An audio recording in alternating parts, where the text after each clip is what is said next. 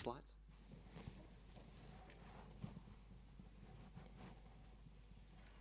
Fifteen seconds from start.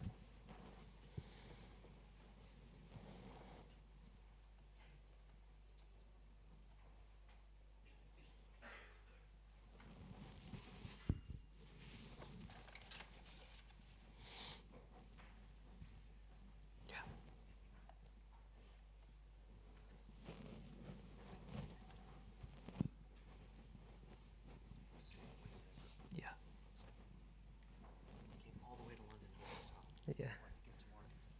Yeah. No rush. No rush.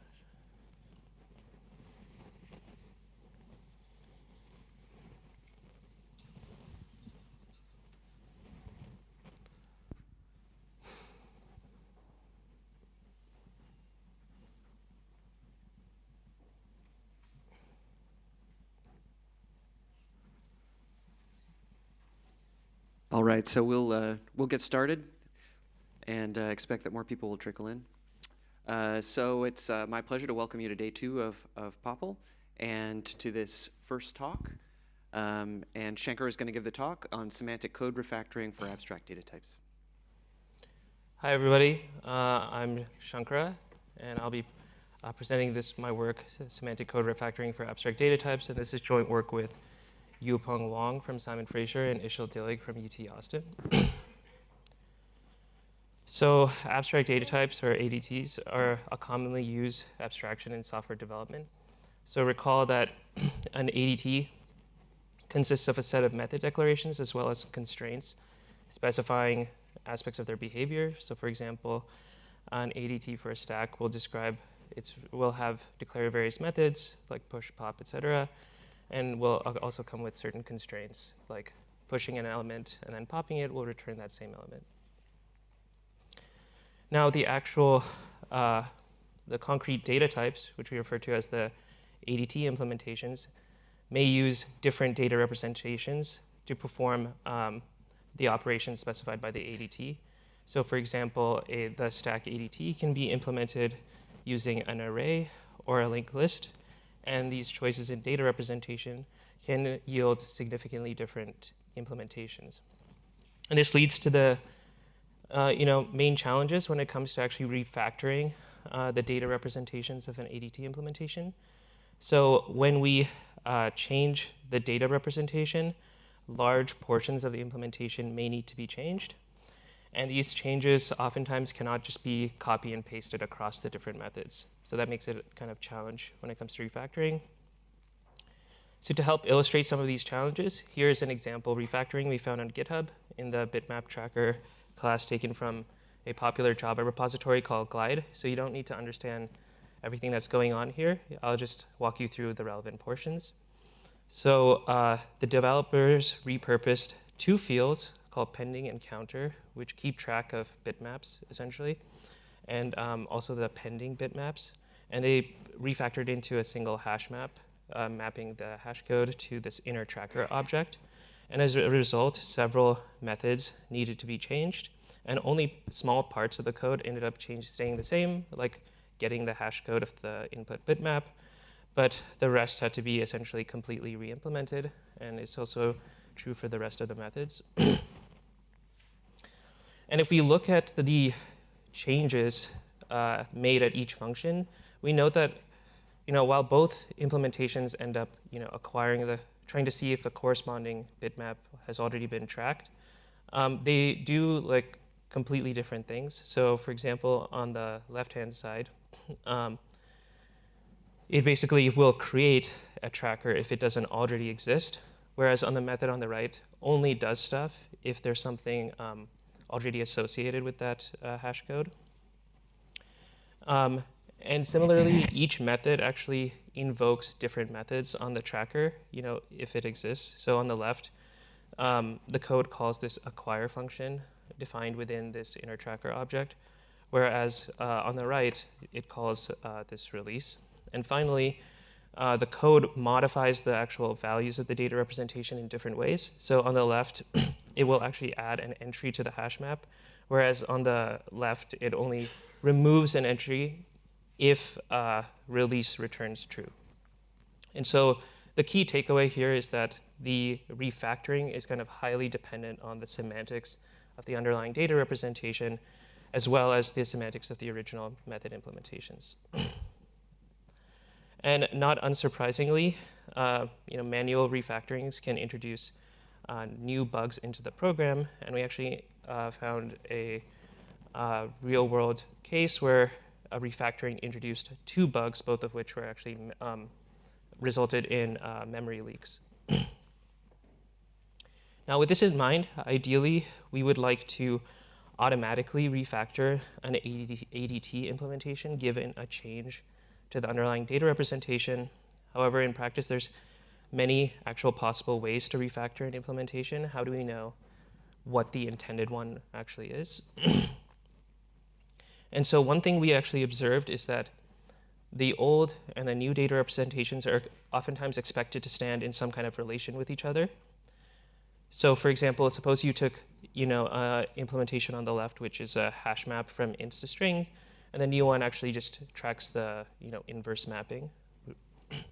Then we would expect the following relation to sort of hold between these 2 representations, where every key value entry in the original map, there's a corresponding value key entry in the reverse, and vice versa, right? And we refer to these kind of invariants as a relational representation invariant, because it holds between the 2 implementations. And for our purpose in this talk, RRI, relational representation invariant, is a Boolean function that relates the values of the old and new representations. And what we require in our work is that the RRI should be precise. So what I mean by that is that it should given a value of the old ADT implementation, an instance of the old implementation, there should be a unique instance or values of the new representation that satisfy this RRI. And it should also be total. So for every instance of the original, there should exist at least a value for the new representation that satisfies the invariant. And essentially what this is really saying is that there should be some kind of function that maps the old to the new. So with this in mind, we can define this refactoring problem. So given an ADT implementation I with fields f and methods m, and a set of fields f prime corresponding to the new representation, we want to generate a new ADT implementation such that for every method in the original, there's a corresponding method m prime in the new one, such that 1, the behavior of the 2 ADTs should be observationally equivalent, and they should sort of preserve this relational representation. So if it holds before a call, it should hold after a call. And so to do this, we developed a tool called revamp, which takes those 3 inputs and synthesizes a new ADT. And if there's a timeout, it will return unknown. And at a high level, the revamp performs this refactoring modularly by synthesizing new implementations one at a time. And this is for scalability. It also performs top-down enumerative search to actually synthesize the bodies of the functions. And it uses PCFG to guide the search. But the core contribution in this work is a novel instance of a novel inductive synthesizer within a CGIS loop that really accelerates the synthesis. And I will describe that in the following slides. So our actual inductive synthesizer consists of 3 key ideas. So first, there's at its core, this kind of synthesis problem is a relational synthesis problem, and we can kind of reduce this generally complex synthesis task into a case of programming by example. And this reduction helps us in 2 additional ways. So first, we can, given this reduction to PBE, we can actually leverage symbolic reasoning to infer useful code snippets and augment our grammar with those. And then we also introduce this notion of partial equivalence to essentially accelerate the search frontier using some kind of component-based synthesis. So to help illustrate these ideas, I will use the following working example. So on the left is the original implementation of this rectangle ADT. And it consists of several methods, and the one I'm going to focus on is this scale and flip. And the original ADT consists of 3 fields. There's this LC representing the lower left-hand corner, as well as the height and the width of the rectangle. Now, suppose we want to change the data representation to only have these 4 fields, which is like the minimum x and y values spanned by the rectangle. And we're also given the following relational representation invariant, which says what you would expect, that the max x minus min x is equal to the height, max y minus min y is equal to let's flip it around. And now we will show how we synthesize the following new implementation on the right. So first, I'll just briefly go over what this method is actually doing. It's relatively straightforward, but this should help for following along. So at a high level, this method essentially scales down the rectangle's height and width by these parameters h and w, respectively, and then potentially flips them over the x-axis, x or y-axis. So suppose we have the following instance located in the upper left quadrant with height 3, width 2, and we are given the following inputs. Then the function will first transform the rectangle by shrinking it down into this unit square, and then flip it over the y-axis and then over the x-axis, yielding the following output instance. So now I'll go over the first key idea, which is reducing the problem to an instance of PBE. So recall that we're doing this kind of CGIS loop, and suppose we synthesize a incorrect implementation. So then our verifier will give us this counterexample input. So this is some input where that RRI fails or is not observationally equivalent. Now, then we can take this counterexample input and actually just run the original implementation to give us the output instance of the original ADT, right? Now, what can we actually infer about the output of the new ADT? Well, so recall that we require this precise RRI, right? So there should be exactly one instance of the new ADT that satisfies this invariant. So we will try to find that basically. So given the RRI and this output of the original, we essentially infer what the corresponding value should be for the new ADT. And we do so using essentially symbolic execution on the RRI. And you could use SMT if it's loop-free. OK, so now that we have this IO example, what can we actually do with it? So we use this IO example to infer useful code snippets. So given this IO example, we can basically do the following. So we can actually execute the original implementation. And if we take the path that the execution goes on, we get and encode it. We get the following formula, which basically describes how the old fields are updated in the original implementation. So the prime variables describe the states at the end. Now, if we can also get the corresponding path satisfied before and after the call in the RRI. So the path taken by the input values describes how the old and new fields are related prior to the call. And finally, the following path describes how the old fields should relate to the new ones after the call. Now, given these 3 formulas, we can eliminate essentially the old fields, and we get a formula that tells us how the new fields should be relate to how the new fields after the call relate to the new fields before the call. So it sort of tells us how to update the new fields.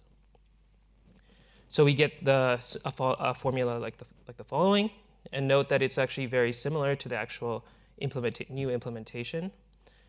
And so what we do is, given this formula, we use syntax-directed translation along with static analysis to augment the grammar with useful code snippets. So we'll mine statements like the following, and as well as some expressions.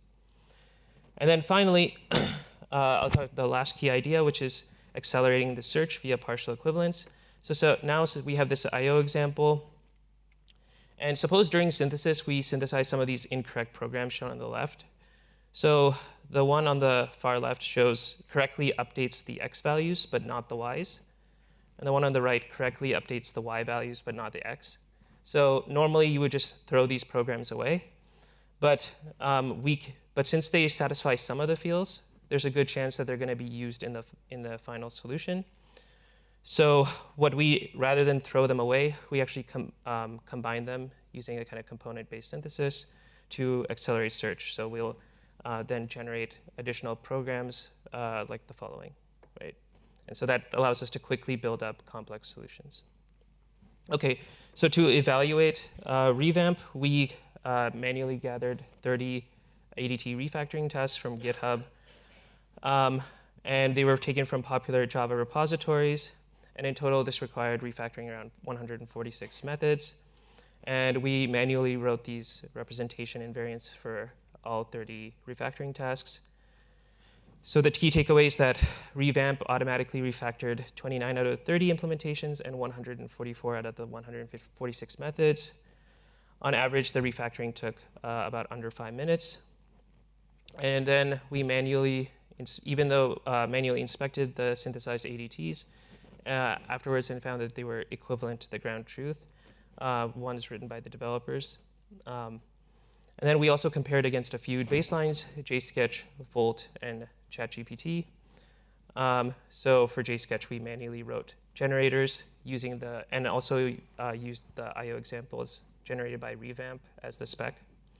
And then Volt is another tool that does a similar task called data structure refinement, and we replaced our inductive synthesizer with Volts.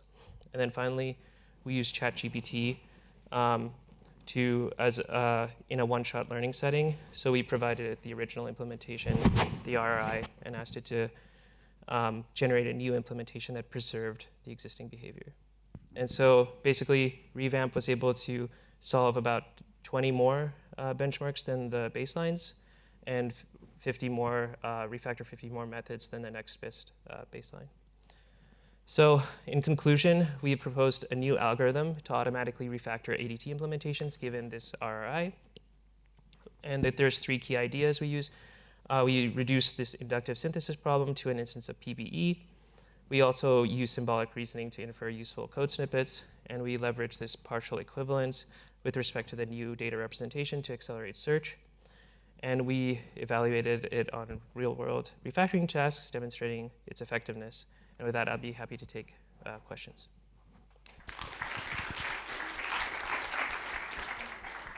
Oh, sorry. I'm sorry. So we have time for a question. So when you curated the examples, the tasks that you found, was the assumption that the RI would be a function realistic, or did you have to throw a lot of examples out because you couldn't have an RI which was actually a function for that? Oh, yeah. So I mean, there was, we actually describe our methodology a bit more in the paper, but essentially, for the most part, it was relatively straightforward to write something that was an RRI. So the hard part was just trying to understand understand the code basically from the diff and see what the developer is intending to do. But once you do that, it's actually, I think it's relatively straightforward. We also have some additional tools in Revamp to check whether something is an RRI. So yeah. We can do another question. Can you unplug your laptop and we'll? Oh yeah, sure. So. How stringent is the requirement of unicity of the representation? Many data structures, they have observational equivalence. For instance, if you add something, then you withdraw something, then it's not exactly the same data structures, but it's observably equivalent. Do you really have to have everything internally exactly specified, or just observationally? So you could use your spec as just purely observational equivalence, but those 2 bugs I mentioned, the problem is if you just observational equivalence still is quite kind of under specifying correctness. So the bugs that I mentioned, technically those implementations were observationally equivalent to the original one, but they were due to a developer not removing entries from hash maps. So that doesn't change the observational equivalence, but that's nevertheless buggy. So I think providing this precise RRI is kind of good to eliminate those kind of potential errors when you're refactoring. Yeah. That's it. All right, let's thank the speaker.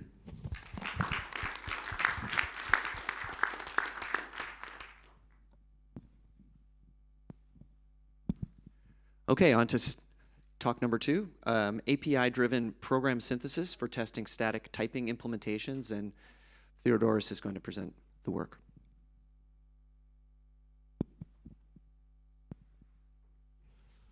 Thank you. Hello everyone, I'm Theodoros. I come from Switzerland, and today I'm going to present a work done jointly with colleagues from Switzerland and the UK. This work is about stress testing type system implementation using an API-driven program synthesis approach. Finding bugs in type checkers is an important problem because a type checker is the component in the compiler that ensures whether the input program is correct. Let's see some motivating examples. Here we have a Scala program, and we use the Guava library, a Java library that extends the Java collections framework. Here we create a tuple, and later we access the first element of the tuple, and we call the method retain all, which is defined in the class LiquidHaskell multiset. If we give this little program to the Scala compiler, namely Dotty crashes. The reason is that if we look at the definitions found in the library, we see that the retain all is defined in a class inherited by LiquidHaskell multiset. And as you see here, this superclass has a default access modifier, meaning that this class is not accessible via code outside this package. But retain all has a public access modifier, meaning that this method is accessible by any subclass of this superclass, including LiquidHaskell multiset. So although retain all belongs to the API of LiquidHaskell multiset, Dotty mistakenly treats this method as inaccessible, causing this crash. Here's another motivating example. This time we have a Groovy program. And we call the method removeAll, defined in the arrayUtils class of an Apache library. And we do that in order to remove some elements from the array. When we compile the program, the compiler rejects it with the error message saying reference to method is ambiguous. And if we look to the API of the arrayUtils class, we see that we have a bunch of overloaded methods operating on primitive arrays, and also we have a polymorphic method that operates on arrays of reference types. And although it's clear from the code that our intention is to call the overloaded variant that operates on byte arrays, the compiler thinks that this method is ambiguous, and it rejects the program. The issue is caused by a bug in the way the compiler handles variable arguments and arrays of primitive types.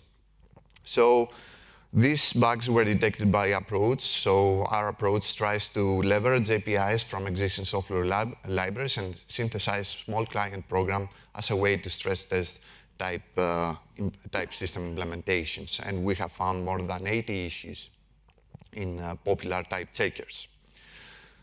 Our approach leverages an insight that comes out of a previous bug study published at POPL'24, and this site says that roughly 1/3 of the bug triggering test cases invoke the standard library. They use the collection API, for example.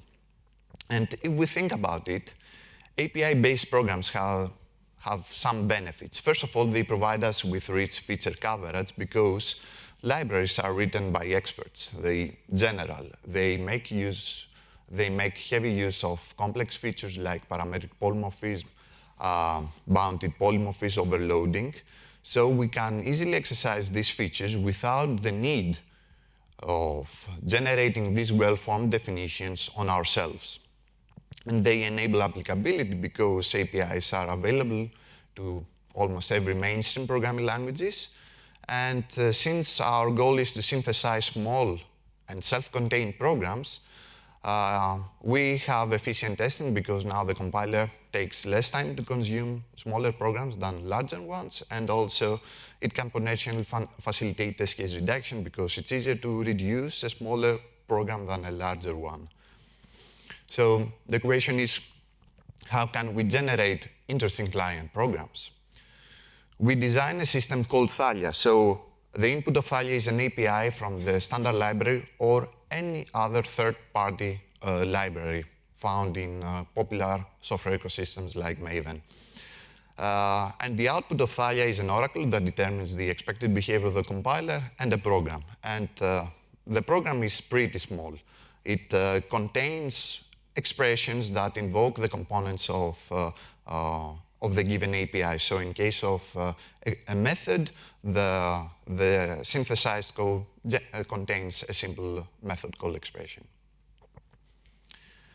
So the first step of Thalia is to encode the given API into a representation called API graph. So nodes in the API graph are either definitions, method, fields, or types. So the meaning here is that we have an edge from a definition to a type that represents the output that stems from the application of the definition.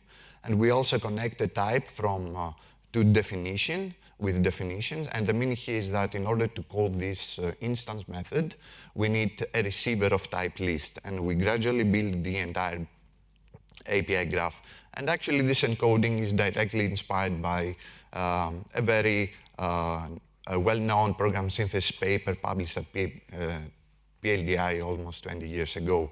But we enhanced this encoding in order to support parametric polymorphism. And we do that by adding some labels to some of the edges. And the meaning here is that whenever we have a polymorphic function that returns a polymorphic type, then the target node is the type constructor. For example, here, this node represents the type constructor of list, and the label denotes a type substitution. So the meaning here is that we apply this type constructor to this type substitution in order to get the actual return value of this definition, which is a list of X. So once we have an API graph, how can we systematically explore it?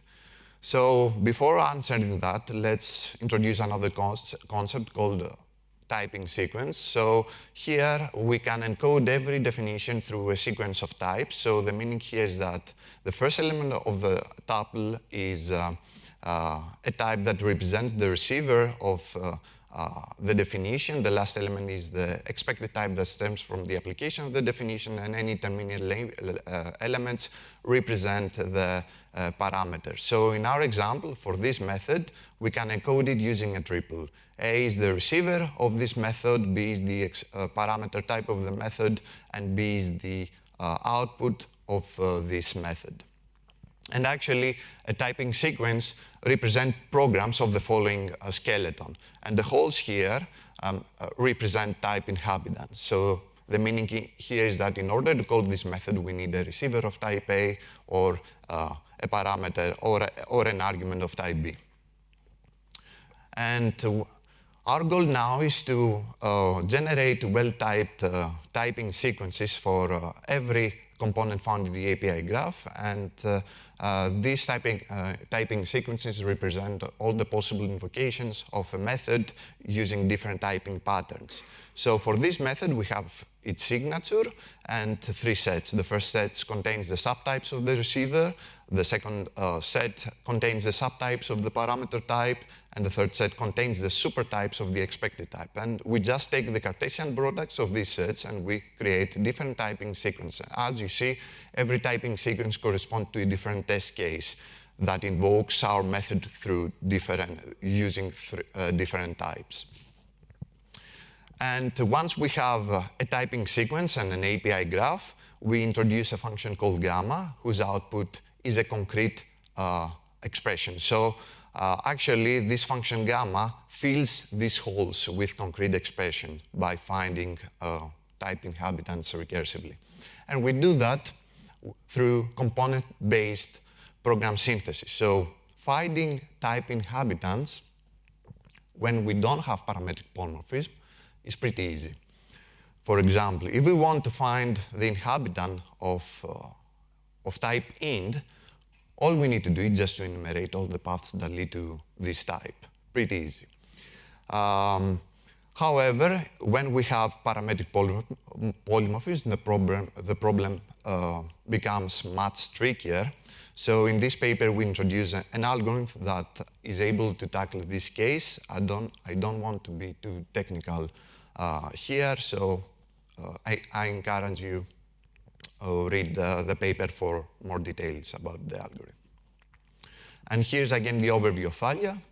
We begin with the API graph construction. Then for every component, including the API graph, we proceed with the API enumeration, and we produce typing sequences. And then later, we concretize the typing sequence into concrete expression written in an IR, and then we employ language-specific translators, and we convert an expression into the IR into concrete source files like a Scala source file, and we give this source file to the compiler and the test, and we check the compiler output for bugs.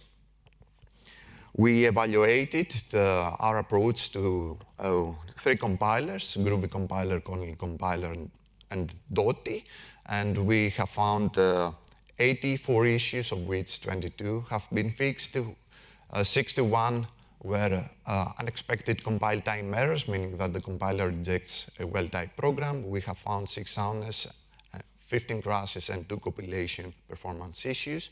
Regarding test case characteristics, the synthesized test cases exercise more than 5 complex typing features, including parametric polymorphism, overloading, higher order functions. And as you see here, that parametric polymorphism, overloading, and functional programming features are the features with the most bug triggering capability, because they appear in all but 8 bug revealing test cases. And the average size of our test cases is between 11 and 30 lines of code. So the key takeaway here is that Thalia can synthesize compact test cases that effectively combine key features for stress testing type checkers. Regarding synthesis time, we are able to handle large APIs with hundreds of classes, thousands of methods, and we are able to handle API graphs with more than 25K edges and synthesize programs in milliseconds. And we also compare Thalia with Iphesus, which is a state-of-the-art framework for testing type checkers. Iphesus follows an approach similar to that of C. Smith. That is, it generates definitions, programs, classes at random and from scratch. And we compare Thalia with Iphesus in terms of test case size and synthesis compilation time, and we saw that Thalia's programs are 1 order of magnitude smaller than that of Iphesus, and in turn, this leads to faster synthesis and compilation times, so more efficient testing. We also compare it we compare them in terms of code coverage. The takeaway here is that Iphesus achieves higher coverage because it contains more complex programs with definitions, new classes. So Thalia's programs do not introduce new definitions. They contain just expressions. But the key takeaway here is that despite the reduced size of its test cases, Thalia still explores compiler regions that Iphesus does not reach. And why is that? Because in order to test a new feature with Iphesus, we need to extend the generator in order to generate programs that exhibit this new feature. In Thalia, we don't need to do that. The feature is already there in the given API. And in this way, we can achieve rich feature coverage.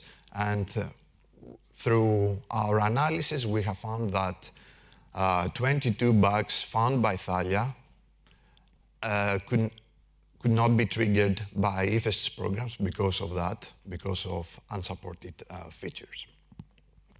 And our evaluation confirms our insights regarding the benefits of API-based programs.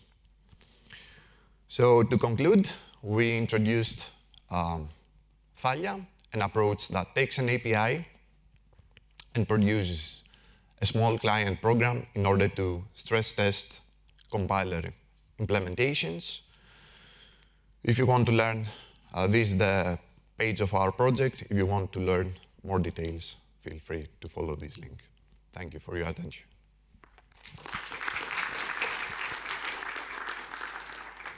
Thank you very much. Great talk. Any questions from the audience?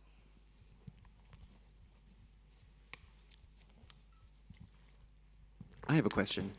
So if I understood right, the sequences that you're generating are effectively boiling down to method calls or things like that, except for these holes where you fill in the things of a particular type. What's the vocabulary of the holes that you fill in? Is it, in the example you showed, it was just a constructor call? Do you support primitive expressions and if-then-elses and complex features like that in the language, or it's mostly just straight-line code? The expressions we use in order to fill the holes are based on the API graph. So they typically are chains of method calls or field accesses, but we also provide constants in order to, because there can be an infinite loop, so up to a certain depth, in order to terminate the synthesis, we generate constants.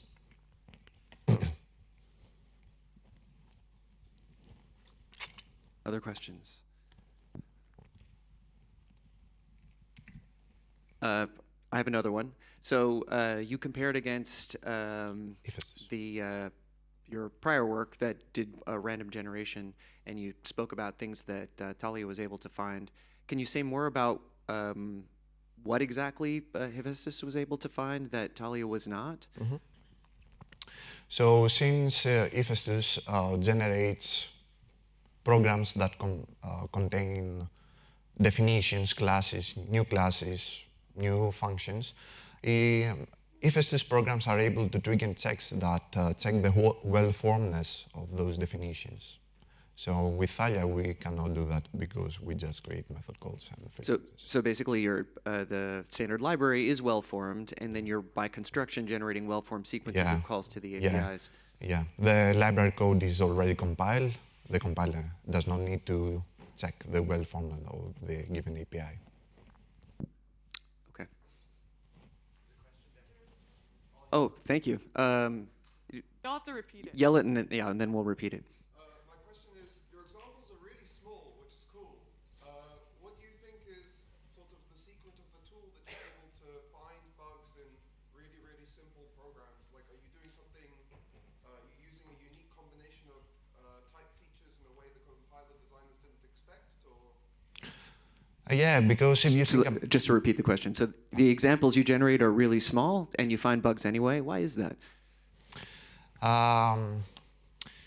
Because if we think about it, these APIs contain features like parametric polymorphism, overloading. So in this way, when we have a method call, we are able to trigger the type inference procedures of the compiler and other type-related operations like type substitution, etc. And if we think about it, we don't need to generate very complex programs, right? Because in some sense, type checking is local. I mean, if we have a method call, we Time for another question. We're out of time. Got to switch. but great conversation starter for afterwards. Okay, thank you again very much.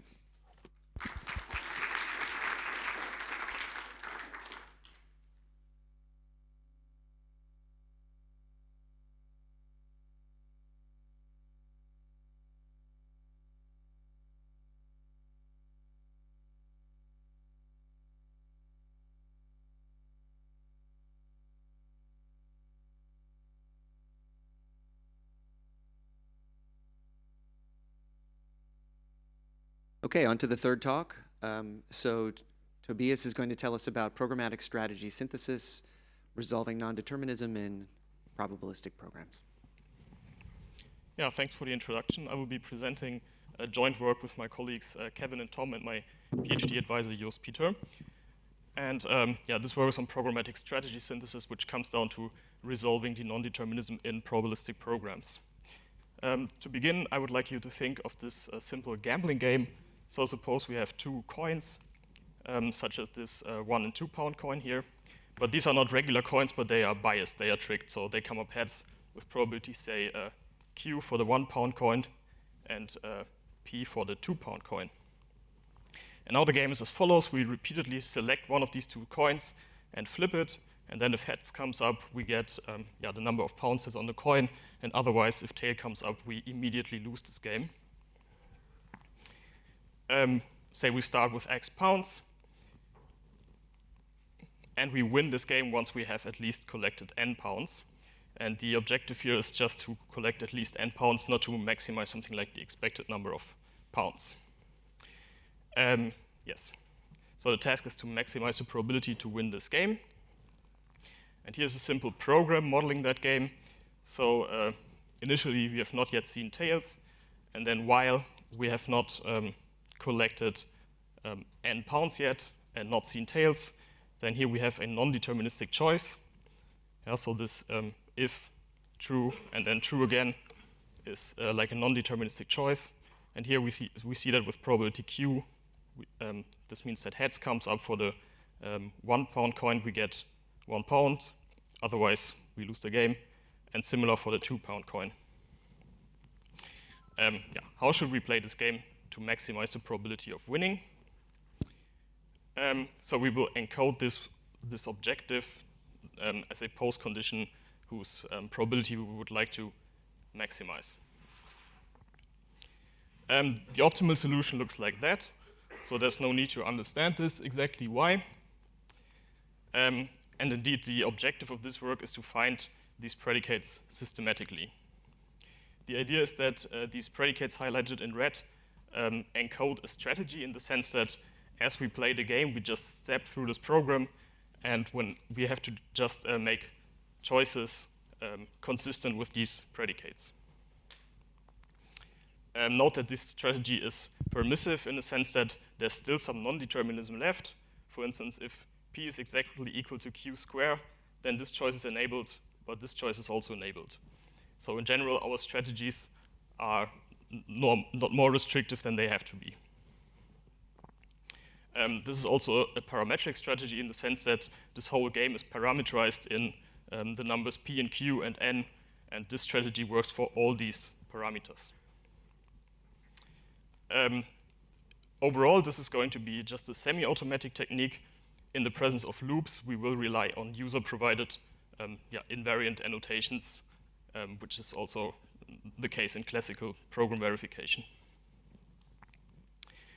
Our technical approach relies on weakest preconditions.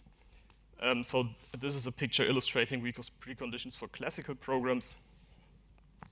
And here I would like to think of a weakest precondition as a map sending initial states to truth values. So in general, a weakest precondition is a predicate over initial states. And here I would like to think of predicates as functions sending states to truth values.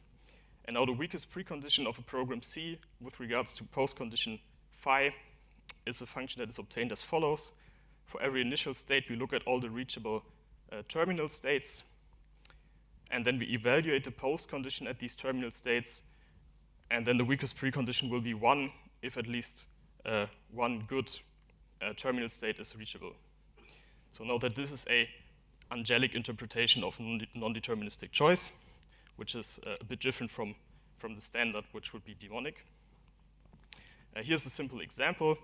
So here we have a program where, well, if y is smaller than, or at most z, then we can set x to 1.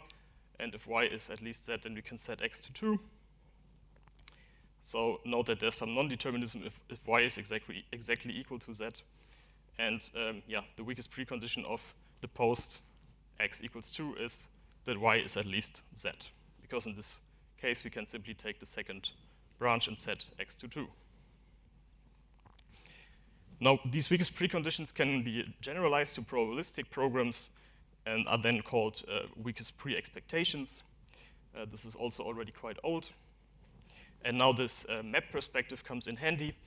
What is this probabilistic weakest precondition or weakest pre-expectation? It's a map sending every initial state to the expected value of some random variable f evaluated in the reachable final states. And this expected value is taken with regards to the probability distribution induced by the probabilities that occur along these computation paths. So here, for instance, this status reaches probability 1/2, and that status reached with probability 1/2 times 0.8, and so on. Here's an example of a weakest pre-expectation. So suppose we are interested in the final expected value of x at termination. Well, then, when running this program, we effectively double x on expectation. Yeah, with probability 1/2, we multiply x by 4. With probability 1/2, we set x to 0. Overall, this just doubles the expected value of x. This can be further extended to probabilistic programs that also have some non-deterministic choices. So notice that now some choices are purely probabilistic and others are non-deterministic. Here we can still make a decision. And the weakest pre-expectation in that case can be defined as simply to take the supremum over all possible resolutions of the non-determinism, also called strategies. Some people like to call that schedulers or policies. Here's another example. It's basically my two previous examples put in sequence. So I'm claiming that if I'm again interested in the expected final value of x, then in this case, if the initial value of y is at least z, then I'm claiming that this is going to be 2. Otherwise, it's 0. This is because if this is satisfied initially, then I can take the second branch, and then this part of the program doubles the expectation of x. So what's very nice about these weakest pre-expectations is that they can be defined inductively on the structure of the program. This is fairly standard, so I will walk quickly over these rules.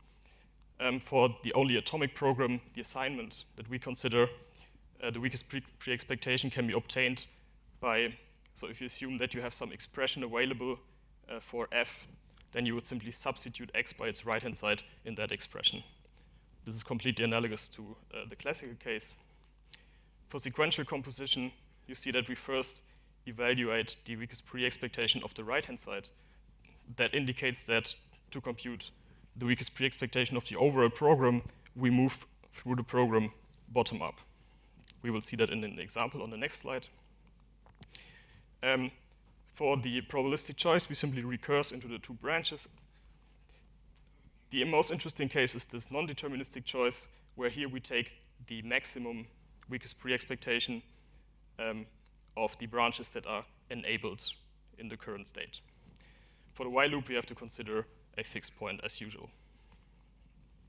This is an example how to compute WP. It's the previous example, I just made some more space.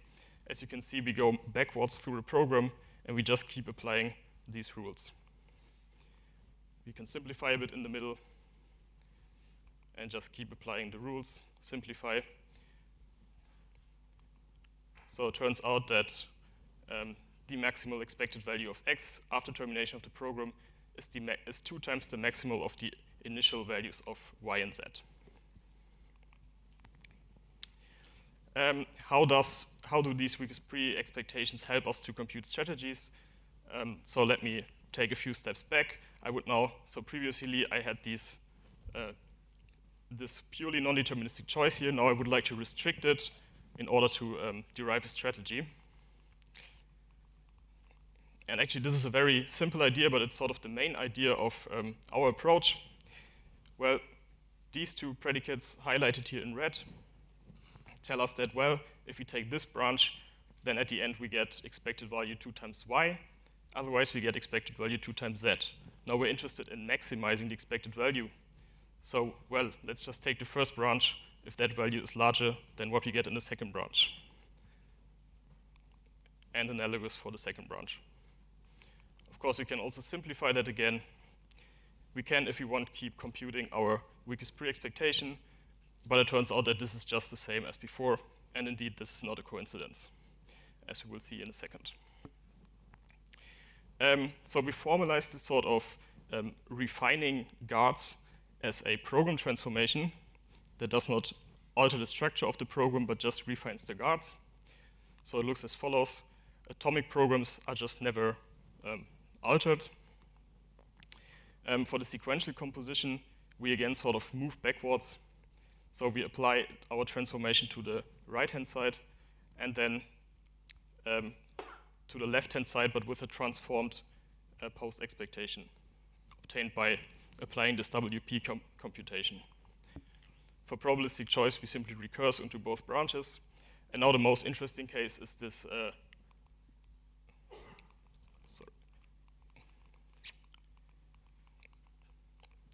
the most interesting case is the guarded choice construct, where here you can clearly see that we make the guards of the choices more restrictive. We add a conjunction, and this is basically what you saw in the previous example. We just compare the WP of the two respective branches.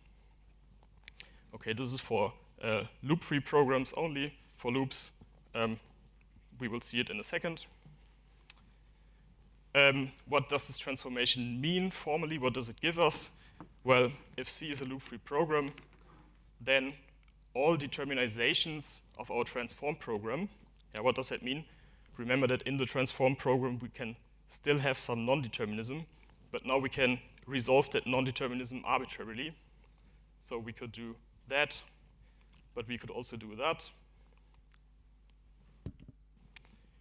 So for all such determinizations, this determinized program yields maximal possible expected value. Moreover, the transform program can be computed effectively if you assume that we have fixed some effective syntax to represent these expectations, as has been done in previous works. For loops, we rely on probabilistic loop invariance. I think in the interest of time, I will be a bit quicker here. But basically, we have these rules for probabilistic loops that are reminiscent of the standard Hawk calculus. And in order to transform programs with loops, we assume that loops are annotated by some user-provided invariants. And then to transform the loop, we simply apply our transformation to the loop body, but we use the invariant to transform the loop body.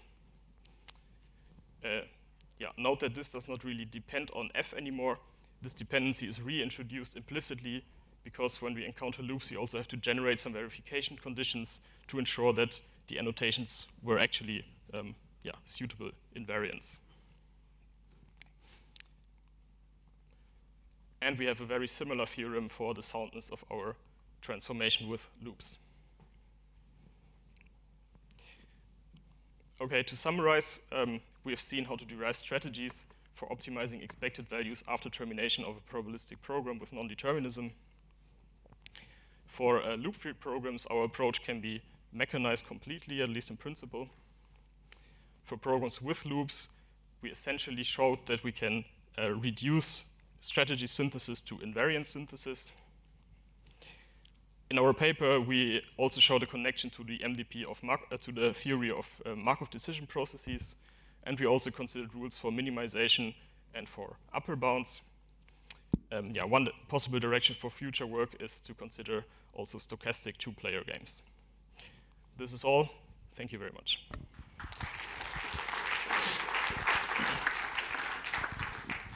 Thank you for the very nice talk. Do we have questions? Hi, thank you for the great talk. So you can imagine that a strategy for resolving the non-determinism might want to keep its own local variables in general in a program. Does that sort of come up in your setting as like synthesizing a loop invariant that needs to keep around extra variables, or where would that sort of strategy show up? So our strategies basically use the same variables that are in the program. Yeah, I guess you could sort of restrict that so that the strategy can only use a subset of these variables, but then it would become more difficult, I guess. Yes. A great question.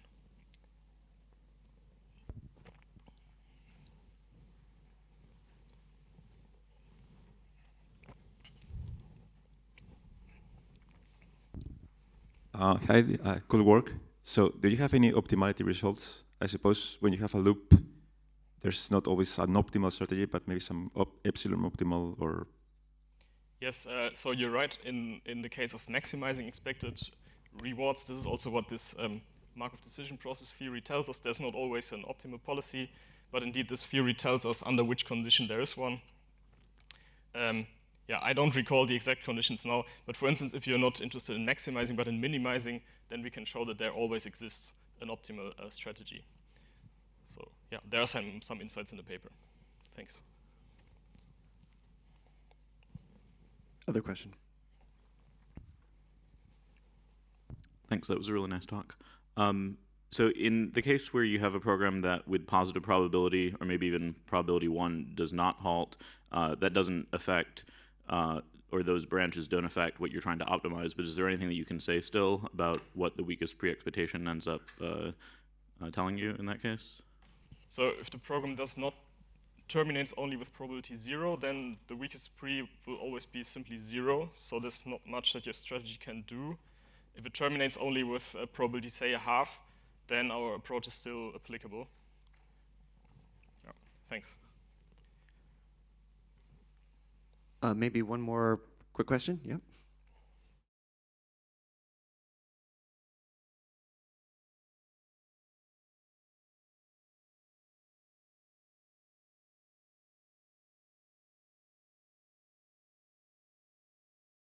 So it's very similar to my example where I didn't have a loop, where you saw that I basically computed these refining predicates syntactically. And yeah, this can be done in general. The complexity will be rather high, but it can be done. Okay, thank you very much. Thank you. Thank you.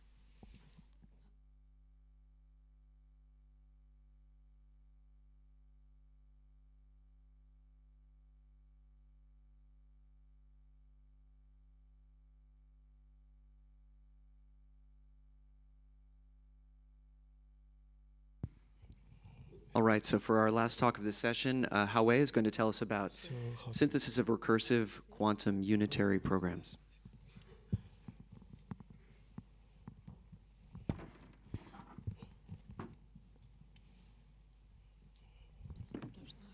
Okay.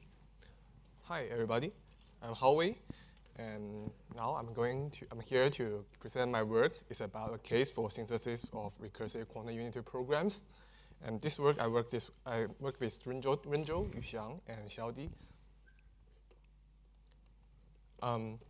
We know that the near-term quantum computers are theoretically very powerful, and we usually hear many theoretics from the news say that the quantum computers can solve some problems that classical computers cannot solve. For example, such as the quantum simulation problems or the integer factorization problems. It has been proved that it is very powerful in theoretically. However, there is still a huge gap between these theoretically powerful quantum computers with the real quantum devices. Because the current quantum devices are very noisy and usually have a very short durations, which makes that the quantum programs, which are usually used by the programmers to utilize these quantum devices, are notoriously very difficult to program. There are two reasons. The first one is that to give a good quantum programs, the programmers usually need to know many unintuitive quantum knowledge. And the second reason is that since the quantum devices are usually very noisy, the quantum programmers usually need to deal with tilde and low-level details to maximize their utilized for these quantum devices.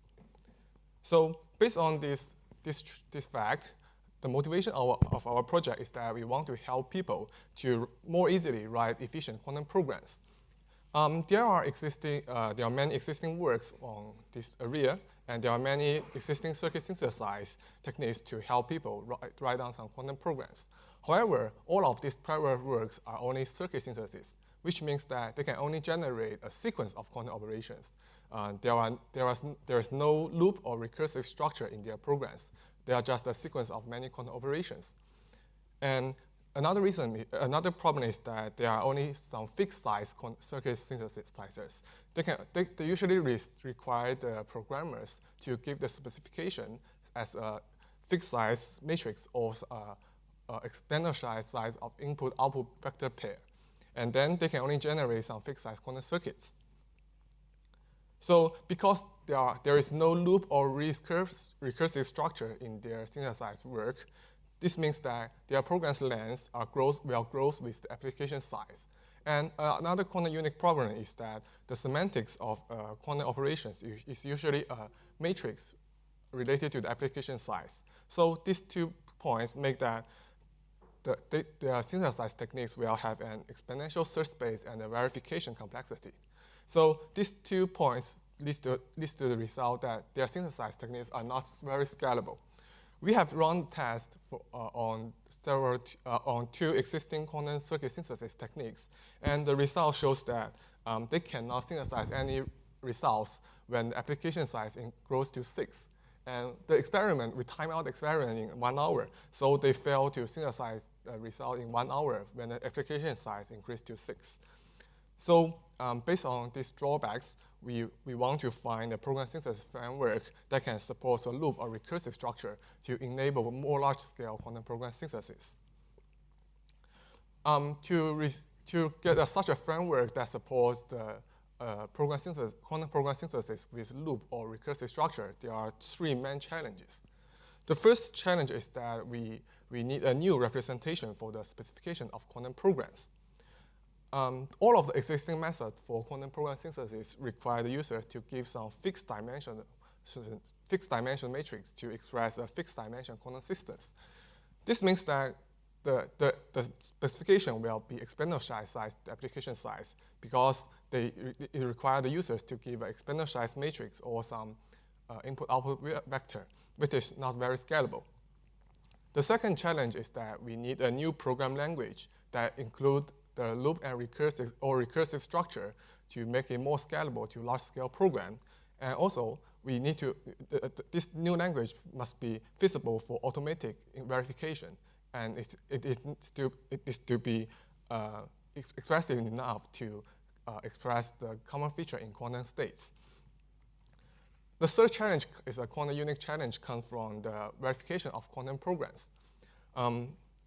This challenge comes from that the complex numbers are very common in quantum programs. Almost every quantum state or all quantum programs include complex numbers. And the complex number means that we need to deal with many nonlinear terms, such as the sine, cosine, or some E expression during the verification. And also, in some quantum expressions, there are some non-fixed terms of terms in the expression. For example, here is the expression for an n-cubic quantum Fourier transform. And from this term, we can find that it is the sum of 2 to n terms, which means that there are a non-fixed number of terms. And each term has a phase, it has an E expression. And the phase of this expression is the complex numbers. So these nonlinear terms and non-fixed number of terms are not supported very well by the existing verification tools, such as the SMT solver. So we need to find a way to encode the verification of quantum programs into some SMT solvers. So with these 3 challenges, we designed the framework named as QSyns.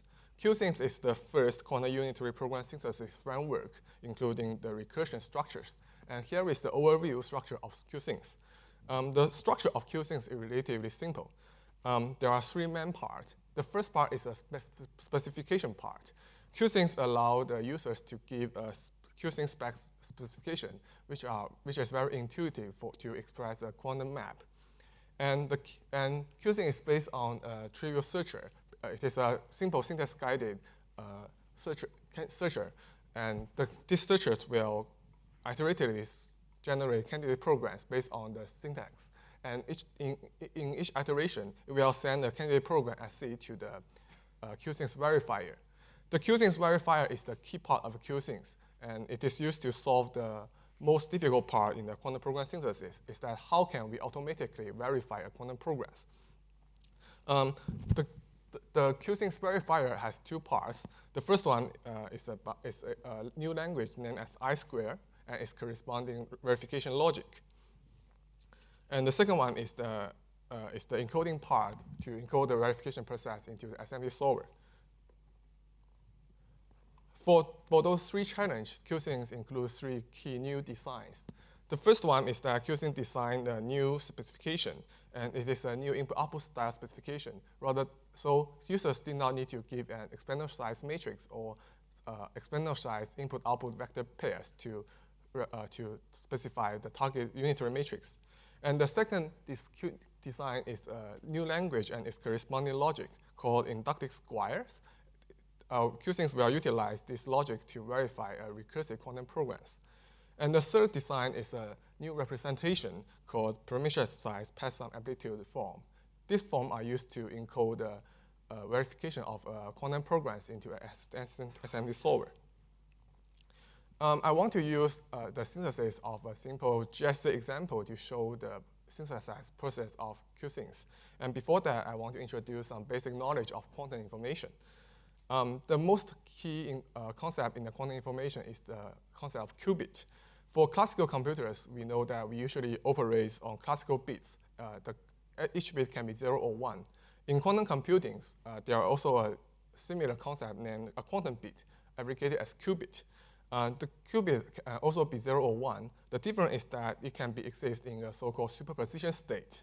It means that it can be a superposition of the state 0 or the state 1. And it is a superposition, means that when we measure these qubits, it has the probability of alpha squared to be 0 and the probability of beta squared to be state 1. And in this GHZ example, we are going to prepare a very important and very common state used in many quantum algorithms. It is called the n-qubit GHZ state. N-qubit GHZ state means that it will put n qubits into the superposition in a two superposition state, which means that all qubits will be in 0 or all qubits will be in 1. So we usually use the map below to express this n-qubit GHZ state preparation. Since in practice, all of the qubits are usually initialized in state 0. So in these state preparations, we want to generate an n-qubit GHZ state from the n-qubit 0 state. So for the first challenge, we designed an intuitive representation for users to give their specifications. We can find, the first line is the map we want to generate. And suppose that we want to generate an n+1 qubit GHZ states here. And the second line is the specification that users need to give for QSyns. It is relatively intuitive and near to the mass expression for the GHZ state. And given these states, the QSyns will compile this QSyns spec to a specification used in the verification, named as the hypothesis amplitude specification. This hypothesis amplitude specification includes two parts. The first one is the hypothesis edge, which are used to specify the interesting state we are focused on. In this example, since that we always prepare the GHZ state from the all 0 state, so the hypothesis edge here suggests that the input state x will always be 0. And the second part is the amplitude function that suggests that if the input state is x, what will be the probability for the result state is in y. And with these two, so this amplitude function, alpha, exactly intuitive, are used to specify the desired output of the target program. And for the second challenge, we need to design a new quantum programming language that includes some loop or recursive structure, and which is still feasible to verify. So we extend an existing language named Squire. Squire is a simple quantum language embedded in quark proof systems, but there is no loop or recursive structure. So we extended it with a fixed point syntax to make it support some recursive structure. And we also developed a corresponding verification logic for the verification. In this JS example, the key part of the I-square logic is fixed point rule, which are used to verify a fixed point square program. The key idea for the fixed point rule of the I-square logic is that it tries to prove a fixed point program by induction.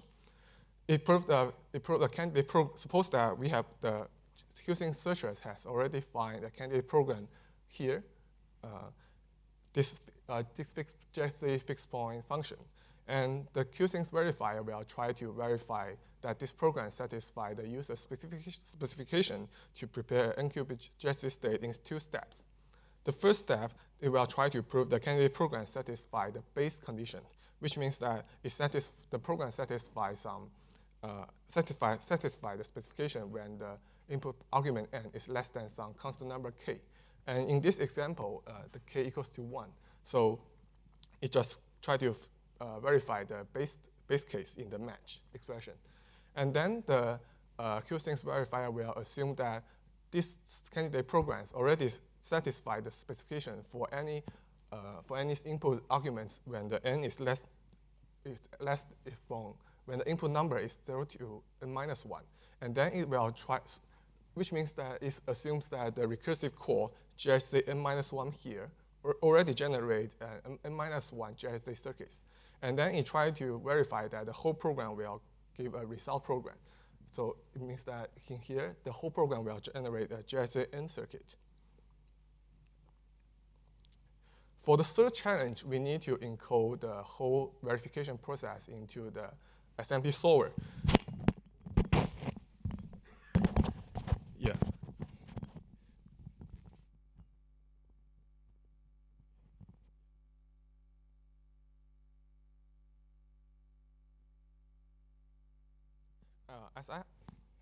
As I have introduced, the quantum space and quantum matrix usually includes many complex number functions and matrices.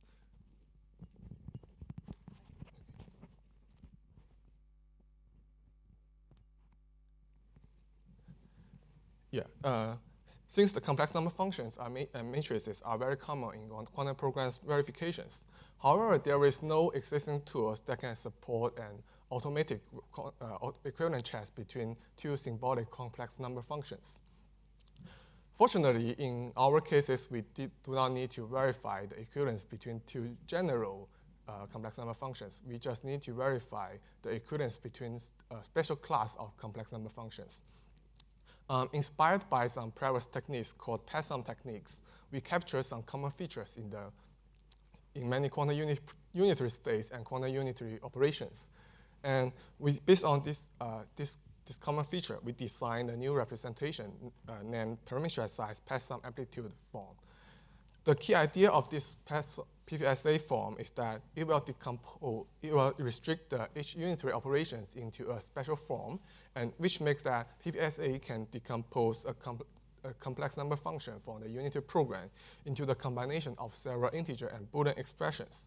So to check the equivalence between 2 complex number functions, QSyns just need to check the equivalence between each expression separately. Since each expression is an integer or Boolean expression, so we can use the SMP solver to do this automatically. For example, during the verification of candidate JSA programs, QSyns verifier need to verify this expression under some condition. This expression says that when the input state x is 0, it tries to verify for any input y, these 2 complex number function, alpha JSA and alpha h are equal. And here is the expression of these two complex number function.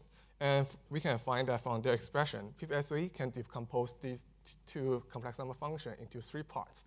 First, with a fractorized number part, the amplitude part 1 over square root 2, And another part is the second part is a delta function.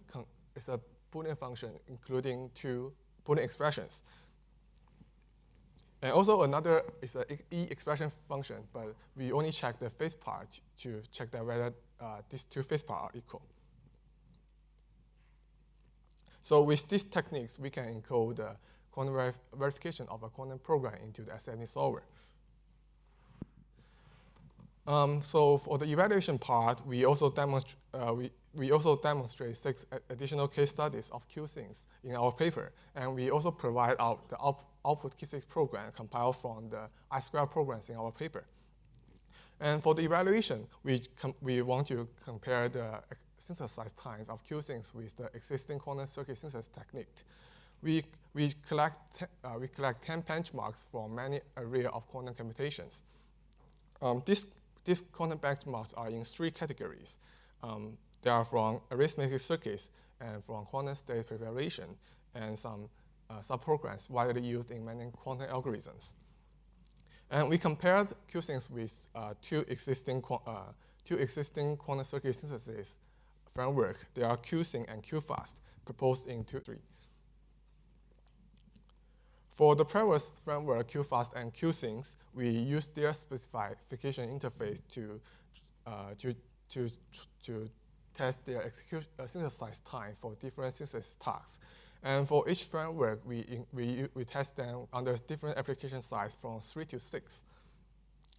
From the result, we can find that for the QSyns, we just need a constant time to generate a result program for any size of the applications.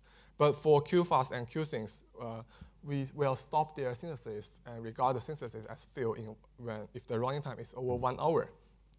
And the result shows that the QFast and QSyns exactly their execution time will be increased exponentially when application size is increased, and they fail in all of the synthesis tasks when the application size increased to 6. But for the QSyns, for our framework, it can successfully generate all the synthesized program in a constant time. That's all for my talk, and I'm here for any questions.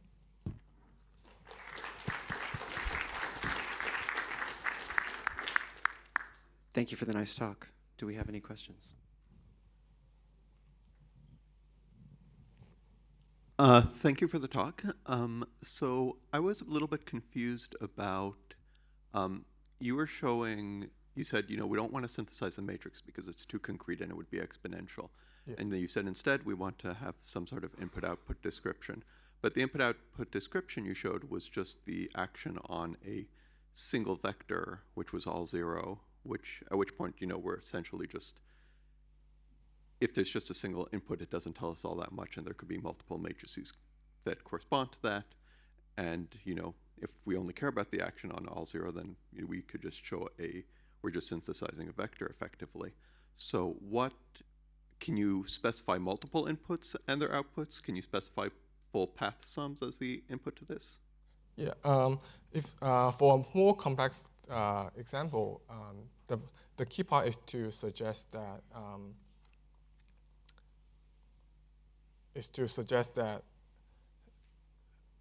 exactly the syntax of the QSyns spec include sum expressions.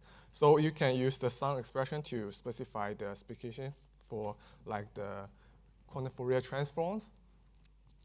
And also another way to specify the specification for a more complex example is that you can use the users can use this hypothesis amplitude function to specify the expression.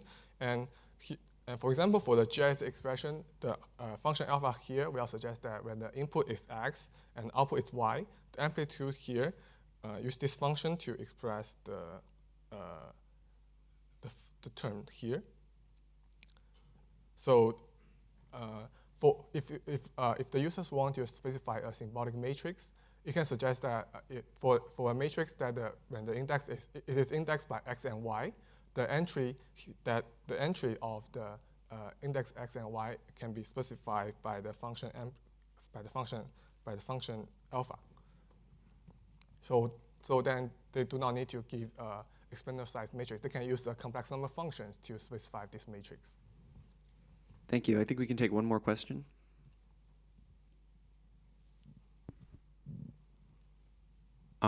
Thank you for the nice talk. You did not talk too much about the search procedure. Yeah.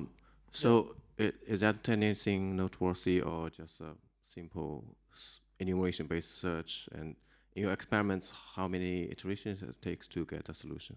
Yeah, our search is a very standard syntax-guided search, but we believe that many search optimization techniques can be applied.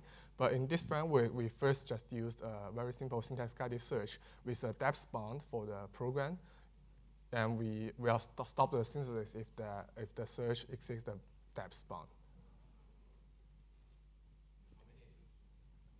It's like we set the depth. It is a wide first depth, and we stop the search when the depth will exceed 7. The syntax steps. It's a syntax guided step. All right. We can take more questions offline. Thank you very much once again, and welcome to the break.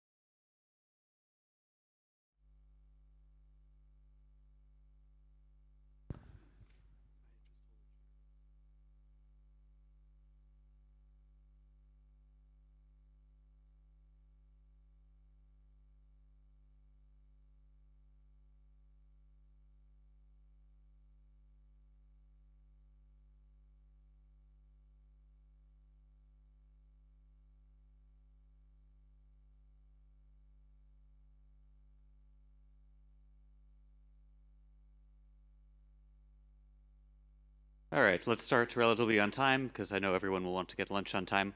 Welcome back and welcome to the second session on types. So to start us off, we have a talk on QuotientHaskell, lightweight quotient types for all, and Brandon will be giving the talk. Hopefully I'm, okay, that seems like I'm audible. Okay, great. So I'm going to be talking today about QuotientHaskell. For those that are familiar with LiquidHaskell, this is an extension of that. Extends the refinement type system of LiquidHaskell to add support for quotient types. Lightweight here, meaning lots of the heavy lifting, the manual proof obligations that typically come with quotient types, are automatically verified for you. OK, so to begin with, I'm going to jump straight into an example here. And I'll jump straight into a very simple example of natural numbers, defined here two different ways. One is a subtype, pretty traditional way of doing it, and the other is as a quotient type. In both cases, the underlying type here are the integers. So with subtypes, if I can click next. With subtypes, we attach a predicate or a refinement to some underlying type that constrains how terms of that type can be constructed. Meanwhile, with quotient types, we attach equations or quotients to an underlying type that describe how terms of that type can be eliminated. I'll get into a little bit more detail about what that means in just a moment.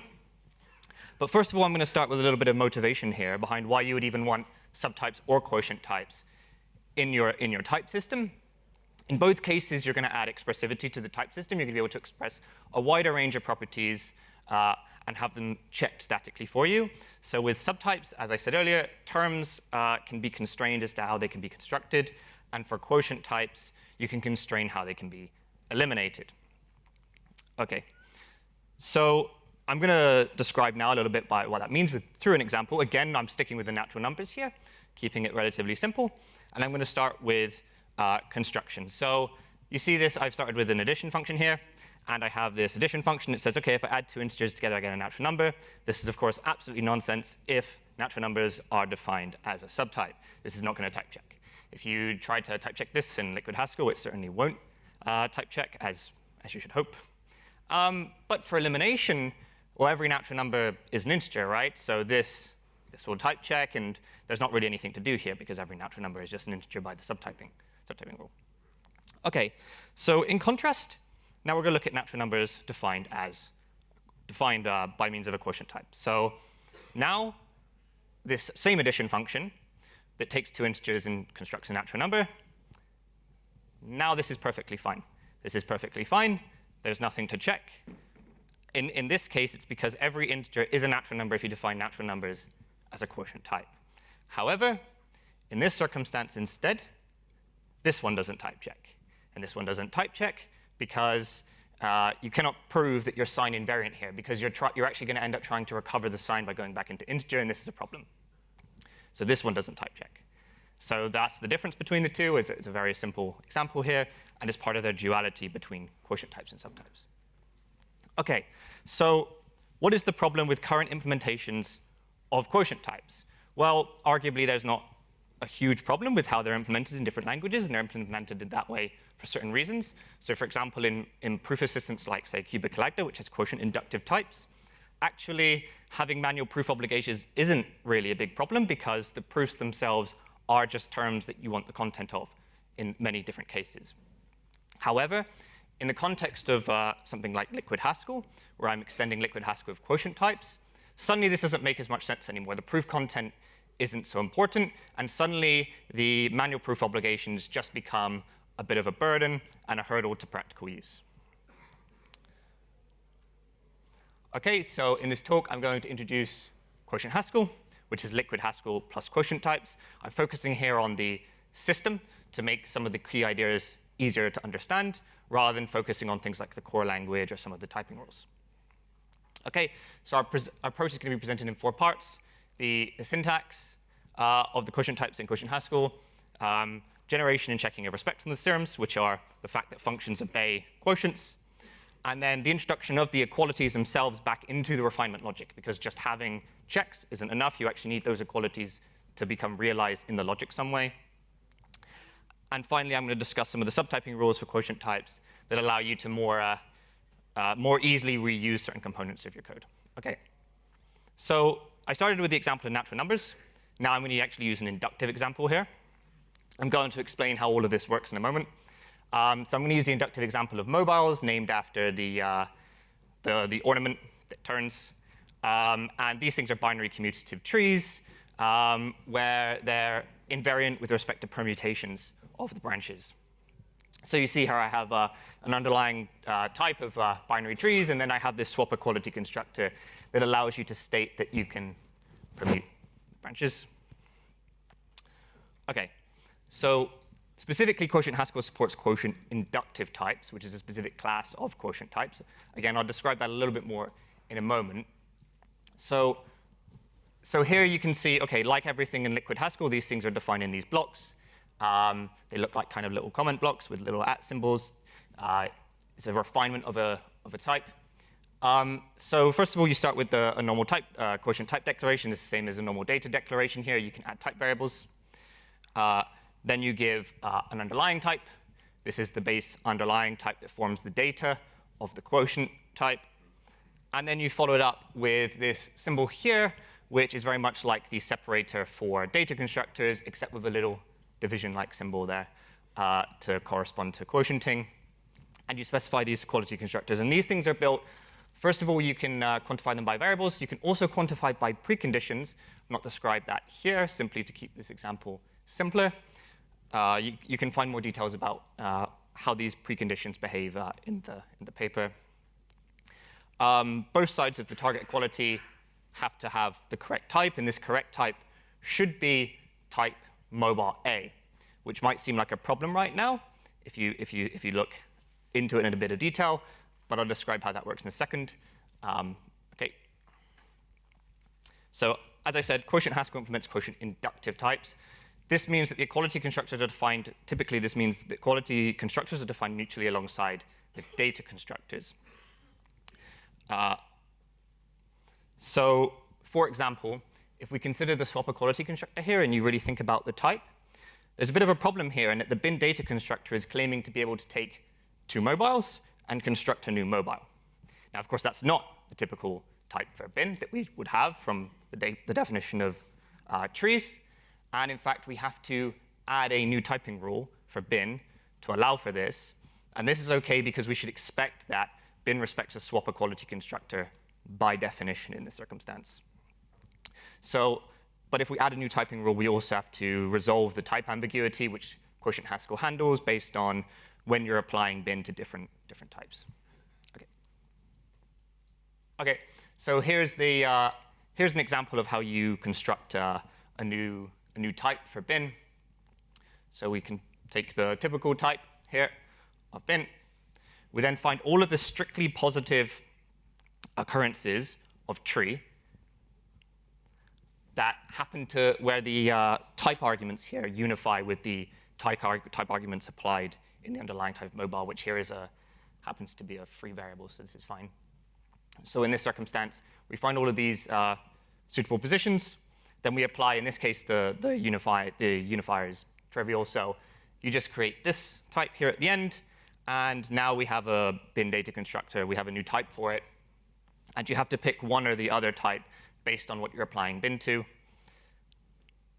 This is a bit different to the typical approach for quotient types, or if you see quotient inductive types, how the approach normally works, say in something like cubical Agda.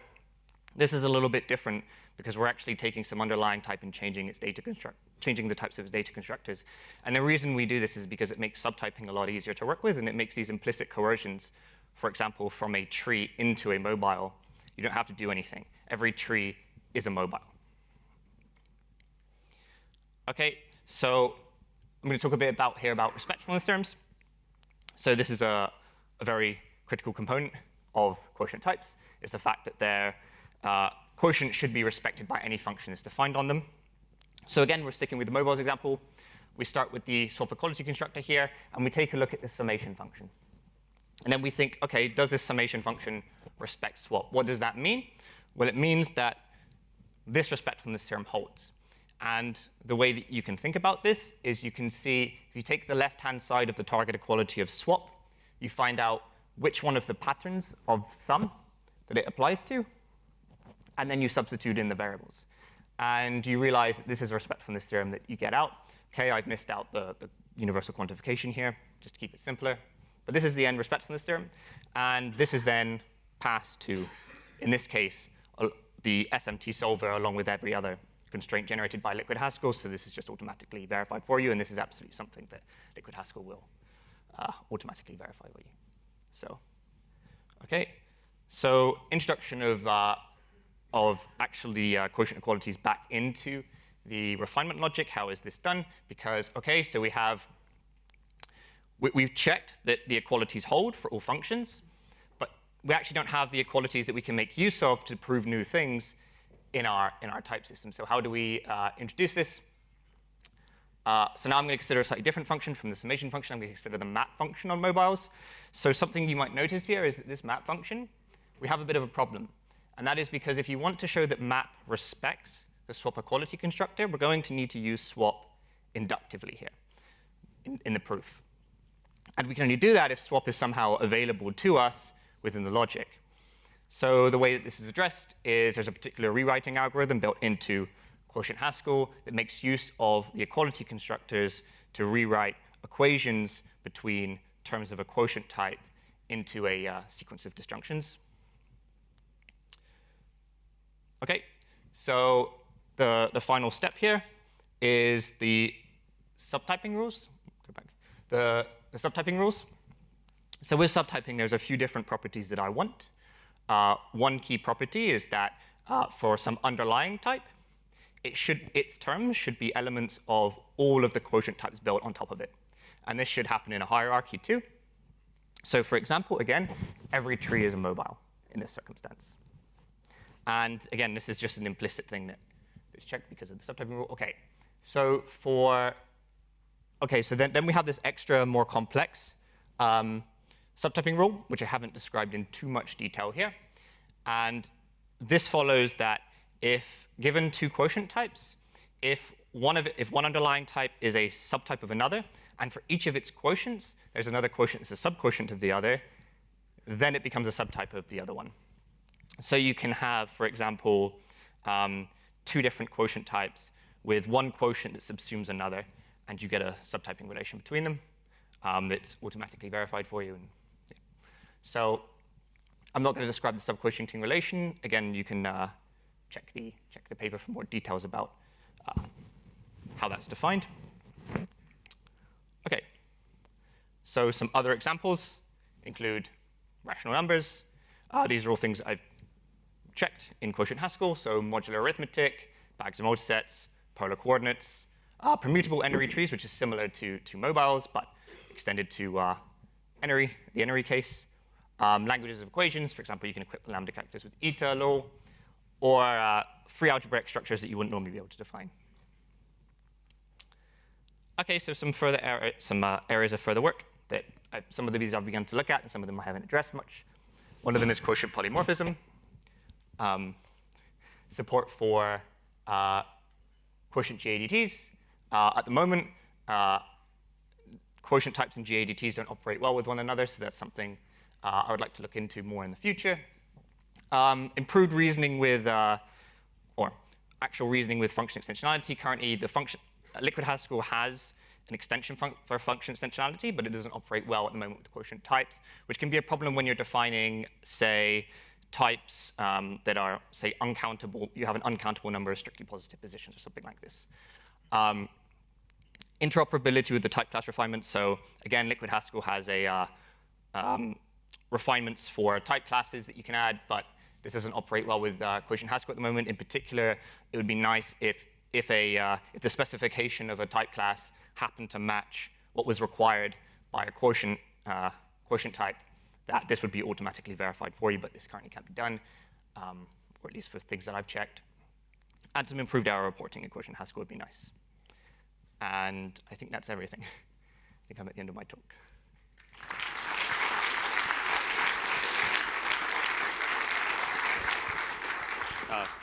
Right behind you. Thanks. Thanks for the talk. What happens from a user point of view if, on pencil and paper, I know that my function is respectful, but the SMT solver can't do it. So what happens next? So there's a feature I haven't described here. There is a feature for being able to do manual proof obligations in circumstances like that that will extend what you're able to do. However, if you can't even do it via that at the moment, you just won't be able to define that function. But there are some circumstances where you can make use of manual proofs. However, for the use cases I gave here, such as the examples I gave there at the end, lots of functions I've defined on those, lots of common ones that you would define, those work perfectly well. So there's a large range of use cases, and some of them are described in the paper too that work. So that's good to know. Yeah. Thank you for the nice talk. Quotient types are really important, so it's nice to see that we're moving towards getting them in LiquidHaskell. You gave this long list of examples. One was bags, which is very nice. So that says you can permute the elements. But often one also wants to get sets where you collapse two elements. Does that work in your system or not? Absolutely, yeah. Yeah. So actually the entire Bohm, what's known as the Bohm hierarchy, that entire hierarchy works very well. And then do you also get the subtyping? Yes, right. You get the subtyping rules down the entire hierarchy. The reason that I actually wanted quotient polymorphism is because at the moment, something that's frustrating when you do this is that you have to redefine the map function for every single one of these things because they occur in both contravariant and covariant position. And so you need to keep redefining the map function for each one of the thing down the hierarchy. So quotient polymorphism would be nice to avoid that in the future. So have you done that, or that's your next step? That was one of the areas of further work. Yeah, that's something to continue work with. Please do. That sounds great. Yeah. And then the other question I was going to ask is the other way these are used is for alpha equivalents in lambda terms rather than eta equivalents. That's right. Does that one work? Yes, that also works. That was one of the examples, right? Oh no, I didn't see it, but they've taken your examples away. I believe you. It's an example in the paper. I will go read it. This is great. Thank you. Yeah. Yeah, we've got time. Yeah. Thank you for the talk. Very cool. I was curious if you had thought about supports for Haskell records and having sort of field accessors as special cases of functions which are not quotient respecting, and how you would have to handle that in the reasoning. Sorry, could you repeat that, please? Yes. So I was wondering if you had thought about support for Haskell record declarations, where you would get field accessor functions, which would then be a special case because there would be functions on quotient types which don't actually necessarily respect the quotiont, and you'd have to do some reasoning about them. Have you thought about what this would look like? in that circumstance, they're just functions, right? They're not data constructors, so you wouldn't quotient them that way, right? Or if you did, you can quotient records just fine, but then if you quotient records, right, that's just like having a data type just with say for example a single constructor of all of the information in there. So I mean it's no different from just doing it this way. I mean I don't necessarily understand the issue here. Well, because the field accessors are themselves then functions from the data type to some value, right? Are they quotient?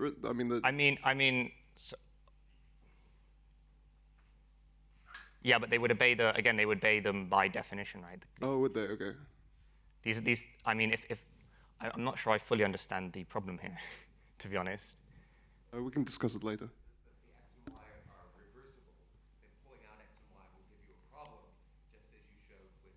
Yeah, right, but that's not allowed. You wouldn't be able to do that. You wouldn't be able to access x and y because those functions don't obey the laws. That'd be like trying to say, okay, that'd be like trying to wrap something. So if you wrap something in a constructor and you say, okay, I'm not allowed to look inside, you say all of the values are the same, so I can't look inside. That'd be like trying to unwrap it. So that wouldn't be allowed. That's something that can be done, but you just wouldn't be able to use the accessors. I think we have time for one more. I got it. Sorry, it's a second question. You're providing quotients by, so to speak, arbitrary relations, right? But in mathematics, if I quotient by an arbitrary relation, and I've got two equivalence classes, one for x and one for y, and the equivalence classes are equal, that doesn't mean to say that x and y are related, but they're related by the equivalence relation generated by the relation effectiveness right. condition in quotients. So is that going on somewhere in QuotientHaskell under the hood? That I mean, yeah, these types are just the effect. The terms now represent equivalence classes, right? You have equivalence classes of terms rather than. Yes, but if I start with a given, as a user, I feed in a given relation that I want a quotient by.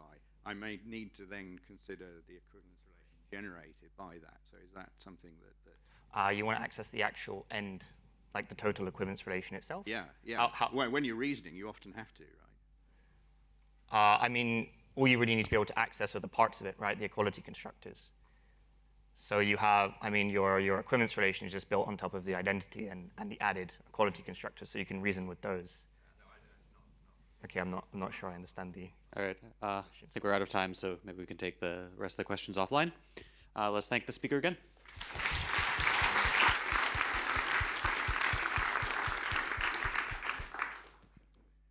So I believe our next talk is remote.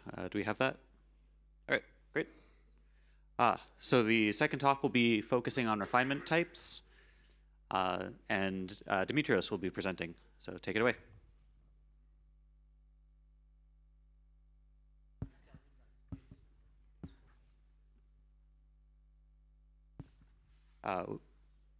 We can't hear you. Sorry.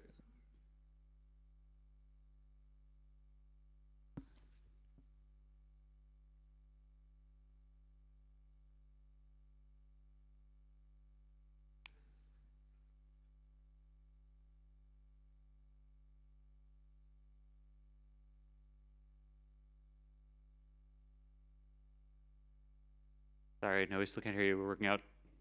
Can you hear us? Give a thumbs up if you can hear us. Oh,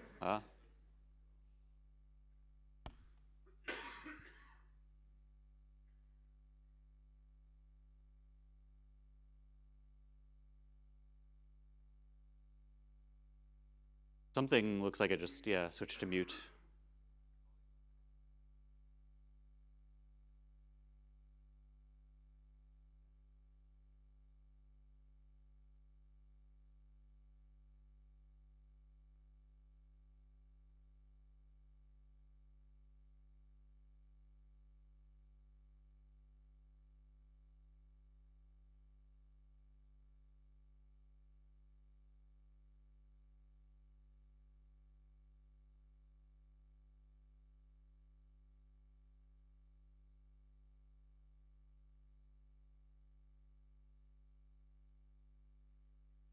Yes, we can hear you now. We can't see you though. You can't see me.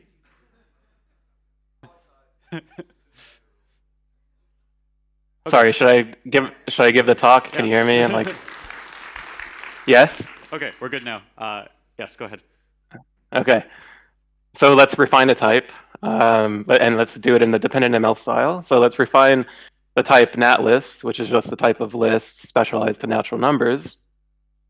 Let's give it the sum of the elements refinement by giving it an index, and let's say that the empty list sums up to 0, and that a con cell sums up to n plus m, where n is the head element and m is the sum of the tail list. Okay, say we want to add another refinement, this time the length refinement. So we add another index representing the length, follow the same pattern. We'll say the empty list has length 0, and that a con cell has length 1 more than the tail list. The point I want to get across here is if we continue this process, if we want to add more and more refinements, it gets unwieldy pretty quickly.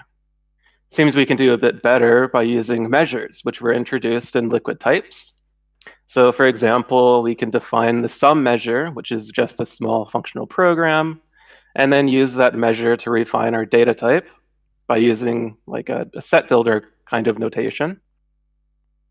And then we can use this refinement type to refine our usual functions. So this is the usual append function, but we can give it a refinement type saying that if you append a list that sums up to n1 to a list that sums up to n2, then you'll get back a list that sums up to n1 plus n2. Okay, if we want to add more measures, refine this type by more measures, we can define another measure, say the length measure, and then use that in our refinement type. and then use the refinement type as usual. Okay, perhaps this seems a bit better, but it's actually pretty hard to implement fancy types like this. So the first liquid types paper had a strict evaluation order, and at least at first it didn't have a soundness proof. And then later, Haskell was refined to have liquid types, but Haskell has a lazy evaluation order, and this was part of the reason why they found that the implementation was unsound in practice. So they came up with some restrictions on let binding and subtyping to recover soundness.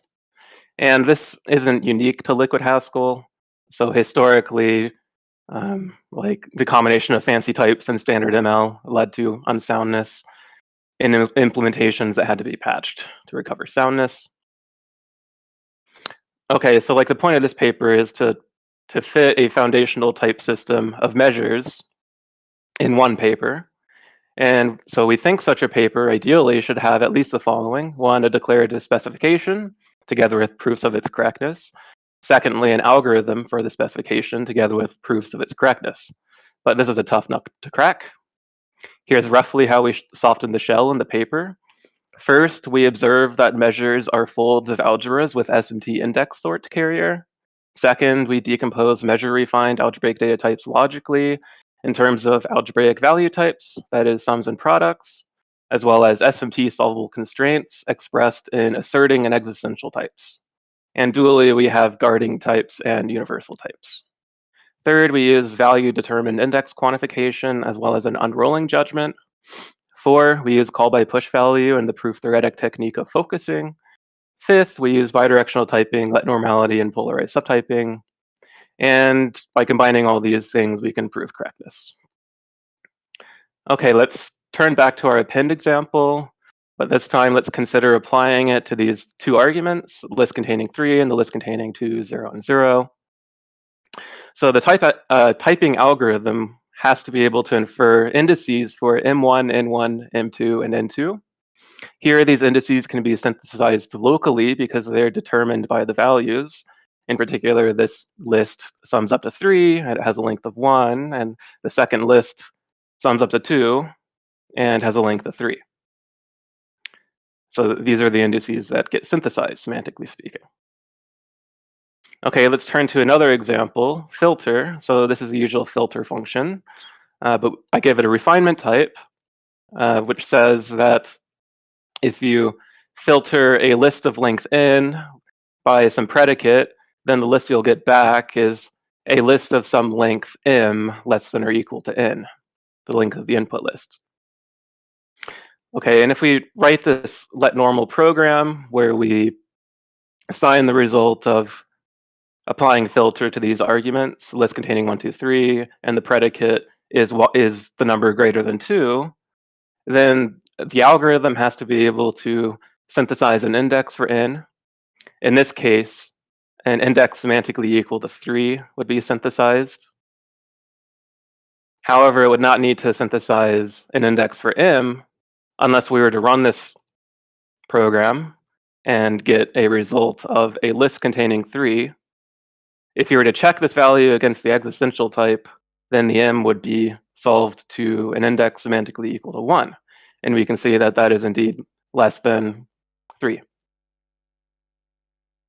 Okay, so in our system, these value-determined indices are synthesized by the end of a focusing stage, which is always marked by a polarity shift, which in call-by-push value terms is a lift or a thunk. In the example, the upshift was implicit. So there is an implicit shift from negative types to positive types. Okay, so here's our refinement type grammar, which is basically call-by-push value with sums and products, as well as our refinement types, which include guarding types, universals, asserting, existential, and refined algebraic data types. And I'd like to point out here that the phi and the a and the tau and the alpha and the t, these all live in an index domain, which we keep separate from the program domain in order to ensure decidability. Okay, so we modify the usual typo formatness judgment by adding an output context xi, which keeps track of the value determining positions within types. So the only time we add an entry to the output xi is when there's an index variable in this position. That is, when it's the result of a measure applied to an inductive value. And we require both existential and universal quantification to quantify over the value determined indices, that is, over the output of the underlying type, the output xi of the underlying type. By doing this, we find that we can simplify the semantics and facilitate the proof of algorithmic completeness. Okay, so we have an unrolling judgment, which is basically for connecting the syntax of values to the appropriate SMT constraints. This judgment may look a bit scary, but I just want to highlight this example. So if we were to feed in the type of NAT list that sum up to n into this judgment, then it would output the following type, which basically says the nil case sums up to 0, and a con cell sums up to n, where m is the head element and n prime is the sum of the tail list. So depending on the syntax of the value, a complete algorithm has to be able to solve m and n prime, depending on the syntax of the value. Like, for example, if it's a con cell. Okay, so in the algorithmic system which solves these indices, it's pretty close to the declarative system, except for a few differences. Mainly, one, whereas a declarative rule conjures an index, the corresponding algorithmic rule creates an existential variable, and then the system explicitly solves it by exploiting system invariants such as polarity. Secondly, whereas a declarative rule verifies an index proposition, the corresponding algorithmic rule delays it until all the evars appearing in the proposition are solved, which happens necessarily by the end of the focusing stage. One of the invariants that we exploit in order to solve for existential variables comes from the polarity of subtyping. In particular, we maintain the invariant that positive subtypes and negative supertypes never have unification variables, so these can be used to find solutions. Polarized subtyping has also been found helpful for type inference algorithm for generalized algebraic data types. And we use a certain kind of let normality in our system so that we can restrict subtyping in the system only to variables. Because we do this, in order to prove that typing is stable under substitution, we have to prove that general subsumption is admissible. That is, it holds not only for variables, but for any kind of program term, values or expressions, or whatever. So the syntactic substitution lemma is a key step to proving type soundness with respect to an operational semantics, which is usually formulated today in terms of progress and preservation lemmas. However, in this paper, we prove type soundness with respect to a denotational semantics, which is a fairly standard call by push value semantics, where we interpret value types as certain kinds of predomains and computation types as certain kinds of domains, but there's also some refinement stuff mixed in. For example, in order to prove that our typing judgments are sound, that is, if you have a typing judgment and an interpretation for its free variables, then the interpretation of the program is in the interpretation of the type. And in order to prove this, we have to prove that our notion of value determined indices are sound, for example, which says that if you have a type A that is well formed under theta and has value determined indices xi, and if you have two different interpretations for theta, and if you have one value in both of those interpretations, then those interpretations must agree on the value determined indices of the type. So for example, this value, a list containing 7 and 19, determines this index n to be 2. Uniquely determines it to be 2, semantically speaking. However, the index m can be either 0 or 1, so we don't say that's value determined. We also prove that substitution soundness holds, which says that syntactic and semantic substitution commute. But if you read the paper, you'll find many more results.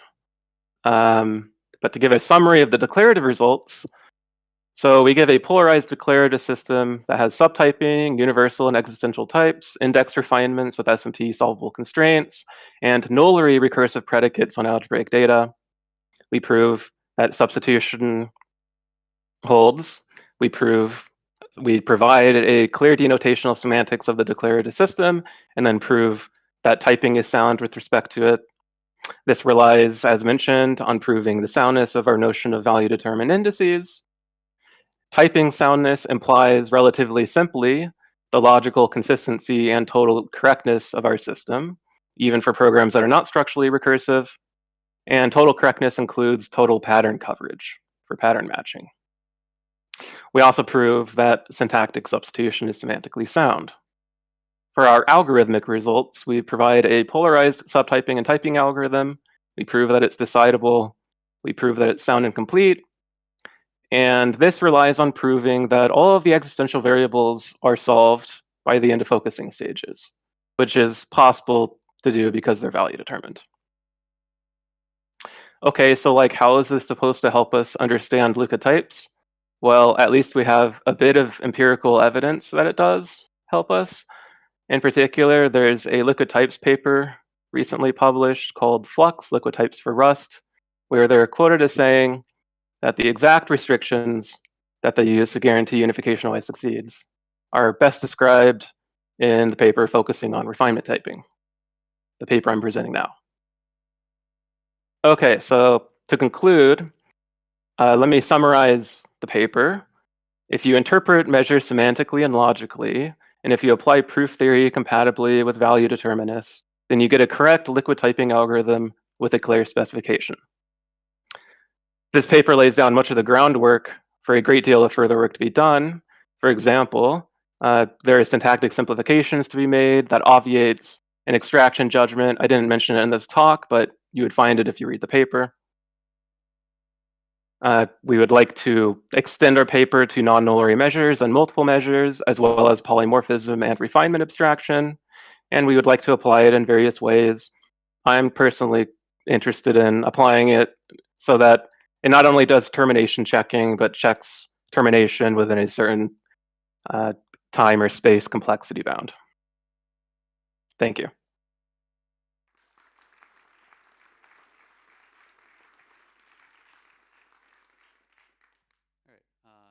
Start with a question from Discord while you get the mic to another in-person question asker. So the question on Discord is, could you add linear types in your theory to have indices over types of resources? Maybe. I hope so. Yeah, that'd be an interesting project. All right.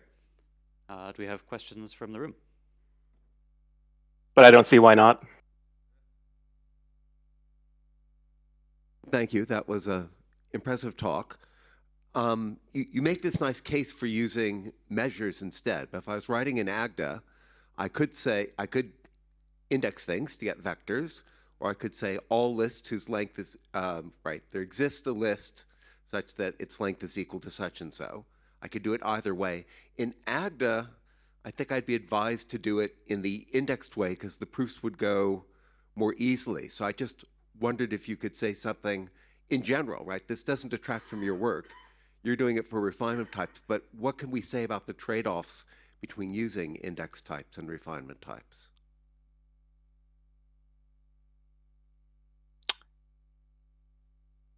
Well,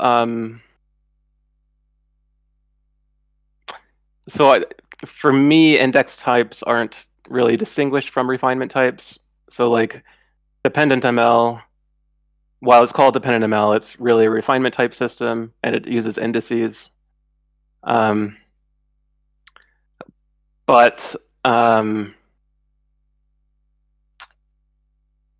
I'm trying to think of how to answer this question. Sorry, could you maybe reiterate the question? Like the trade-offs between, are you talking about dependent types or? Well, right.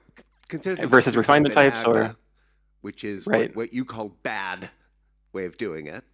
And then you could also do it as a refinement type, right? Just the type vector of n is there exists an x, which is a list of A, such that the length of that list is n. I could do it either way.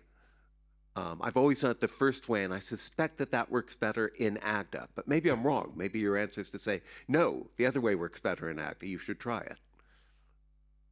Well, I think, yeah, you'd have to try it. I think you'd have to add that to the AGDA implementation or something. I'm not sure. Okay, how that would look explore. like. We don't know what the trade-off is. There may be interesting Yeah. ones. Right.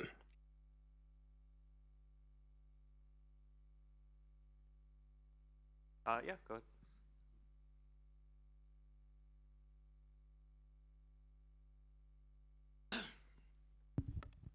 Hi, this is Neil.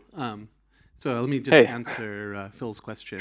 So Bob Atke and Patty Johan, like some years ago, wrote a paper where they showed that when you have like one of these structurally recursive refinements, you could automatically transform between indexed and sort of the subset style. And right now in AGDA, it's better to use the indexed version, but like, a better AGDA is one where you could switch automatically between the two, and you don't need to rewrite your standard list library for vectors and every possible refinement. Thanks. Yeah, that would have been my answer if I were more awake. All right. I think we have time for maybe one more question.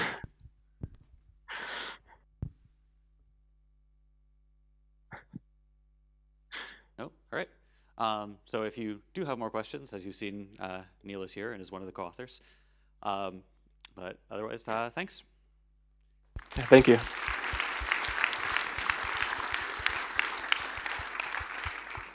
And of course, there's also Discord. I believe our next talk is also online.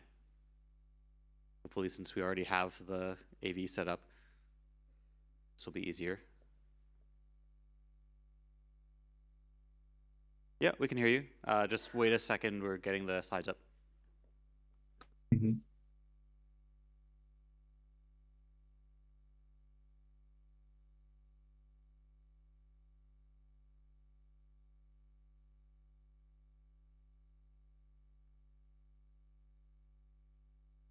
Are you sharing your screen?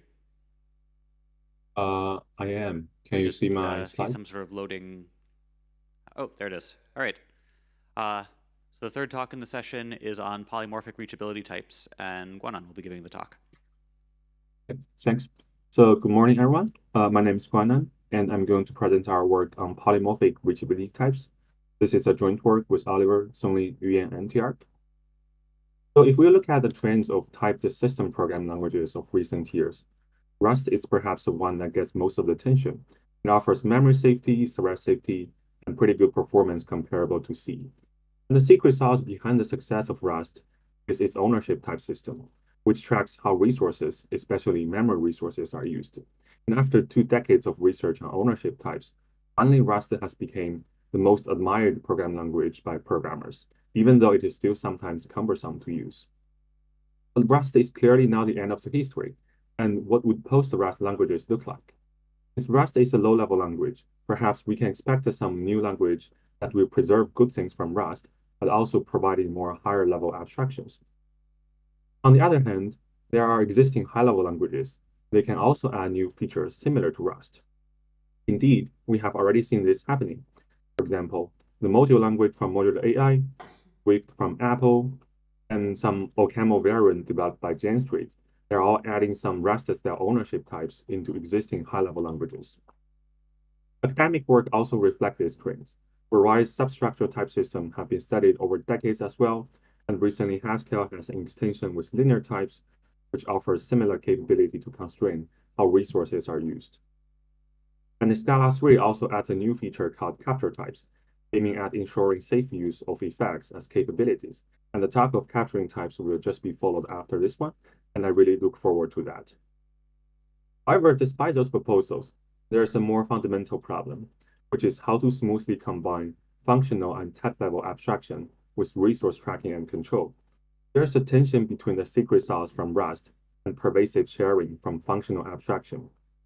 Specifically, by the secret sauce of Rust, I mean its underlying shared extra-mutable principle or restriction. meaning that if a resource is shared, then it cannot be mutable. On the other side, in higher order programming, we use first-class functions everywhere. And these first-class functions, they can capture things from their defining environment. And if we have multiple functions defined in the same scope, they will naturally share the same environment and also resource defined in this environment. Moreover, these functions can escape from their defining scope, making it even more challenging to track how resources are used. To resolve this tension, our previous work proposed the reachability types to track sharing and separation in higher order languages. The reachability type system is augmented to track context, such as what are the capabilities can be observed. It also tracks spatial structure, such as aliasing and reachability of references. Additionally, we can also layer a flow-sensitive effector system to track how things are changed by execution order. And in this way, we can model ownership transfer or move semantics. Of course, we are not the first work to have these ideas, and our work is inspired by a lot of previous work on alias types, region-based type system, and etc. Here's one example about escaping pairs with mutable data in reachability types. This counter function returns two functions that both capture the same reference cell in a mutable way, and this is now supported by the static type system of Rust, if not using runtime reference counting or unsafe features. In contrast to that, reachability types offer a more smooth way to track the sharing environment even after the pair has escaped. Compared with the approach of Rust, we start from a more liberal foundation of tracking sharing information and then put constraints such as uniqueness on top of that. And we think this is a more suitable way to integrating ownership types with higher order languages. In this work, we build on top of reachability types and further address the issue of how to smoothly combining reachability types with polymorphism. Specifically, we proposed a new notion of freshness, and our new design offers both lightweight and quantified reachability polymorphism. Let's look at these things with some examples. The first key idea is to augment the type system with a qualifier, which is a set of variables that can be reached from the evaluation result of this term E. For example, we can define a variable bound to a newly allocated reference cell, and the typing of this variable just attracts its own variable name. And notationally wise, sometimes for singleton sets, we just omit those curly braces for sets. And we can further assign X to Y, and the typing of Y just tracks itself, because in this context, we can transitively trace its reachability. And for primitive resources, such as integers, their qualifier is just the empty set, meaning untracked resources. Function types also have a qualifier, and this is basically the free variables captured by the function. For example, this function captures a reference cell defined in the outer scope, and the type of this function reflects this context. And now the question is, what should be the qualifier for a fresh allocation? One option is to assign the bottom of the qualifier hierarchy, meaning that the expression shares nothing from the environment. But this could either lead to unsoundness if without a special treatment to distinguish it from truly untracked status, or with some special treatment, the system becomes non-parametric and leads to a loss of precision in tracking reachability. Another possible choice is to assign the top qualifier in the subtyping hierarchy, indicating that this expression can potentially be shared with anything. But this is not quite the case because it actually shares with nothing. And also in this way, we also need a special treatment to make polymorphic work. This new idea in this work is that instead of using either the top or bottom in the reachability hierarchy, we can designate a special marker for freshness, indicating statically unobservable variables or locations. And in our design, we use this diamond notation for the freshness marker. And these unobservable variable or locations, they may materialize during evaluation. And for example, this new ref expression becomes a fresh location value after one reduction step. And the typing of the location has a reachability qualifier, which grows with that new location. A fresh expression can be bound to a known variable, and importantly, bound variable qualifiers are not subtype of freshness. Otherwise, we will lose tracking of these resources. And in this way, we can have a parametric treatment of reachability, and we do not have conflation or untracked resources and fresh resources. An important use of freshness marker is to support both scoped and non-scoped introduction forms of resources. For example, here we have a try combinator that takes a function as input, and this try combinator provides the capability to throw an exception. And we do not want this can throw capability to escape from this scope. Otherwise, the throwed exception may not be handled. And this is achieved in our system since the qualifier for can grow with a variable c is not a subtype of the freshness marker. Moreover, we can also support non-scoped introduction forms. For example, we can just return a new reference cell in the body of the function passed to this try combinator. And compared with capturing types, thanks to the freshness notion, we think our calculus is more flexible and expressive in terms of supporting non-scoped introduction forms of resources. In our calculus, we can also track the absence of reachability, which is separation. As analogy in intersection types, this is actually a stronger property that cannot be derived in typical syntactic type systems with intersection types. In our system, as a key invariant in the soundness proof, intersection or union of reachability are preserved during evaluation, so that we can use intersection of sets to check separation. If the intersection of two reachability sets are empty, then they are indeed separate. The key idea here is to ensure separation, we can use the freshness marker as the argument qualifier when defining a function. And function application checks separation between the function and the given argument. For example, here we have the ID function, identity function, that can accept any argument. Although it sounds obvious, but the key observation here is that any argument is in fact fresh for this closed function ID. Because the function is closed, it cannot observe anything from the environment. Therefore, any argument expression is fresh for the function, which is consistent with the freshness marker annotated on the function. But are there cases we cannot apply some arguments to a function? Here is one example. We have C1 and C2, which are two different reference cells defined in the same scope, and the function addRef captures C1 and tries to mutate it. And we cannot apply C1 as argument to addRef, because both the function and the argument, they can reach C1. And in this case, C1 is not fresh for the function. And we can check this by computing the intersection of two reachability sets. But the function can accept C2 as argument because it is not overlapped with C1. So the key idea here is a contextual notion of freshness. An argument is fresh in the context if the function cannot observe an overlap with other variables captured by the function. And of course, we can also explicitly describe the permissible overlap or aliasing pattern by adding variable names into argument qualifier. For example, here we can add C1 into the function's argument qualifier, then applying addRef2 with argument C1 is perfectly okay. Ensuring separation is very useful in many applications. For example, in the paper, we have showed how to type a parallel evaluation combinator that only accepts two songs with disjoint qualifiers. In this way, we can ensure non-interference if we run those two songs in parallel. In this example, this par combinator takes two songs, and one captures C1 and the other captures C2, which is safe to run in parallel. Our calculus also offers lightweight and precise reachability polymorphism. Without using explicit quantification, this is useful to adopt our approach on existing code base, since there's no need to add quantified variables, which is arguably more heavyweight. For example, we still have this identity function here, and the resulting qualifier of the identity function can depend on the input argument reachability, and there's no loss in precision when applying any kinds of argument to the ID function, and this is what we call precise reachability polymorphism. The calculus can be further extended with bounded parametric reachability in the style of system F sub, and in this way, we have introduced a quantified variable for reachability.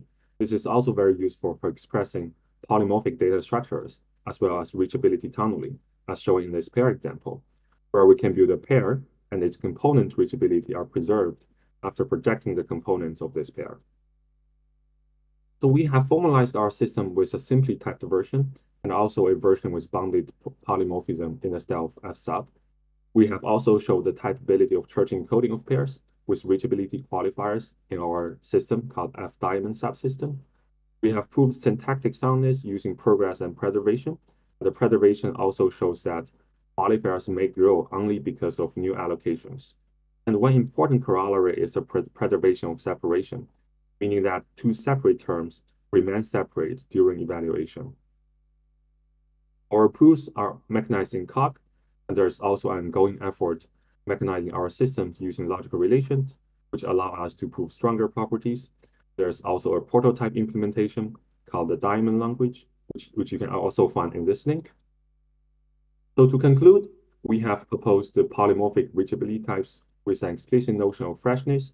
It tracks sharing and separation in higher order generic languages. It provides a foundation to be used in almost any impure functional languages. And it paves the way for integration of reachability types in practical polymorphic languages. And finally, I would like to mention that I'm currently on the academic job market, and you can find more about my research on my homepage, Continuation Passing Style. I'm also happy to talk about this offline. And thank you for your attention. I'm happy to take questions.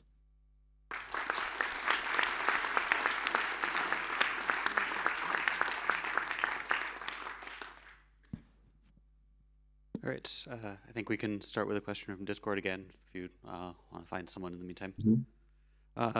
Sure.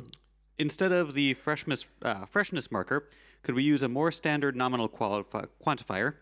In other words, freshness markers are the language level feature, but can you decompose them into pre-existing, more foundational constructs? Some nominal qualifiers. That sounds like an interesting idea. We haven't really thought about this. Yeah, maybe that's possible. Yeah. Great. Yep. Great. Thanks very much for that lovely talk. I just wanted to clarify. So in the kind of par example, is it fine to kind of immutably borrow so you can have both threads read from the same reference as long as they don't write to it? That's possible with our effective system extension, because once we can discern different effects from read or write, then we can have more finer notion about those non-interference. So the answer is yes, possible with a minor extension about the effective system. Oh, great. So is that in the paper, or is that something that's sort of to come? In the what? Is it in the paper, that extension? Yes, that's in the paper. The paper has a brief section discussing that. Great, thanks. Okay, hello. Thanks for a very nice talk. So once you introduce these kinds of separation properties, like it becomes very tempting to use them to justify rewrites in a compiler. Have you thought much about the equational theory of your language with reachability types? Right. We actually had a UPSLA paper last year, POPL'23, and that's a compiler IR with reachability types. And we do have ongoing work using logical relation to formalize the equational theory to support or prove or justify those rewriting rules. And that's indeed work in progress, and I think you will see that soon. We have an archive paper actually on archive draft there. Other questions? Oh. Hi, thank you for the very nice talk. So yeah, my question was kind of in addition to the previous question. So for the mechanization effort using logical relation, can you give a high-level overview of that? Otherwise, I can also look for the archive paper. I'm just curious. Thank you. Right, that is still a work in progress. In our this current work, we have the syntactic mechanization, and the logical relation is kind of giving the interpretation for those qualifiers, for those terms and types. That's kind of like in a denotational style for giving the semantics for reachability types. So it's I more think that's a high-level way to say that. Okay, yeah. Thank you. So it's more like axiomatic style. I probably wouldn't say axiomatic. It's okay. Yeah. Okay, I can look for the paper. Thank you. Yeah, thanks. Great. I think we can take, I think there's a question over there. Take one more while the next speaker is setting up. Thank you for the talk. One application that comes to mind is using your reachability tracking to type check mutually recursive definitions and make sure that you have no cycles basically in the dependencies. Is that something that you have looked into? That sounds like an interesting application. I'm trying to think of how this could work. Yeah, I think I believe we have thought a bit on this, and especially it could be useful if combined with another notion what we call is must reachability. Because currently we track those may reachability relation. I think combined with must reachability, it could be useful to track recursions as well. All right, we're out of time, so let's thank the speaker again. Thank you.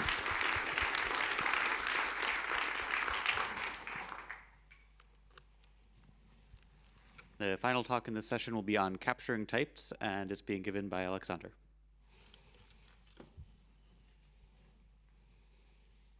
Oops. No.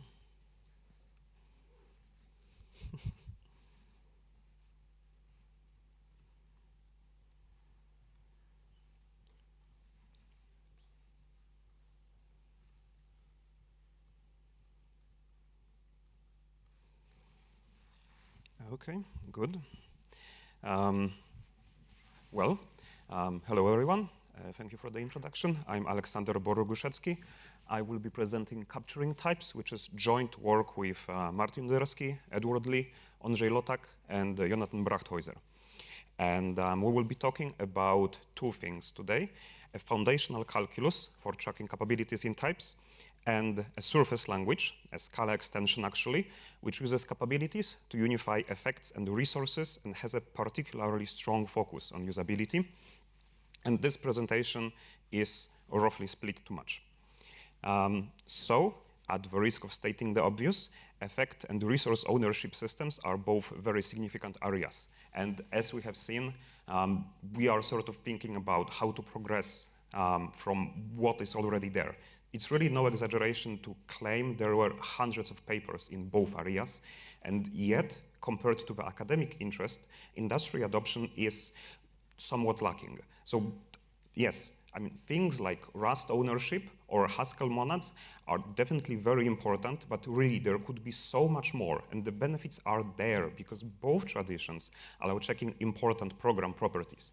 And if we have this hypothesis that if we find a way to reason about effects and the resources which minimizes the adoption and migration costs as much as possible, we will make it easier for developers to adopt the approach. So let's see how we propose to do that.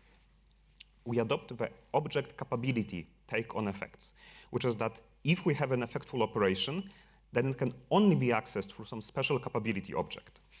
So a function that wants to do something effectful must take a capability as an argument. And in our Scala implementation, this appears similar to classical effects. So the following two signatures for us are actually equivalent. We treat a direct effect annotation the same as an implicit parameter, and Scala finds implicit arguments automatically based on their type. So that means that capabilities can be passed around with zero syntactic ceremony. Now, the thing with classical effect systems is that they aren't really like usual types. So if f1 calls a chain of functions which ends in fn, then the effects of f1 include the effects of all the functions in this call graph. And that means that when typing, we need to do something special when dealing with a dynamic call graph. And these call graphs are actually very common, because if a function takes another function or an object as an argument and uses this argument, it has a dynamic call graph. So one example is the map function on list over here. So with classical effects, we must introduce an effect parameter, here that's the E, and then we must thread this parameter through the signature. Now, there are approaches which hide these parameters with syntactic sugar, but those parameters do tend to still show up in error messages and more complicated signatures. And in contrast with our capability-based approach, map can have the exact same signature it has in current Scala. So let me explain how to think about these types. With classical effect systems, function types track the so-called latent effect of calling the function. And the effect of calling map depends on its argument. So we must resort to introducing an effect parameter. So the signature of map must say something like this. Map takes an argument whose latent effect is E for any E, and the effect of map itself is E. Whereas with capabilities, we have a different mindset. We say that having an object means being able to use it by default. So what this means for map is that map can just use its argument. I mean, in a sense, of course, right? We call map, we give it a closure, so it gets a permission to use this closure. And in turn, that means that there is no need to really add anything to the existing signature of map. I mean, the caveat is that we add a type for pure functions. And the way we see it, there are two particular advantages to a capability-based effect system. First is that we get effect polymorphism for free. The two signatures that we can see express exactly the same information, the same. But with capability-based effects, map retains its current signature. And more importantly, there is a shift in thinking, because the entire system is built on the assumption that having an object means being able to use it by default. So the signatures focus on where objects go and much less on what objects are used. And in the common case where a definition takes an argument just to use it, no additional ceremony is necessary. I don't need to put anything in the signature to be able to use an argument that I already asked for. OK, so let's talk about resources now. Here we see a program which processes the elements of some list.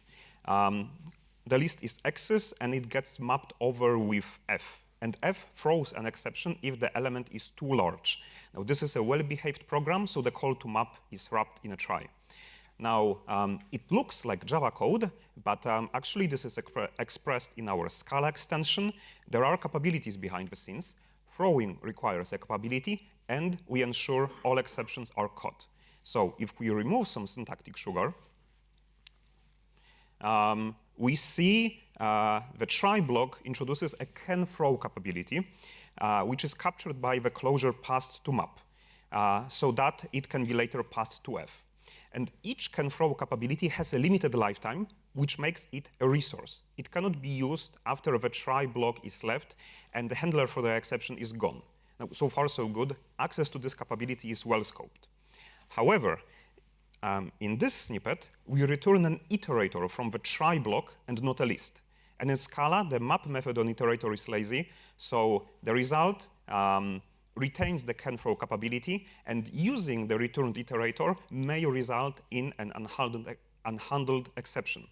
And our implementation will statically rule out this example. And the core reason why it can do so is that we track in the types of objects what capabilities the objects may capture.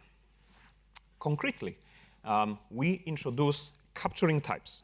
And such a type comprises a regular type and a capture set, which describes what capabilities are retainable by inhabitants of the overall type. Now, statically, from the perspective of types, a capability is a reference whose type has a non-empty capture set. So, in a sense, we posit that every capability is derived from another capability, and that's cyclic. So to break the cycle, we add an exception, the root capability cap, from which all others are derived. So what we have here is a type systematic account of the object capability model and, importantly, its concept of capability derivation. Because you see, an object which captures a capability is itself a capability, according to how we think. So object capabilities are naturally organized into a hierarchy, and that hierarchy tells us what capabilities can do. So here is an example. We have a snippet with a main method which receives fs, a capability to access the file system. The first step of main is to instantiate the logger class, passing it fs as a constructor argument so that the created object can actually log messages. Now, logger is just a normal class, but this instance of logger is also a capability to log messages. The next step of main is to create a lazy list of integers. This lazy list logs some debug info while computing its elements, which makes it a capability as well. And the important idea here is that if an object wants to log messages, it does not get fs. It only gets log, which means it can only indirectly access the file system through the logger interface. Now, that's just a common sense way of structuring object-oriented code, but with object capabilities, it's also a way of controlling and mediating what effects code can perform, right? So what this example shows is that we have 4 capabilities here, and the types of capabilities not only describe that they are capabilities, they also concisely tell us how the capabilities are derived and what authority to perform effects they have. And this notion is deeply embedded into our approach. We have subcapturing, a relationship between capture sets. Subcapturing integrates capability derivation with the subset relation and is used to define subtyping between capturing types. So given fs and log from the previous snippet, we have that empty set subcaptures log, which subcaptures fs, which in turn subcaptures cap. Which finally brings us to our core formalism, CC sub box, also called capture calculus. It's a minimal extension to systemf sub. Besides capturing types, its key features include variable-dependent types, subtyping, and universal type polymorphism. And the parts in gray show adjustments compared to systemf sub, which we made only to account for capture sets. So one of our goals was to make the capture calculus as simple as possible, but not any simpler than that. And in a sense, I mean, only time will tell if this is a very fundamental system or not. But as you can see, our system makes just a few strategic adjustments to systemf sub and fits on a single A4 page with some room to spare. And you may be wondering, why add universal type polymorphism to a foundational system? And the reason why is that there is actually some subtlety to doing so. So here is our example. We have this head application function. It takes a list of x's and returns a closure which takes a procedure and runs it on the head element of the list. Now the question is, what should be the capture set of the returned closure? It closes over HD, which might be a capability, but it's also a local variable, so it can't go into the type. Now, calling this closure might use HD. So at the very least, it seems reasonable that the capture set should be non-empty. So as a first approximation, we could say the closure could capture anything, right? As an approximation, that will do for now. And what happens if you work this out is that you will see that you actually need 1 extra capture set on the list. And that's a bit annoying, right? The list type now suddenly needs capture sets, and we still need to make the signature more precise, right? Maybe a bit like this. We need to thread C everywhere. So now it is precise. It barely fits on the slide, and it's not very pleasant to look at. And so we decided to explore an alternative in our system. And this alternative has roots in contextual model type theory. Briefly, we shift where capture sets appear. So we say that list doesn't get a capture set since its elements are in a polymorphic context. Instead, the capture set appears when the element is out of the polymorphic context and where it might be used, on the capture set of the procedure. And formally, this occurs by a boxing construct similar to CMTT. Now, this has a number of advantages. It's an interesting option where if a capability is not used, it does not need to count as captured, right? So a list holds capabilities, yes, but it will not use them. And what we have is a principled way of excluding such capabilities from the capture set of a list. And we found out that it just works well in practice. So what we did to evaluate how lightweight our annotations are is that we migrated parts of the Scala collection library to use our capture checking extension. And as you can see, there are barely any adjustments to the API of the list. Most list methods are like the map example. They take a closure to use it and just discard it. So their signatures get to stay exactly the same. They are on the happy path. And there are only two places that changed. Methods which take an iterable once as an argument, they need to put a hat on that type. And that's because iterable once might be computing its elements on the fly, and it might be using captured capabilities to do so. Now, in comparison, the iterator class requires a few more annotations, since iterators are lazy, and there are more cases where capabilities may be captured. Still, as we can see, the burden really is not too high, and it's what you would expect. In the end, in such a system, the signatures need to show where capture of capabilities may occur. And since we have variable-dependent types, we can just use the parameter name to describe what gets captured. OK, so let's start wrapping things up. What we also have in the paper is a classical proof of soundness.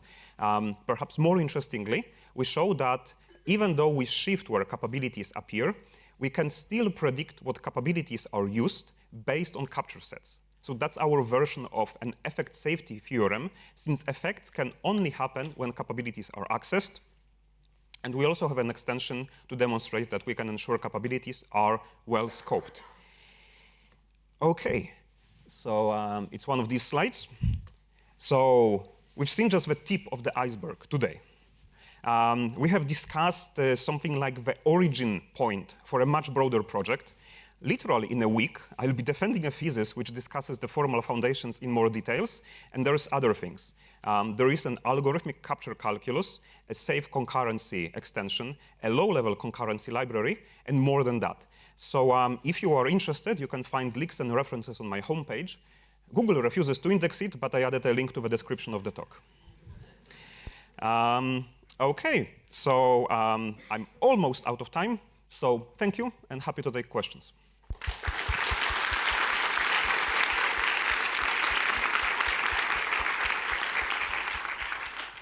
All right, we have a few minutes for questions. All the way over there.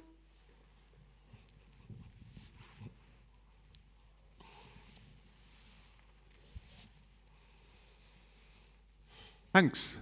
This is very interesting work. Have you thought about developing some kind of formal result to show that this is as expressive as some equivalent system that just uses conventional effect typing? I think you asked me this question before, didn't you? I asked you that at your Uppsala talk, yes. A year ago. This is a different system. This is a different system, but I mean, it's a different system.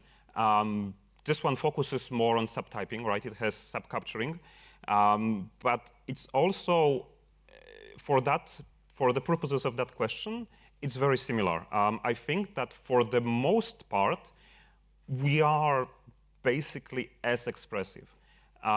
There might be, if we did add capture set polymorphism, then I think that it should be, I mean, a parametric capture set polymorphism, right? So if we had capture parameters, then I think we should be exactly as expressive. But I guess the way to do it would be to encode an effect system into this and see what happens, right? Try it.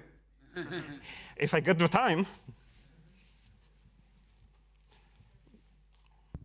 Hi, so this is very nice work. One question I had was, you have a sophisticated subtyping relation, and it's with these variables showing up in the types. Your type system is a little bit dependent as well. How hard is it to implement an algorithmic version of this? So the person who is most involved with the algorithmic implementation is Martin. There is also Wichenshu. Was it? I don't think it's. I think it's basically as hard as you would expect. There are some difficulties, right? I mean, there are some difficulties, right? But I don't think it was that much of an issue. But still, I think you should talk to. Okay, maybe.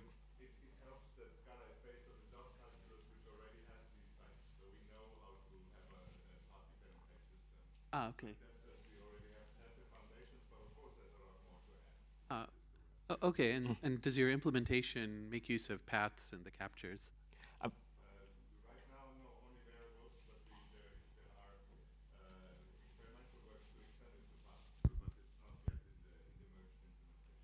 Okay, thanks.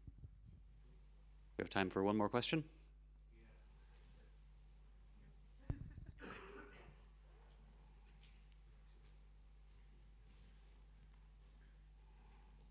Thank you. Very nice talk.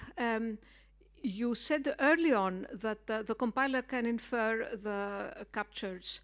And I wonder whether this is a good thing, because the whole point of object capabilities and capabilities is that you should be aware of them and you should stay within bounds. So if the compiler infers them, where do the guarantees and the safety come? So at a point where we want to restrict where capabilities go, we can just add an explicit type annotation, right? And that type annotation will be inspected and respected by the compiler.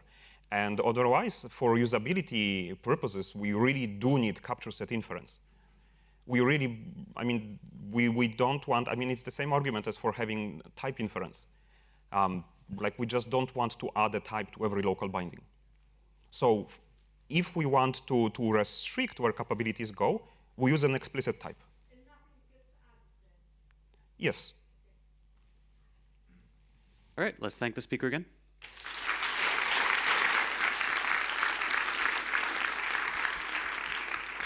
So that ends the morning session. Before everybody heads off to lunch, I just have a couple of important notes about lunch. So the mentoring lunch for people interested in giving or receiving mentoring on either being a junior faculty member or the job market is upstairs in the Riverside room. The LGBTQ lunch is on the ground floor in the Marconi room. If you are not attending one of those lunches, please go to one of the other 3 rooms on the ground floor. All right, thanks. See everybody in the afternoon.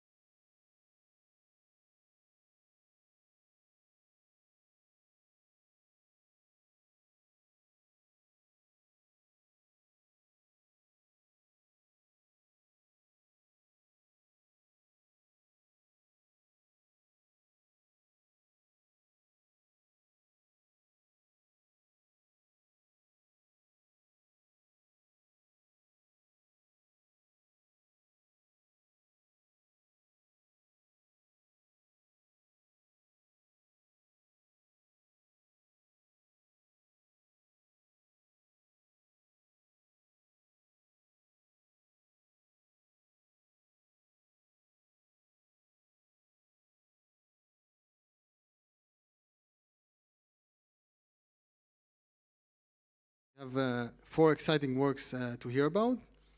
And our first speaker is Robin. He'll tell us about a paper called With a Few Square Roots, Quantum Computing is as Easy as Pi.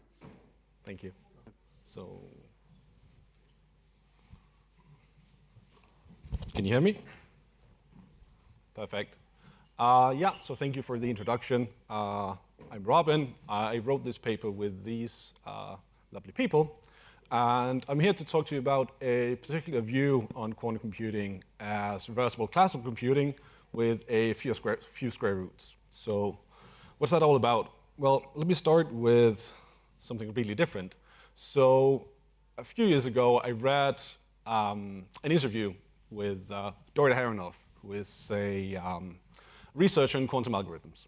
And she said something that really stuck with me, because she said that it's really something that's special for quantum computation because it's somehow complete. Quantum computation is some kind of completion mathematically of classical computation. I think of this as maybe similar to the fact that the complex numbers are an algebraic closure of the real numbers. Now, as far as I read this, she uses the algebraic closure of the real numbers as an example of the kind of completion that she has in mind. But what I'm here to tell you about is that maybe this intuition is a lot more precise than maybe she had imagined. So what's going on here? Well, let's start by recalling a bit of algebra. So the algebraic closure of or say that a field is algebraically closed when every non-constant polynomial has a root in it. So what are examples and non-examples? Well, I guess sort of the famous non-example of this are the real numbers, right? Because if you look at a polynomial like x squared plus 1, this has no real roots, right?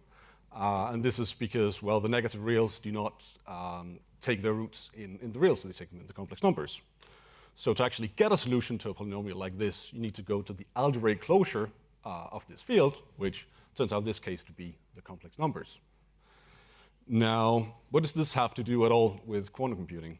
Well, let's talk a bit about that. So let me just recall, since I am the first, speaker of this session, that a unitary is a complex n-by-n matrix, which is invertible, such that its inverse is its Hermitian adjoint. Now, the reason why you care about unitaries is because they give semantics to quantum programs. A lot of people know this. What I think maybe fewer know is that they're actually also a bit like numbers in that we can form polynomials over them using just matrix multiplication and choice sum. And they're even quite well behaved as numbers, in the sense that if you consider a polynomial of the form, say, x squared minus v for any unitary v, this actually is going to have a unitary solution. And the reason why is, well, because every unitary has a unitary square root. So then you may wonder, okay, is the same the case sort of classically? Right, so let's look at the classical unitaries. And what are the classical unitaries? Well, they're just a permutation. Right? Indeed, you can actually define a permutation of n elements to just be an n-by-n unitary with Boolean entries. So like this, for example. Now, permutations, again, are sort of computationally interesting because they give semantics to reversible classical programs. However, since they are unitaries, right, we can consider them as numbers, but actually as numbers, they're not as well behaved as the unitaries are. Because, well, if you look at the same kind of polynomials as we had before, then it's not the case anymore that actually these have solutions in the permutations. So in other words, not every permutation has a square root in the permutations. So here's one example of one that does, right? And here's one example of one that does not. So from this, we sort of make the observation that, well, not all reversible classical programs have square roots, but all quantum programs do. Right? Then you immediately start to wonder, well, is this a defining feature of quantum computation, the presence of square roots? Or I guess, like more operationally, can we recover, universal quantum computation from just classical computation with, certain extra square roots? And as you may have guessed from the title of this talk, the answer is yes, but stay tuned to find out. So, well, to sort of start on this journey, well, first we need a programming language for permutations, right, for the classical reversible things. And we have one of these. We have, it's called Pi. And Pi is not a very interesting language. I usually tell people that this is a very boring language. But it's cool for 3 reasons, right? So the first reason is that because it takes its semantics in Rig groupoids, and Rig groupoids are exceedingly well studied, so we know a lot about these, right? So that's very nice. The second part is that pi admits the Toffoli gate set, so it's universal for reversible classical computing. Right? So in other words, every finite permutation that you can think of actually has a denotation or is the denotation of some pi program. Right? So pi is universal for these permutations. And the third fact why this is interesting is because actually it turns out that these Rig axioms are sort of enough to reason about all of the permutations, right? In a sense that, well, two terms are equal as permutations if and only if I can prove it using just the Rig axioms. This is a very strong property. So how can we use this to talk about quantum computing? Well, we'll need a few square roots. So these are the ones. So what we'll do is that we'll start with this simple language, and then we'll extend it with two base isomorphisms. So one which we'll call W, just from 1 to 1, and one which we'll call V, from 2 to 2. And since we don't just want any random junk, we also need some equations to actually make sure that they're well behaved. So the first equation says that V is the square root of X, so the NOT gate. Okay? The second one says that W is an 8th root of unity. In this case, you can think of the identity on the unit as just the number 1. Here we're saying that it has an 8th root. Okay? And then there's the third equation. And this one, well, you could actually talk a lot about this. It's surprisingly deep. But I think the best way to think about this is, well, VSV and SVS are actually both up to the same global phase encodings of the Hadamard gate. And these are two different Euler decompositions that we're just asserting to be the same. Okay. And that's what we're trying to illustrate up here with the two trajectories on the block sphere. Now, just using these two additional isomorphisms and these three equations, we're done. That's all we need for universal quantum computing. Call the resulting language square root of pi. So what do its models look like? Well, as before, the models of pi were Rig groupoids, so the models of square root of pi are still Rig groupoids, but it'll have some more stuff, right? It'll have some distinguished maps, omega from I to I and B, from I plus I to I plus I, and of course they have to satisfy the equations that we had before. Now, we can see now that the equations are not just convenient things that we actually just make up and if this were true then that'd be very nice. Right? If we actually choose omega to be a bona fide 8th root of unity, and we choose V to be a bona fide square root of X, then we see that these are actually satisfied in the category of finite dimensional Hilbert spaces and unit series. So this actually is something that says something about the real world. Okay, very good. Now, well, what can we do with it then? Well, since this is an extension of pi, right? We can, of course, represent all classical reversible gates, but we can also represent things that are, distinctly quantum, like, these phase gates, Ts and Z, and also the Hadamard gate that I talked about earlier, although the Hadamard requires this notion of an abstract scalar multiplication defined in this way. And the reason why I'm very confident to say that these are, the phase gates and the Hadamard gate is that when you take their denotations in unitary, then you get precisely the thing that you'd expected. And so we can use this with sequential and parallel composition from square root of pi to represent circuits in various gate sets. So for example, this circuit becomes this square root of pi term. But we also have an equational theory about these, right? Because, well, the models were just Rig groupoids with some additional axioms. So this allows us to actually not just represent circuits, but actually also reason about them. And why is that interesting? Well, recently there's been some work done, mostly out of Canada, on giving sound and complete equational theories for various quantum gate sets and unitary groups. And so this actually allows us to sort of show equational full abstraction, or these like equational soundness and completeness theorems, just by showing that these equational theories are actually implied by the axioms of models of square root of pi. So that's what we do. So this is sort of the kind of theorem that we show, that two terms are equal as unitary matrices if and only if I can prove that using just the axioms of regroupoids and these three axioms U1 through U3.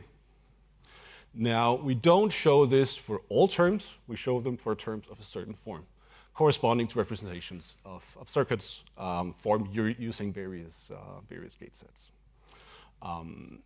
But really, what we did was that we looked for these equational theories. We took all of them we can find, and actually managed to show that all of them were implied by just these three equations and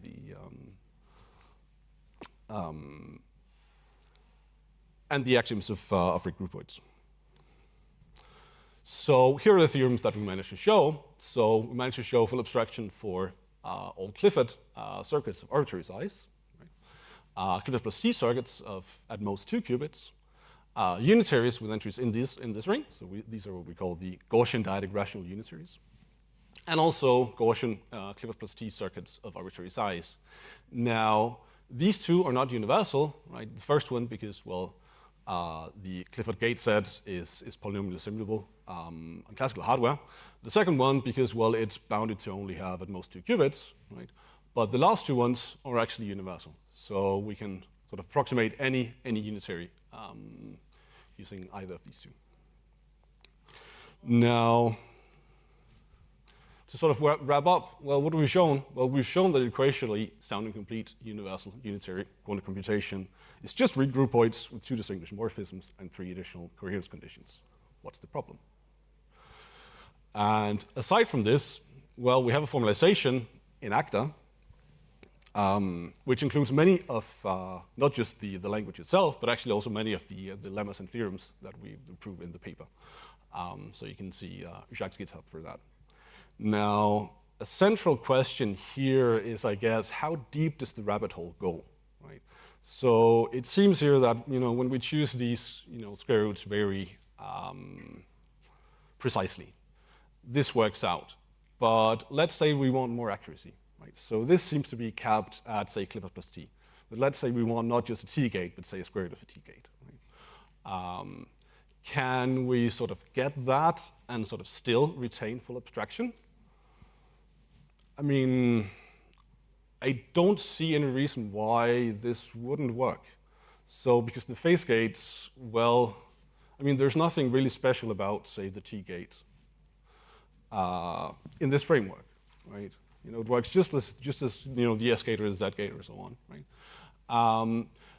But the primary roadblock to this is actually that even, for, say, Clifford plus T beyond 2 qubits, we don't actually know of any, sound and complete equational theories. So we'll need, more work on that to actually be able to say that. Though I am, willing to conjecture at this point that actually square root of pi is going to be equationally fully abstract for all Clifford plus T circuits.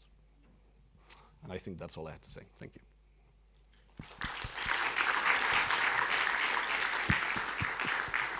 Thank you, and we're ready for questions.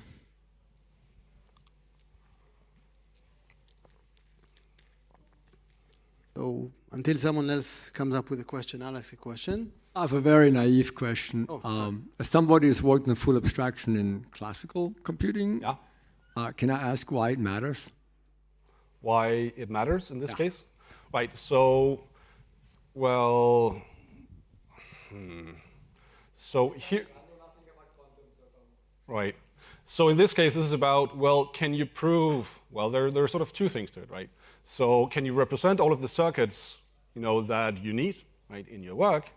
And can you actually also, prove that the kind of optimizations that you want to do on them are sound, right? And universality takes care of the first, right? Can I represent sort of all of the ones that I care about? And full abstraction, or equational soundness and completeness, takes care of the second one. Can I sort of represent all of the? But only in this little box, right? And when you add things to this box, full abstraction goes away and optimization goes away. I don't follow this. Maybe we can. So what I'm trying to get at is full abstraction gives you a syntactic handle at semantic ideas, right? And it's cool if a compiler writer has these things available. But in classical computing, which something I know. I will tell you that optimizers are not really written with full abstraction ideas. Okay. You need contextual observation equivalence as opposed to observation equivalence, and then you have the full abstraction is just gone, right? Okay. We don't use it. And so I'm wondering why quantum seems to be so heavily relying on full abstraction as opposed to classical, because you're connecting the two, and the connection doesn't quite make sense. Sorry. Right. So I don't think that I'm relying on anything in particular for quantum that I wouldn't for classical, but maybe this is a discussion that we should take afterwards.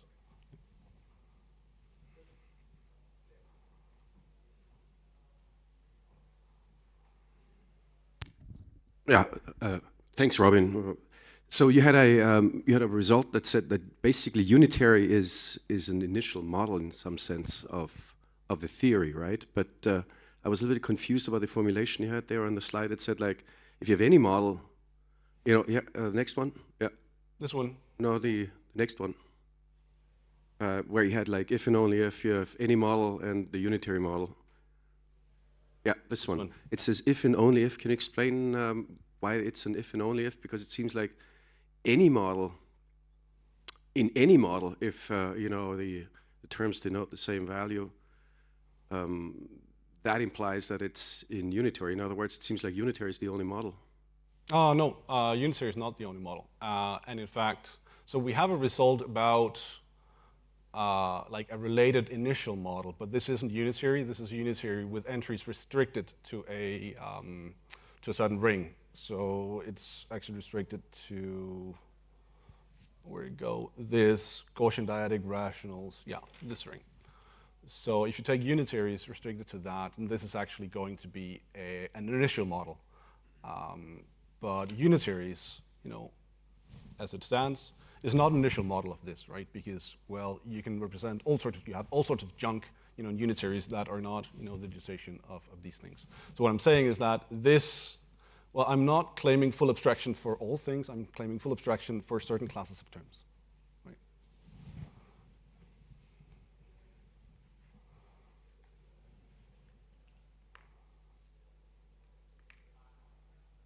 So you said we don't have a sound incomplete equational theory for Clifford plus T, but we do have a sound incomplete equational theory for a universal circuit model, I guess, with arbitrary ZNX rotations, the result by Clement and the group out of Candela. So is this the love calculus PPS stuff? I don't believe so. I can tell you the title.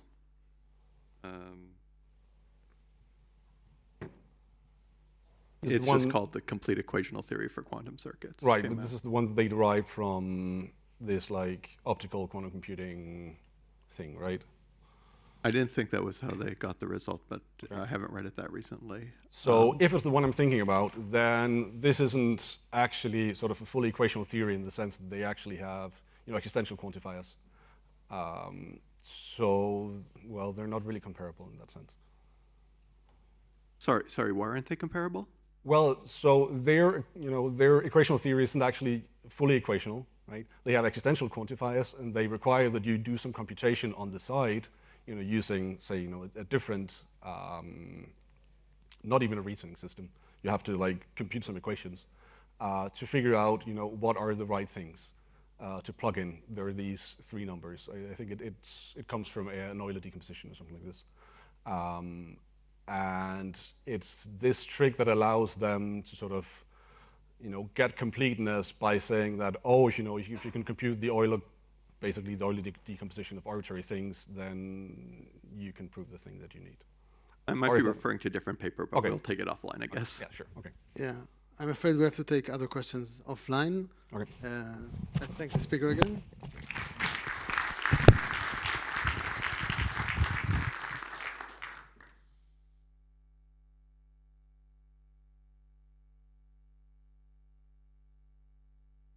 All right, so our next speaker is Giuseppe, and he will tell us about quantum bisimilarity via barbs and contexts, or curbing the power of non-deterministic observers?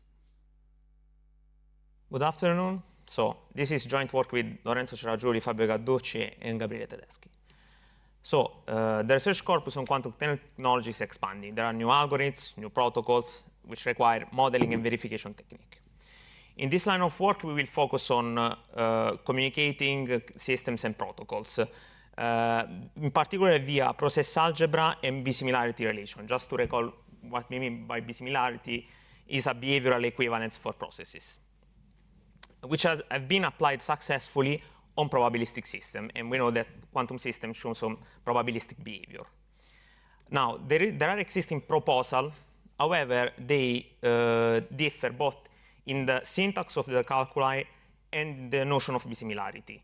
In particular, in some cases, they do not discriminate accordingly to the theory of quantum theory, well understood quantum theory. Furthermore, when issue appeared, they will be dealt mainly by ad hoc solution, and few theorems correctness principle were pointed out by these works. Now, some very brief background just for notation purposes. In this work, we will work only with the finite support probability distribution. We use the overbar to denote point distribution, and then we have this binary operator to build convex combination of distributions. Regarding instead the quantum part, we work with finite dimensional linear spaces. We will adopt the Dirac notation, so the bra is the conjugate transpose of a ket, which is a column vector, and we have the dot product, so standard Hilbert spaces. Just to recall two important properties of quantum state. A quantum state is, may be in a superposition, meaning that it's a linear combination of a given basis. And if we have a larger system, it can be entangled, meaning that it cannot be decomposed as a tensor product of its component subsystems. As simple stuff of linear algebra, there are infinitely many bases, so we will use the standard basis, which is 0 and 1, standard vectors. There is also other basis. One of them is the Hadamard or diagonal basis, where we have plus and minus. This is for qubits, two-dimensional Hilbert spaces, where the bases are superpositions of 0 and 1 with opposite phases.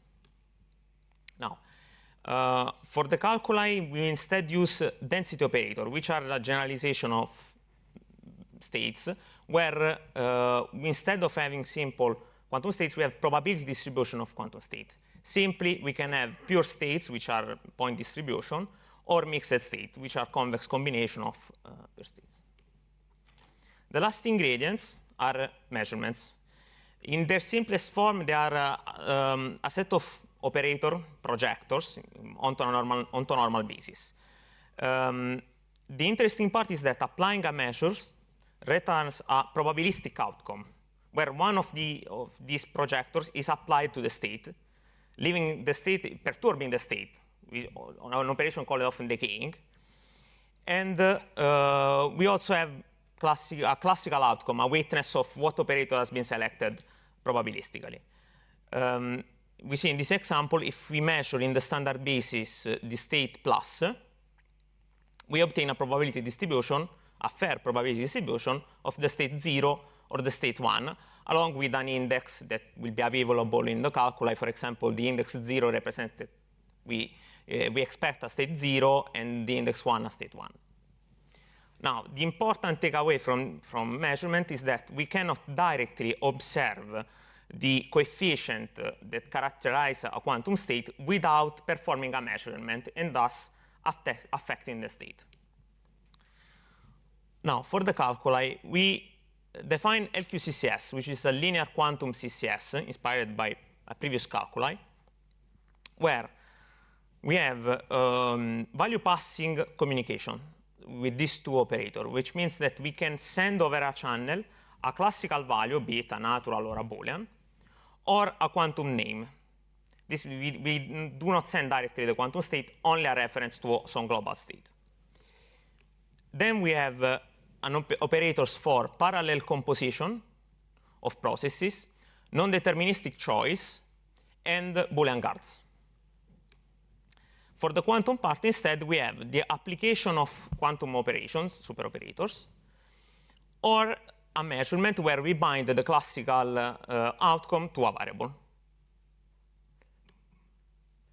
Now, for the semantic part, we evaluate processes over configuration, where the first element of the pair is the global quantum state, and the second element is a process. The quantum part is simple enough. If you have a superoperator, we just apply the superoperator to the global state. While for the measurement, when we build a probability distribution of configuration, where the probability of an element is derived from the application of measurement operator, so regular quantum theory, and we substitute the classical outcome to the binding described before. So, as shown before, if we measure in the standard basis a plus, we get a configuration, a distribution of configuration where one element is the point distribution with state 0 and the classical outcome 0 substituted inside the process, and the opposite with 1. The classical part of the semantics instead is regular reduction-based evaluation of CCS. So we have a reduction rule, we have no labels, and we have a structural congruence to deal with the reordering of operators of subprocesses in order to apply the reduction rule. And we also have a way to evaluate classical expression and Boolean guards. We obviously lift this semantic notion to distributions. Now, for the behavioral equivalence, one would expect that we will use a label notion, a label transition system to evaluate this kind of processes. However, there is no consensus on what should the label represent as observational value about the process. Instead, we choose to defer to context because the semantics of context is just the semantic of processes. So we have quantum operations which are well understood. So the two main ingredients are barbs, which are classical observational properties about a process. In particular, we only require the capability of sending something over a channel. And we can extend this notion to distribution by simply summing over all the probabilities of the elements of this distribution that show that they exhibit that barb. And we have contexts, which are just process with a hole. And when we want to evaluate a process in a context, we just fill the tool. Now, for the notion of bisimulation, to be precise, a saturated bisimulation is it's a relation that when we have two distributions, they must exhibit the same barb with the same probabilities. And after one step inside the same context, for any possible context, they still are bisimilar in a bisimulation. So they still behave the same after 1-2 many steps. Bisimilarity is just the largest notion of such bisimulations. Now, as previous works already pointed out, there are some issues with this basic notion of saturation. For example, if we take a pair of non-biased random qubit sources, one that sends 0 and 1 over some channel with fair probability, and another that sends plus and minus. According to quantum theory, they should be indistinguishable, essentially because if we take a look at their quantum state, they are represented by the same density operator. So they are indistinguishable in practice. However, our saturated bisimilarity does indeed differentiate between the two processes, as in lots of other proposed bisimilarities. Why? Well, thanks to our context-based approach, we can build the exact context that reveals the issue underlying this issue, and mainly it deals with non-determinism. So if we take a context which receives the qubit from the sources, and non-deterministically applies a measurement in either the standard or Hadamard basis, and then exhibits the result, the classical outcome, via barbs, well, we can simply notice that for each point of a distribution, we can select a different non-deterministic behavior. So, for example, for the 0 part of the distribution, we can select to measure on the standard basis. While for the one part of the distribution, we can measure on the standard basis, producing another distribution. And we can easily show that this behavior is not replicable on the other side. And essentially, since there is no other information available, this means that implicitly, the context is choosing what non-deterministic action to perform according to a quantum state that should be unknown without some measurement, which will perturb the state. Thus, our solution is to constrain the non-determinisms in context, making them feasible in practice. So we built an extended configuration, an enhanced semantics, where we annotate the arrow with an index representing the location of where non-deterministic choice happens. So, for example, if we take a parallel operator only in the context, if we perform the move on the left of the parallel operator, we annotate with an L, or on the right with an R. Thus, bisimilarity extends simply to, they still must exhibit the same barbs. However, they must move with the same index and still keep being bisimilar. This essentially translates to, along all the possible sub-elements of a distribution, they must perform the same non-deterministic choice in order to avoid leaking quantum information. We found out that this notion of bisimilarity is strictly Quotient and saturated bisimilarity. So we regained this indistinguishability result from quantum theory. And this is the example before, which is the prototypical example. In this bisimulation, they are effectively bisimilar, thanks to this characterizing theorem, where we say that if a process is deterministic, meaning that it evolves in a single distribution up to bisimilarity, then if we have the process in a distribution with different quantum states, we can simply join them together with a convex combination of the quantum states. And by double applying this theorem, we recover exactly this result. However, we must also check that we didn't restrict too much the capability of the non-deterministic choice. A reasonable metric for us is that non-deterministic choice should still be able to simulate Boolean condition. So we define a refinement relation where we can substitute an if guard, an if-then-else guard to a non-deterministic choice according to the values available in the process. And if such refinements moves, also the non-deterministic choice must move in the same way. So if we take this example, we measure some qubits, and then we send non-deterministically along some channel. This is in the process, so we do not constrain processes. Well, this can be refined with this Boolean guard, where we guard over the result of the measurement. So we have classical information about the quantum state. We know how it collapsed. Well, we can simply construct a counterexample where we force the example on the left to move, to send over the channel C, but this behavior cannot be replicated in the channel of the right. And this is why indistinguishability should only for deterministic processes, because we don't want to over-characterize process, but only context. As a summary, we have three kinds of bisimilarity proposed in the literature. The first is just probabilistic bisimilarity, well understood in classical literature, where we lose quantum indistinguishability. So there are two kinds of relations. There was some proposal called a distribution bisimilarity, which also worked on distribution and some other kinds of constraints, where they recovered indistinguishability. However, they produced a two-course of a relation, so they lose the expressivity of the non-deterministic choice, and furthermore, they are not a congruence anymore. With our result, we reached the right coarseness for the bisimulation. However, we are still not a congruence for the parallel of processes, not context. In conclusion, we explored existing issue with quantum bisimilarities. We determined that the issue lies in the unconstrained non-determinism, and we build an enhanced semantic constrained bisimilarity that lifts indistinguishability results while still keeping the non-deterministic choice expressive enough.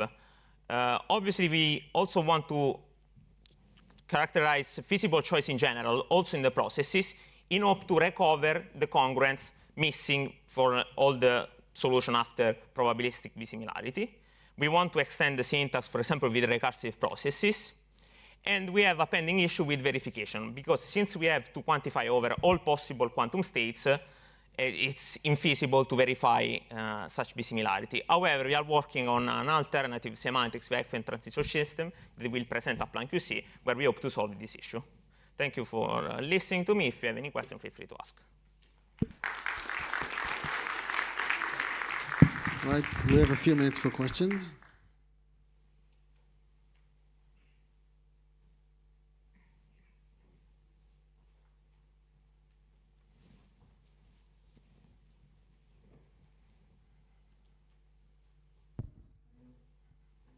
So I'm wondering how far you are from relation satisfying the three constraints. In particular, I'm quite disappointed by the fact that your relation is not a congruence, right?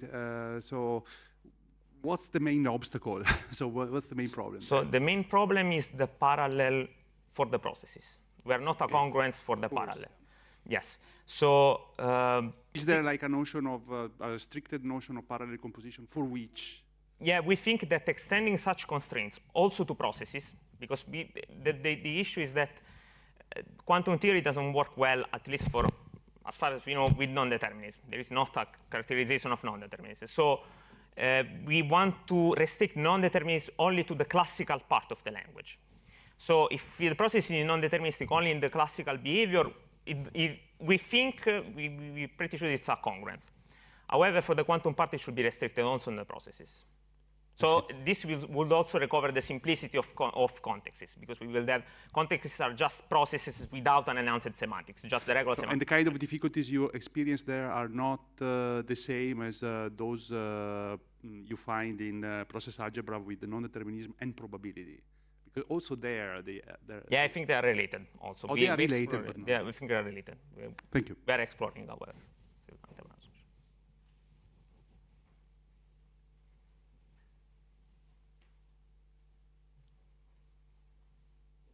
So have you modeled some quantum protocols in your process calculus, and yes, how is that experience going? Yes, we tried first with some simple characterizing processes, which just are exemplifying the feature of non-determinism stuff. We tried with teleportation, which is maybe the simplest protocol we tried, but also we tried with cryptographic protocols, like, for example, a coin flipping protocol for untrusted parties, and where we use non-determinism in part of the protocol, and we correctly point out flaws in this protocol which were not catched by previous proposals, for example. Wonderful. Thank you. More questions?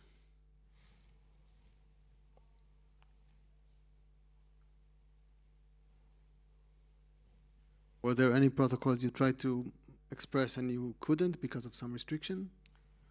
We actually didn't try, I think not many protocols. We plan to extend the syntax, for example, with recursion and other stuff. Maybe we can model more protocols. But the main point of the work was to investigate this incongruence between the previous proposals. So we recovered all the expressive power of previous proposal with some fixes. All right. We have time for one more question, if anyone has one. All right, let's thank the speaker again. Thank you. So our next talk is remote. Let's see if we can switch to the remote presenter screen. All right. So hello. Our next speaker is Yushan, and he's giving the talk remotely, but as you can see, another author is here in person.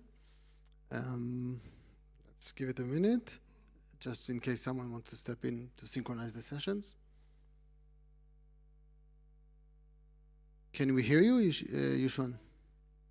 Hello, can you hear me? I can hear you. Yes, we can hear you. Sure. All right, I think you can go ahead and start. So, oh, sorry. Okay. Yushan will tell us about SimuQ, a framework for programming quantum Hamiltonian simulations with analog compilation. Go ahead. Yes, thank you. Thank you for the introduction. Hello, everyone. In this talk, I will present SimuQ, a framework for Hamiltonian-oriented quantum computing. I'm Yushan Peng from the University of Maryland, and I'm on the academic job market. So reach out to me if you are interested in my research. I cannot travel to London because of visa issues, but Professor Xiaodi Wu is there in person for the session. You can feel free to discuss the research from our group with him. Many resources about SimuQ are available online, including the GitHub code and the tutorials and the project website, accessible through all these barcodes. Let's start with the basic knowledge of quantum Hamiltonian simulation, in case some of you are not familiar with it. The evolution of a quantum system obeys Schrödinger equation, which is an ordinary differential equation. A quantum system is governed by a Hamiltonian. HT here essentially is a Hermitian matrix function changing over time. We have a minimal example here. While two qubits are in a system, initially the state is psi naught, a four-dimensional complex vector. The Hamiltonian HT here is Z1 and Z2, which is the diagonal matrix. The quantum Hamiltonian simulation problem asks for the state after an evolution time t. In general, the Hamiltonian is exponentially large with respect to the number of sites or qubits in a system. Hence, it is very hard to compute for classical computers. 40 years ago, the famous Richard Feynman proposed to emulate a quantum system with another precisely controlled quantum system to avoid the curse of exponential dimensionality. An illustrative example is the dynamics of an electronic system of an atom, which is very hard to control in physics. Researchers now choose to manufacture superconducting chips to simulate the Hamiltonian system, which describes the dynamics of the electrons. However, there is a lack for software tools to help with such computing tasks. This is where SimuQ helps with the situation. SimuQ is a framework for users to program and simulate Hamiltonian systems. SimuQ employs an analog compilation scheme to deploy the program and the simulation tasks on analog quantum devices. Now, you may have observed that this is a work that heavily leans towards quantum computing. Actually, the most frequent question we faced during the reviewing process was, what does your paper do with programming languages at all? I would like to use this opportunity to share our view on how programming languages and other domains co-develop. The main theme of programming language research is to adapt tools like formal verification to help with the control of devices in domains like quantum computing or parallel computing. In these domains, new models, applications, and user communities emerge and grow over time. The element connecting programming languages and the specific domains is abstraction, which is basically the formal model for people to think, program, and control devices, and eventually compute with the devices. Abstraction connects the applications and the underlying devices. A good abstraction should be flexible enough for various important applications and efficiently implementable on the hardware. Our role model is actually the Fortran language, whose major contributions include the capture of the high-level descriptions of floating point systems, which used as the main abstraction. The floating point system is realizable by the IBM 700 series devices with very small overhead. This abstraction is very convenient for applications from the scientific computing community to use. From Fortran's history, we can observe a bidirectional stimulus coming from a good abstraction in the co-development of programming languages and other domains. First, the abstraction and language is the development of applications on actual devices. Second, they can also motivate new solutions to broader applications. We mimic the essence of the Fortran design and choose the abstraction of Hamiltonian systems in SimuQ for quantum computing. This is very native to existing analog quantum simulators, which are essentially precisely controlled quantum systems. One very interesting fact I want to share is that SimuQ may be the first paper in the history of POPL and PLDI that actually leverages real quantum devices to tackle practical problems. Then I want to move to a more historic view. Along with the hardware development, abstractions and programming languages will change over time, and this shift is highly dependent on the evolution of the devices. For example, Fortran was designed in the 1950s when the IBM 700 series came out with hardware floating point implementation. Singular was designed in the 1960s when the UNIVAC 1100 series came out, which brings data abstraction to solve system simulation problems.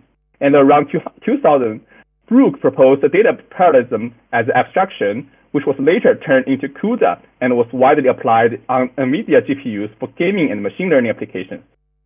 With each of these programming languages designed for the devices, there was prosperous research around practical solutions to important application problems.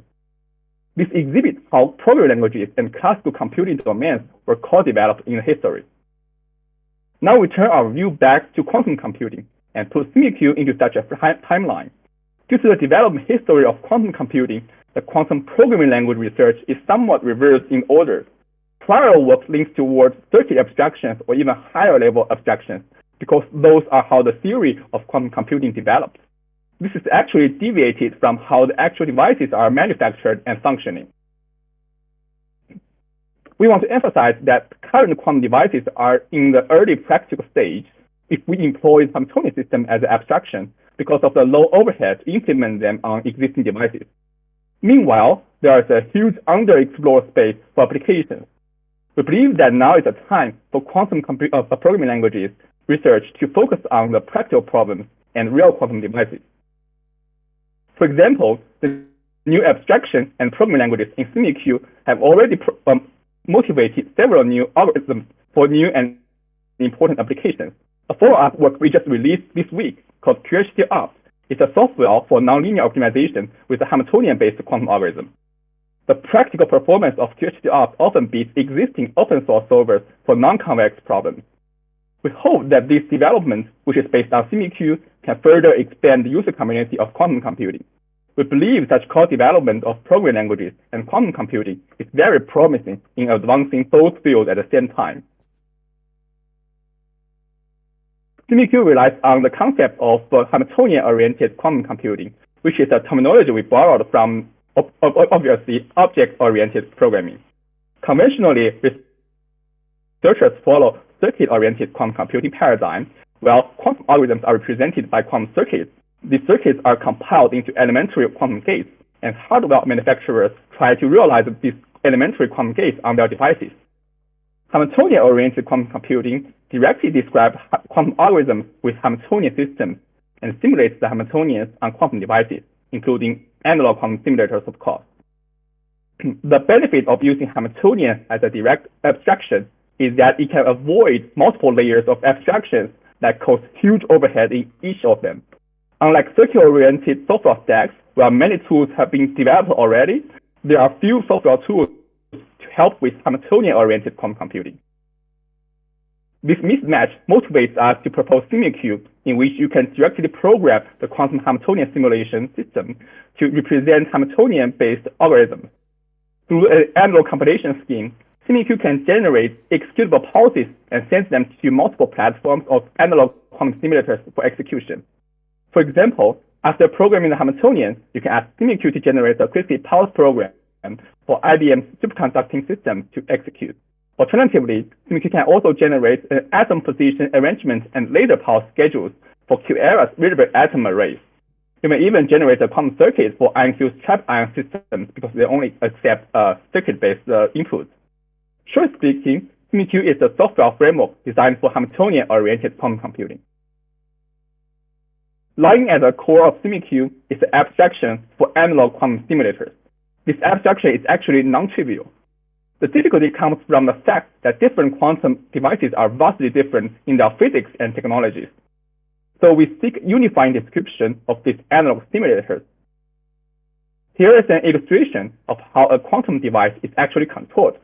Experimental physicists send classical pulse signals in the form of microwaves or lasers, which interacts with the quantum system and generates an effect described by a Hamiltonian.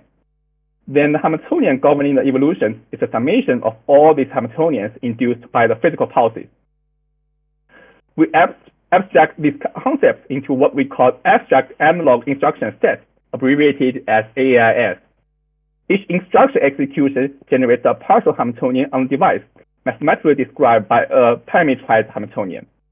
Then an instruction schedule shows which instructions are executed at each time.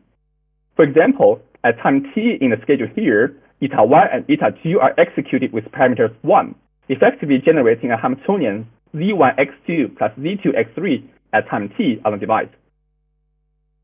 The abstraction of AIS leads us to the language design and compiler implementation in the SimuQ.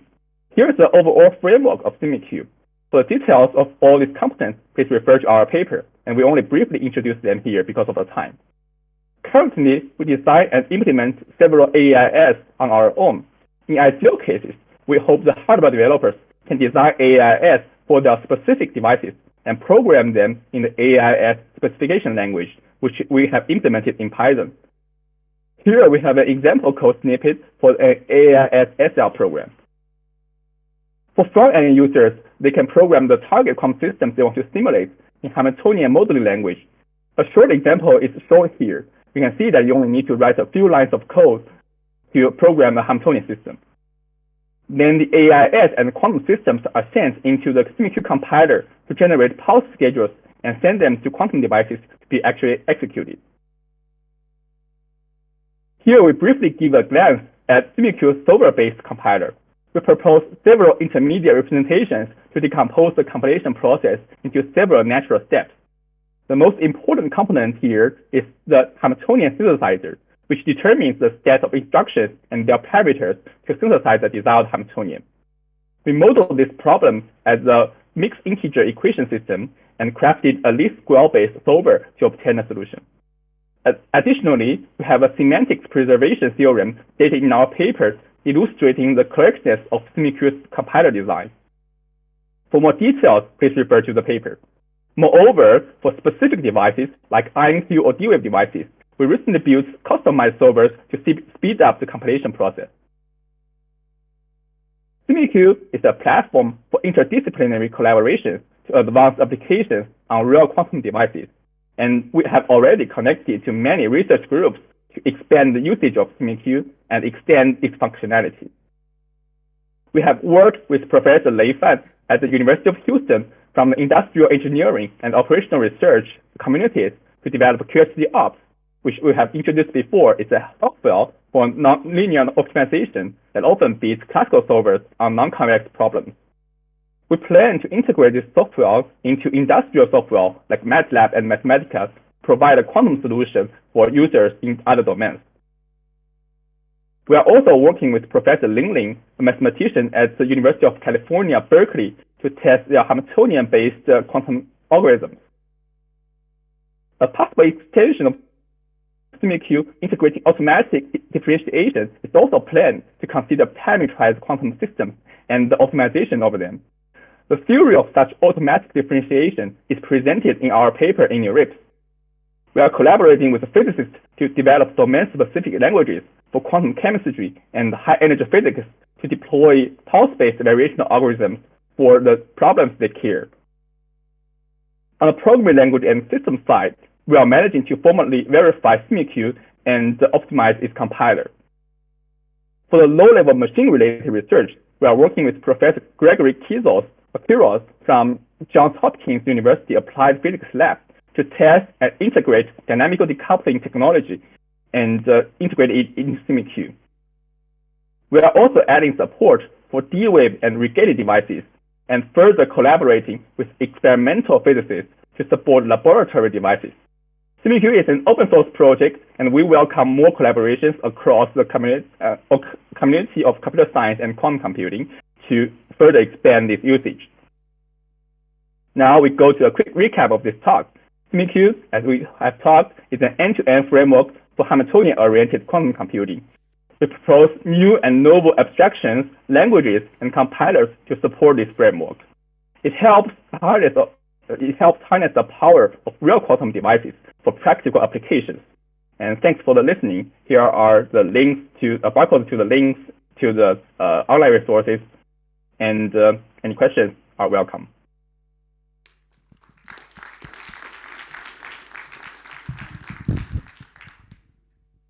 We have a few minutes for questions. Hey, nice talk. I come from a trapped ion compilation job, so I'm targeted from that direction. But do you think it's worth investing in these kind of pulse level compilation techniques if like the longer goal is to get to fault tolerant kind of devices that are like getting gate level programs? Well, as we have shown in the timeline, let me turn the slides back.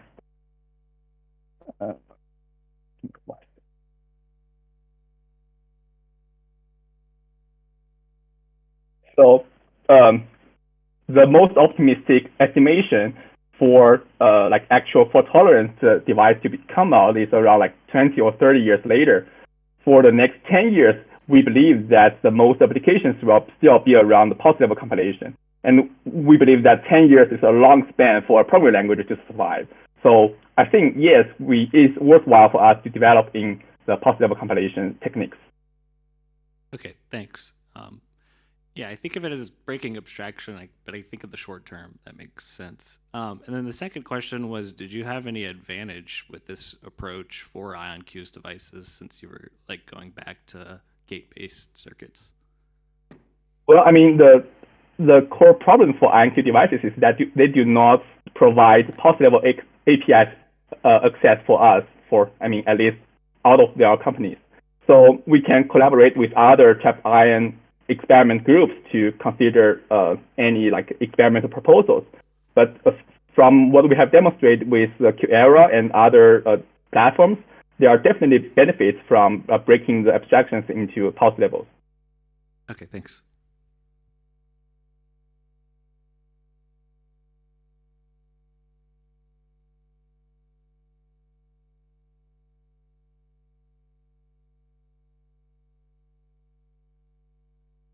So this is similar to the question before, but I noticed you're targeting a very broad range of different, fundamentally different architectures, and you're also, targeting them at very different levels of abstraction. As in IonQ, you're using gates, and in others, you're using very low-level pulses. Would you say that there is an architecture and a level of abstraction among current devices that is most amenable to running programs in SimuQ? And could you say a little bit about how they compare? Well, the overall abstraction we use is for the AIS, which is the description at the Hamiltonian level. Actually, for trapped ion devices, we can also do this. But the drawback, of course, as I mentioned, is that IonQ did not provide APIs for like the Hamiltonian level descriptions and controls.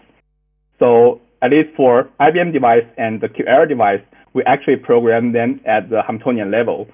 And the implementation actually involves quantum technologies that use how to use a pulse to construct Hamiltonians.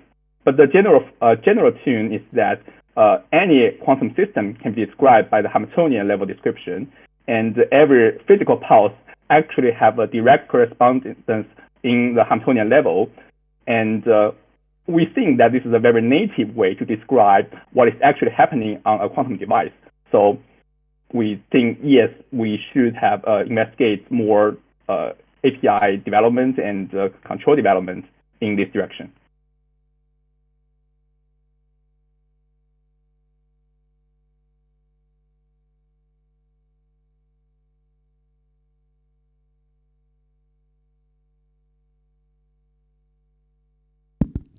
Thank you for great talk.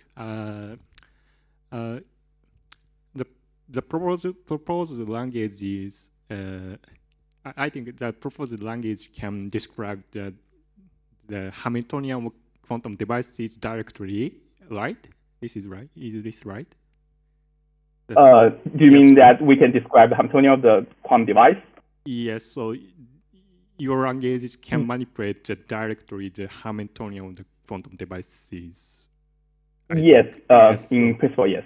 Yeah, so I'm curious about this. We write some quantum simulation programs in this program manually, or we can use other more high-level quantum programs, and then we transpose them into these your languages. Yes, of course. Okay.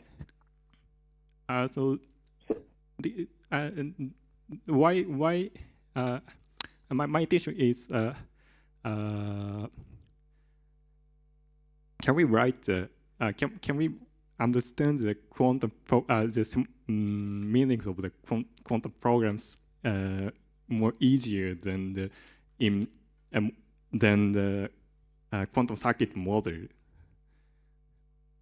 Well, it's quite possible. I mean, at least it's very native to what is happening on the actual devices. Mm-hmm. And as you have said before, we have an example showing that we can develop a higher level languages and compile it to SimuQ and use SimuQ to compile it to actual devices.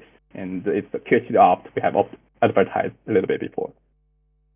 Okay. Right. Sorry, I think we have to take the rest of the discussion offline.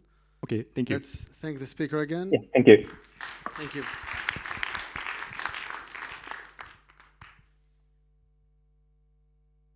All right, so our last talk in this session, our speaker is Takeshi, and he will tell us about an enriched presheaf model of quantum FPC.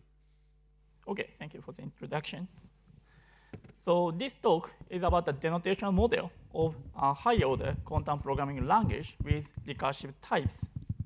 And the novelty of our approach is the introduction of the notion of modules over superoperators. What is remarkable is that our model is fully abstract with respect to the calculus quantum FPC. That is an extension of the quantum lambda calculus with arbitrary recursive types. However, I'd like to note that this was not a primary goal of our research project, and this is actually a byproduct. Okay. So this is the outline of my talk. I'd like to first briefly explain the necessary background, quantum background, and describe our challenge, the primary goal. And then I'd like to explain why the notion of enriched presheaf or equivalently modules over superoperators are relevant to this context. And the aim of this talk is to convince you that the notion of enriched presheaf is relevant to this context. And the necessary technical development should be referred to that paper. Yeah. So let's move on to the first part. So assume let S be a finite state quantum system, so n-state quantum system. Then its pure state is described as just a complex vector of dimension n, whose length is 1. And it is also convenient to introduce the notion of mixed state that is a probabilistic mixture of pure states. Formally, let us first define introduce a symbol P sub n that is a subset of n times n matrices consisting of positive, semi-definite, and Hermitian matrices. This kind of matrices has a very nice representation as a mixture of pure states with probability pi, like this. Okay. And this is not a probabilistic mixture in a proper sense, because the sum of pi is not necessarily 1 in this formulation. And a mixed state is defined as a matrix in this subspace P sub n, whose trace is 1. That means its probability is 1. Okay? In this setting, the dynamics is described as a superoperator, which is just a linear function from n times m matrices to m times m matrices with additional conditions. The first condition says that this function must preserve positive semi-definite Hermitian matrices. And the second condition requires that the trace must be preserved by this function. In other words, the function must preserve the property of being subprobabilistic. Okay. So let Qmn be the set of all superoperators. And superoperators are very useful and used in many places. And what is remarkable in this context is that it provides a fully abstract model of quantum wide language, as shown by Silinger in 2004. And this remarkable result has been subsequently extended to deal with richer programming language features. For example, CPM model can deal with linear functions. And CPMS bar plus can deal with linear functions and linear exponential comonad. So this model has a data type that can be copyable. The passage from Q to these models is done by ignoring the probabilistic feature of the quantum programming language. Roughly speaking, CPM is obtained from Q by removing an important constraint on morphism in Q. That is the preservation of the trace. Then, intuitively, this model has a state, something like probability 2 or 3 or more. In this sense, the probabilistic nature is ignored in this model. Another issue on this model is that the interpretation of the function type is identical to the interpretation of the tensor type. And this is unnatural because, of course, function type is not isomorphic to the tensor type in the programming language. What this means is that these two types have the same underlying set, but has different meaning.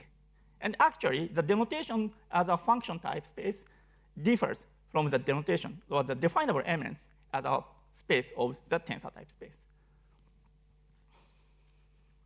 And this kind of issues has already been addressed by Selinger before the proposal of CPM, actually. He extends the model Q by adding spaces with norms other than the trace norm. And what we expect is that the difference between the function space and the tensor space can be seen as a difference of norms, although they share the same underlying space, but they have different norms. Okay? And another relevant proposal is given by Girard in 2004. He sketches how to construct a probabilistic coherent spaces. I think these proposals are very natural and looks promising. However, there are fundamental problems in the treatment of entangled state. So let me briefly explain what is entanglement, which is a very important notion in quantum information theory. It is a state on the composed quantum system, S tensor T. Given state x of S and y of T, x tensor y gives a state of the composed system, S tensor T. But what is interesting here is that the state of S tensor T cannot be exhausted by this way. This means that the state of this form, or even the mixture, probabilistic mixture of these states, is a proper subset of the set of states of the tensor system. Okay? And states in this gap is called a state, entangled state.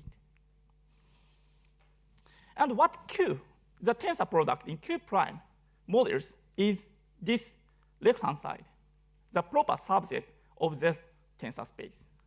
So this is why Q prime fails to appropriately handle entanglement. Okay. And the primary goal of our project is to fix this problem by using the notion of enriched presheaf. And our development is motivated by informally very understood connection between linear algebra and models of linear logic. Many models of linear logic are like linear algebra in the sense that object has bases and morphisms are matrices. And here is a list of models of that with this property. And this connection has been studied only intuitive level until very recently. But in 2002, we proposed a unified framework that captures these models as a model, in some sense, linear algebraic models. In our understanding, the difference of these models is just the difference of the scalar, okay? Scalar semiring or scalar field or something like that. Okay? So let me explain the situation using the simplest model of linear logic. That is a relational model. it is based on the category of sets and relations. So whose objects are sets and whose morphisms are relations composed as relations. The basic observation here is that a relation is a matrix whose AB entry is 1 if and only if A and B are related by the relation. And AB entry is 0 if they are not related. What is important here is that the standard relational composition coincides with the matrix composition, where sum is replaced with disjunction and product is replaced with conjunction. Okay. So this observation gives us this situation. So model, relational model, which is actually a model of non-deterministic programming languages, is a linear algebra over the Boolean semiring. Okay. So let me extend this table by adding probabilistic and quantum fields. A model of quantum programming language, there is a famous model in linear logic named probabilistic coherent space. And in our understanding, this is a linear algebra over the unit interval, the real numbers between 0 and 1. But there is a subtlety in the definition of operations. There is no problem in defining the multiplication in this region because the unit interval is closed under the multiplication. However, there is a problem in the definition of the summation because the unit interval is not closed under the standard summation of real numbers. For example, 1 plus 1 exceeds 1. Okay. And our approach to overcome the difficulty is to allow the summation to be partially defined. That means the summation may be undefined for some element. And our previous work formalizes this idea by introducing module theory in which sum may be only partially defined. So the main tool is sigma monoid. That is an additive algebra with partially defined countable sum. Then the corresponding notion of semiring is given by adding the totally defined binary product, and the corresponding notion of module is obtained by, so module has a partially defined sum and totally defined action. Okay? Then, by slightly extending the notion of semiring to sigma semiring, this is a generalization, one can capture the situation of probabilistic setting.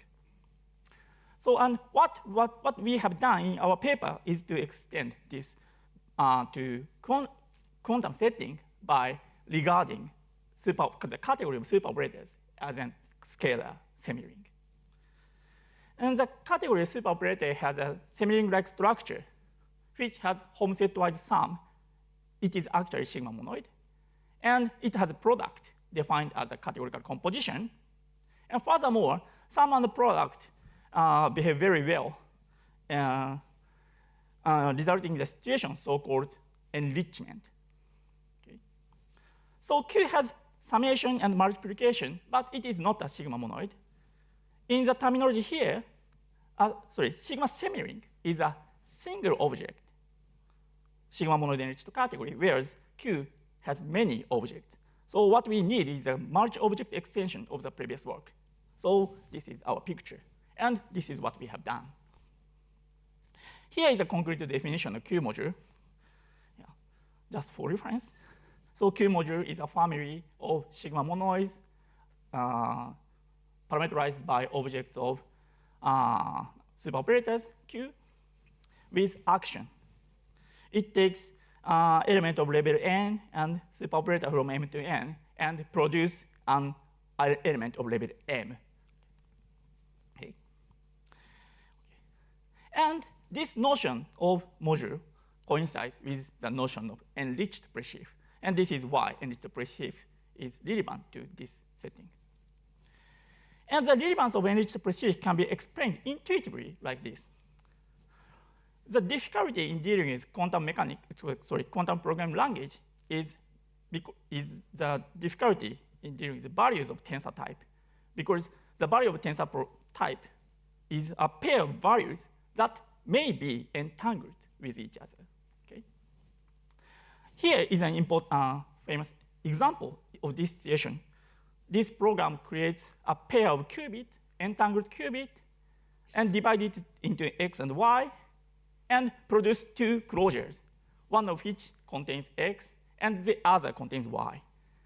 Then the result of the evaluation of this program is a pair of entangled closures. And the subscript n of Q-module model indicates the type of the quantum state involved in a closure. So intuitively, this must live in the second level because it has single qubit type in the capturing the closure. Okay. And this is the main result of our paper. Our model can interpret arbitrary recursive type because of the omega CPO enrichment structure of Q. And we can obtain a full abstraction result by slightly modifying the corresponding argument applied to probabilistic coherent space model. Finally, I'd like to briefly mention the relationship between Q prime and our model. So there is a fully faithful strong monoidal embedding from Q prime to our model. And interestingly, the image of Q prime are generated by the level 0 component, meaning that Q prime has only closures without capturing any quantum state. And this is why Q prime fails to correctly capture entanglement. Thank you. Thank you. All right, we have a few minutes for questions before the break.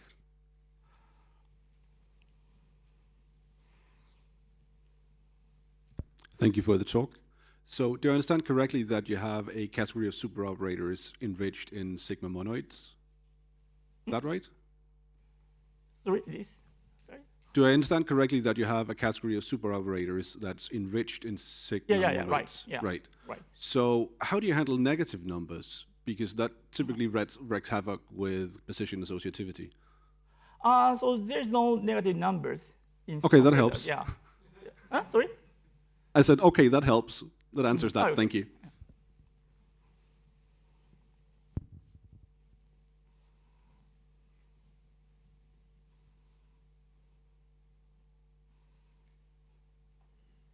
So I have a little superficial question. If you go back to your table of the non-deterministic, probabilistic, and quantum, This one? yes, so non-deterministic just bits, that makes a lot of sense. Probabilistic, continuous numbers between 0 and 1, that makes a lot of sense. I would have guessed that in quantum it would be complex numbers, but instead it's this other object that you have. So maybe you can explain this a little bit. Okay.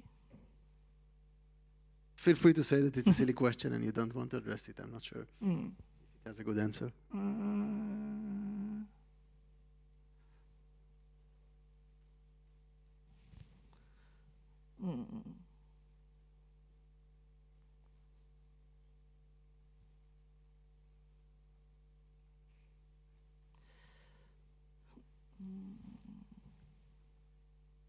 Okay, so it's not easy to answer your question, but in my understanding, so of course, complex number is closely related to quantum system, but the superoperator is closer, I think. So complex number, single complex number is usually not represent any quantum process, whereas this quantum superoperator describes a quantum process. And what is more important is this picture. So what is important here is that Q is a model of first order programming language. And what we should choose is so the scalar should be a first model of first order language. And our construction freely add this model to function type, linear exponential common node, and recursive types, and so on. So Q is better choice here. Thank you. Are there any more questions? Oh, we have another question. So there's been other work done on quantum inductive types using von Neumann algebras. So how does this relate to that? Yeah, I know that work, but I'm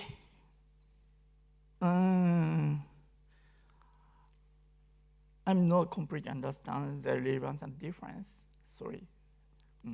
I read that work. I think we have time for one last question.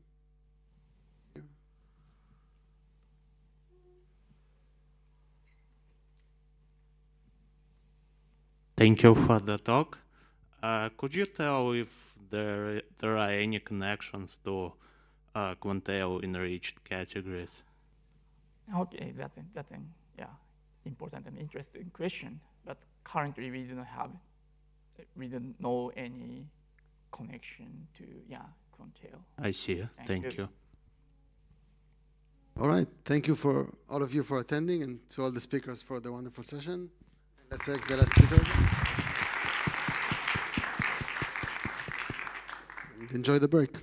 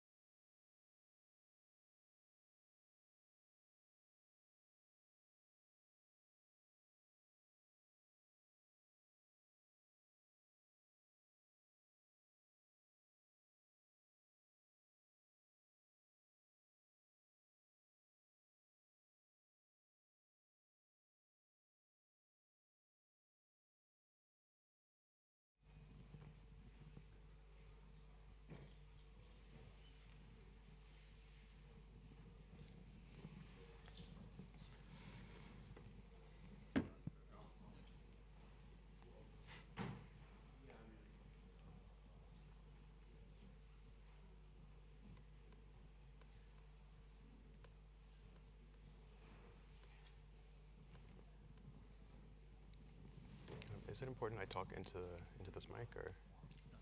That's just for backup. I see.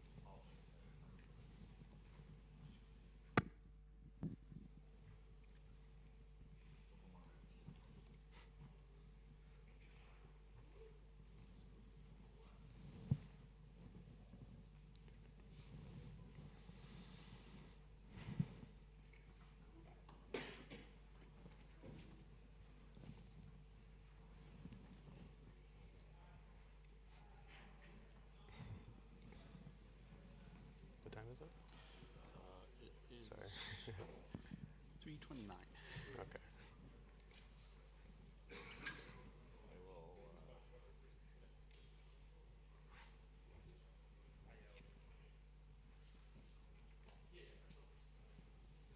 We'll start in a minute.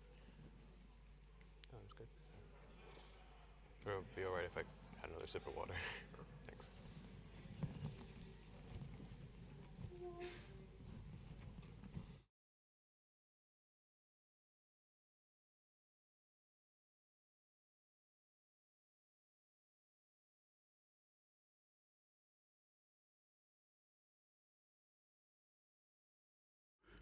Welcome to the session on parallelism. We have 4 very interesting papers, and we're going to start with, make sure I get the title correct, Pipelines and Beyond, Graph Types for ADTs with Futures, and Francis Rinaldi will give the presentation. Thank you, John. Hope everyone's doing well. I'm going to be presenting our new work on graph types.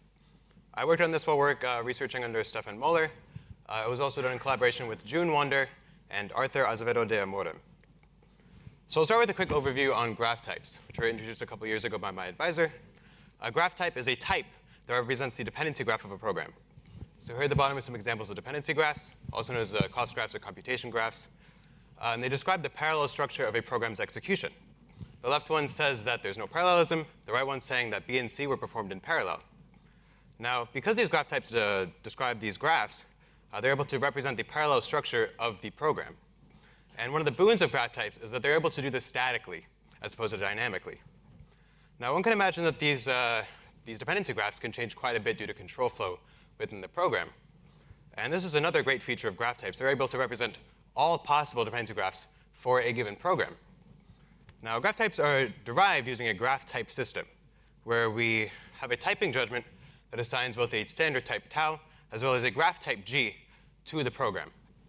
And one of the key properties of a graph type system is that it is sound, which we define as meaning that if we assign a graph type to a program, and the program evaluates in a way that corresponds to a dependency graph little g, then the dependency graph is going to be in the set of graphs represented by that graph type. Now, graph types are useful for static analysis. We believe that they can be looked at by a machine to do things such as detection of parallel bugs or improvements when scheduling. But one of the main motivating things we've been providing is a tool for visualizing these graph types. So the idea here is that a programmer, while programming, can look at the graph type of their program and analyze and assess the parallelism of the program. Now that I've explained how graph types are awesome, let me talk about an example here where we implement graph types. We have a program, it executes A, and then it creates a future. What a future does, for those who don't know, it spawns a thread that will execute whatever code is passed into it. Back on the main thread, we execute C while the future is executing B, and then we touch the thread to sync the future with the main thread. And here's the dependency graph of this program. The black arrows represent the main thread, the red arrow is the future, and the blue arrow is syncing the future. Now, here in the box is the graph type of this program. This circle plus here indicates sequential composition. And what this graph type is saying is that the program will do A, and then this part in red, and then C, and then finally this part in blue. Now, you might be able to tell from the colors, the part in red is indicating that a future is being spawned. That's what's indicated by the downwards left arrow, syntactically. To the left of the arrow, this B is saying that the future executes B. And then to the right of the arrow, this graph type, to the right of this arrow is what we call a vertex. And this vertex is very special. It is a unique reference that is uniquely associated with that specific feature. And we have this for use within the graph type. Now, intuitively, this vertex is going to be the name of the last node that is represented by the feature in the dependency graph. And I've updated the dependency graph to show that here. Now, back in the blue here, this downwards right arrow indicates that a feature is being touched. And the vertex to the left indicates which feature is being touched. Because the U in the red and the U in the blue are the same, they're the same vertex, the graph type knows that the feature being touched in blue is the same as the feature being spawned in red. Now, when assigning these vertices, when we spawn a feature, the graph type will just give it a new vertex. But how does the graph type know which vertex to give it when we touch a feature? It looks at the type of the feature to do that. So here we have roughly our typing rule for a feature. When we construct a feature, we assign it a fresh vertex u, and then store that vertex in the type of the feature.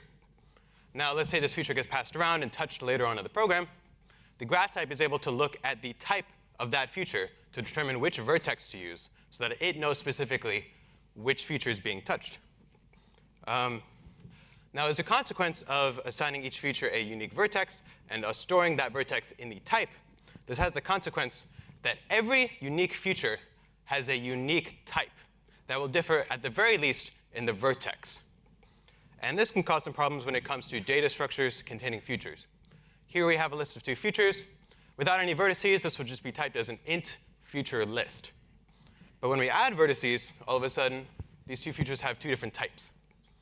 Now, this is a problem because we can no longer type this list in a type system that only supports homogeneous data structures, such as the previous graph type system. Now, I provide a motivating example here of a parallel algorithm introduced by Blalock and Reed-Miller in 1997. And this is an algorithm that uses a data structure containing features, so it cannot be used in conjunction with graph types. At the top here, we have a type definition for a pipeline data structure. A pipeline will either be empty or will have an element followed by a feature that constructs the rest of the pipeline. And a data structure of this type is useful because early elements of the pipeline can be used while later elements of the pipeline are still being constructed. We also have a produce function, which will produce an integer pipeline of length n. We have a consume function, which will consume an integer pipeline of length n. Sorry, not of length n, just of any length. It will sum up its elements. At the top level, we produce a pipeline of length n, and then we consume it. Now, again, the problem here, we have an algorithm that uses a data structure containing features. And as a result, we're not able to type it, and we're not able to graph type check it. So yeah, this is where our new work with vertex structures comes in. A vertex structure solves this problem. A vertex structure is also vertex structure is a code data structure of vertices. And it is used by the type system to map vertices onto elements of a data structure containing features. And it accomplishes this by having the vertex structure representing the data structure structurally mimicking that data structure. As an example here, we have a list of 2 features on the bottom. Right above it, we have its corresponding vertex structure, where we map the nth vertex of the vertex structure to the nth feature in the list of features. And I'll touch in a moment as to why this list is infinite, the list of vertices. Contributions, we introduced lambda-gmu, which is a new parallel calculus that introduces the second iteration of our graph type system. It is notable because it uses vertex structures to solve the aforementioned problem. We have a soundness result for lambda-gmu. And we have a prototype implementation of vertex structure inference. What do I mean by this? We're going to be adding vertex structures to the code itself. And our general philosophy is that we do not want the programmers to have to worry about adding these vertex structures.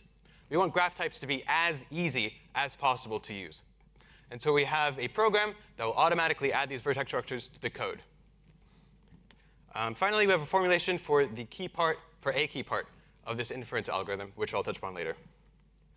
And I'll talk about vertex structure types first, because frankly, they're more interesting than the vertex structures themselves. Vertex structure type curly u can either be a type of a vertex, which is the black diamond, or it can be a product type or a co-recursive type. Now, why do we have these type constructors? It's because they allow us to describe the type of any infinite tree of vertices. And that's important because that means that every data structure can be represented by a vertex structure that is well typed. I'll give examples of this correspondence between a data structure and the type of the vertex structure that should represent it. As we know, a feature is going to be represented by a single vertex. So the type of that vertex structure representing it is going to be the type of a vertex. For a pair of features, we're going to need a pair of vertices to do that. If we have a list of futures, we have a stream of vertices. Now, the reason we have an infinite amount of vertices here is because prior to runtime, remember, this is all being done statically. So prior to runtime, we don't know how long this list is going to be. But if we have an infinite amount of vertices, we'll definitely have enough vertices to represent that list. Finally, I'll talk about the syntax of the vertex structures themselves, capital U. So prior to this, I've been using the little u to represent the vertex. From here on out, it's going to represent a vertex structure variable. And these vertex structures can also be pairs or projections. Now, I'll be going through the motivating example from earlier, adding vertex structures to the code piece by piece, to show two things.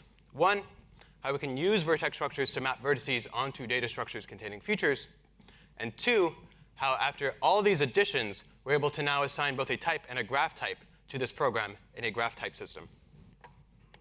So first step is going to be the type of the pipeline data structure itself.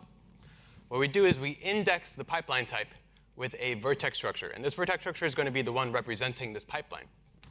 Now, why do we choose vertex stream? It's because the pipeline type has one future per recursive layer.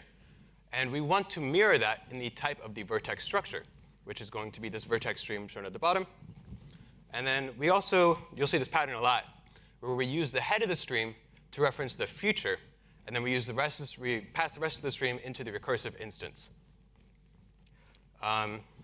Next step we're going to be adding is the produce function.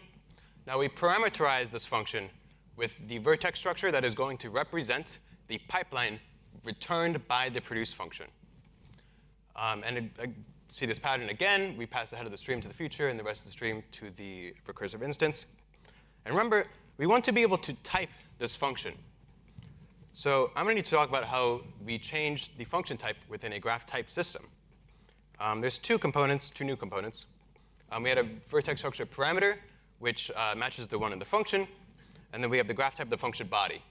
Now, when we declare a function, we don't actually execute it. So the graph type of a function declaration is just going to be nothing. But we still want to be able to capture and keep track of the graph type of the function body. So we annotate that in the type. And with that, before we delve into the graph type stuff, I'm going to give it the partial type of the produce function here. So we can see again that we have the parameter in the type matches the one in the code. And then recall that we're using this vertex structure to represent the pipeline that is returned by this function. So we index the inputted vertex structure into the pipeline type that is returned. Now I'm going to describe the body of the graph type. To do that, we're going to need to talk about the syntax of these graph types. So this black dot indicates arbitrary sequential execution. Now, remember, these graph types are meant to represent the parallel structure of the program. So if we have just a bunch of sequential code, we can just abstract that away into this black dot. We also have, what we saw from earlier, the sequential composition. We have a disjunction operator to indicate that the graph type is either this one or that one. And we have a recursive graph type. Now, these are the future spawn and future touch that we saw earlier. Instead of using vertices, we now have vertex structures. But this is just a syntactic difference. We enforce within the type system that these vertex structures will be vertices. Finally, we have a graph type function, which will take in a vertex structure. And this function is useful in the context of a recursive binding, where we can pass different layers of the vertex structure into different recursive layers of the graph type. And we can see this in action here, where we are able to give now the graph type of the function body. This graph type is saying that the function will take in a vertex structure parameter of type bstream, and then it will either do this black dot, which indicates, corresponds to the fnil branch of the program, or it will spawn a feature using the head of the stream again, and then inside that feature, we have a recursive instance that uses the rest of the stream. With that, we've seen this all before. This is just the type and the graph type of produce in one slide. So next up, we're going to be adding vertex structures to the consume function. This is going to be very, very, very similar to the produce function. So the only thing of note is that the parameter is going to be used to represent the inputted pipeline instead of the outputted pipeline. So I'll just get back this slide. Just trust me, it's all good. Finally, we're going to be adding vertex structures to the top level of the program. So I've been talking about how to construct these vertex structures. That is done using this new expression, which will construct a vertex structure of the given type. and then bind it to the variable here. So here, we create a vertex structure of type vStream, bind it to the variable. The reason we do this is to create a vertex structure that represents the pipeline returned by produce, and therefore it's also going to represent the pipeline that is given to consume. So we pass that vertex structure to both functions. Finally, with that, we're able to assign both a type and a graph type to this program. And the type isn't very interesting, but the graph type tells a different story. So here, the graph type saying the program will create a vertex structure of type vStream, then do produce, then do consume, and we pass that vertex structure to both of these functions. And that allows the graph type to know that the nth feature being touched in consume is the nth feature being spawned in produce. Now, I haven't talked at all about how to add these vertex structures to the code, because that's outside the scope of the presentation. But we do have an implementation that does just that for a subset of OCaml extended with features. And not only that, but this will also type check and graph type check this program. And it also comes with a visualization, as I said from earlier, which will visualize the graph type that you get from this implementation. So this is the visualization for this example. I'm not going to go over it for time. But yeah, takeaways for this presentation. We were previously unable to graph type check algorithms that contain data structures with the features. We introduced vertex structures to solve this problem by having the type system map vertices onto the data structures. And this allows graph types to be more expressive and more applicable. More in the paper, probably the most challenging thing I haven't talked about is that we need to treat vertices affinely when it comes to spawning features, because it would be a problem if a vertex was used to reference more than one feature. We also have a soundness result. Most interesting thing here is that we need to describe what it means for a graph type to represent a graph. And as I said, we have a formulation for a key part of the inference algorithm. The important part of here is that we're able to now prove that every data structure can be represented by a corresponding vertex structure. And with that, I'd happy to take any questions.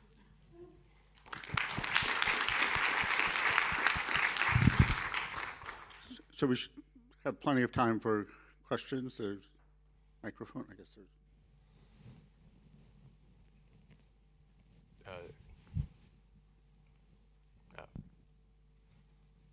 So if you go back to the work by Belloc back in the 90s, it's very easy to assign the type if you're, to this program with futures. Just a little bit, yeah. So what exactly are you going to do then with the graph types, which are, very complicated on top of that?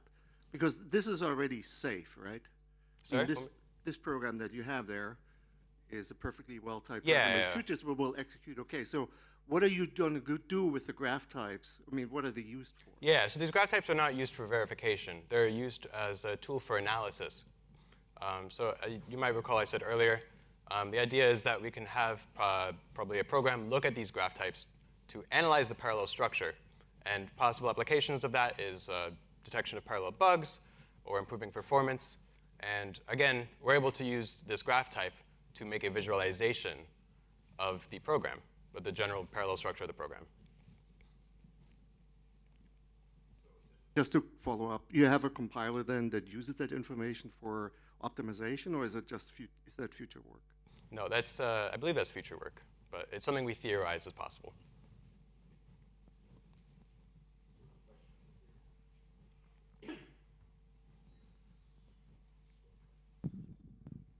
Thank you, very interesting. I have got a question about when the future, I think you use the term joins, and it seems to me that the future joins, when it joins is determined by the lexical scope. There are approaches or variations where you have got a handle and the future joins when you read the future. And then it seems to me, I don't see how you would be, whether you are able to handle it and whether you can extend your system to handle this pattern of the future joining dynamically because you are reading from it.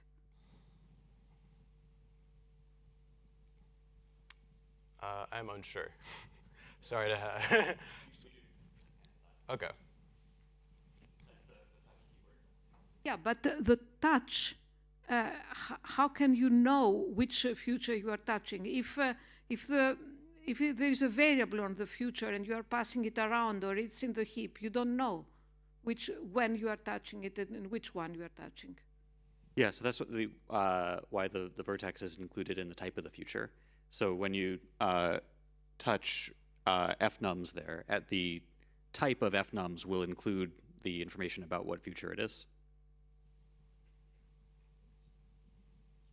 Okay, so I think we have time for one question from Discord, and you should. So, question: how would you represent the vertex structure of a function type A arrow future B? Well, I guess a function type is not a data structure, so I don't believe it would have a corresponding vertex structure. Okay, so let me ask a different question from Discord. So how do you ensure the vertex names are in a vertex structure are distinct, or is distinctness not required? Yeah, so what do we do? When we create a new vertex structure, we say that all the names in that vertex structure are fresh, and we don't actually evaluate this program with the vertex structures, but in evaluating it in the paper, what we do is we basically say, we lazily generate these vertices, and we're able to just keep track of names we previously used. Thank you.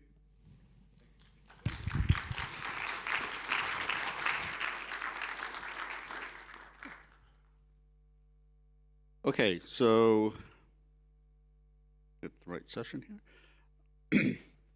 Okay, so second talk in the session is called Disentanglement with Futures, State, and Interaction, and Stefan Mueller will give the talk.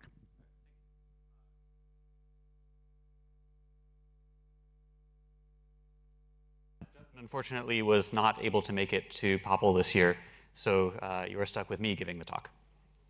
So before I get into the main bulk of it, what is disentanglement and why do we care?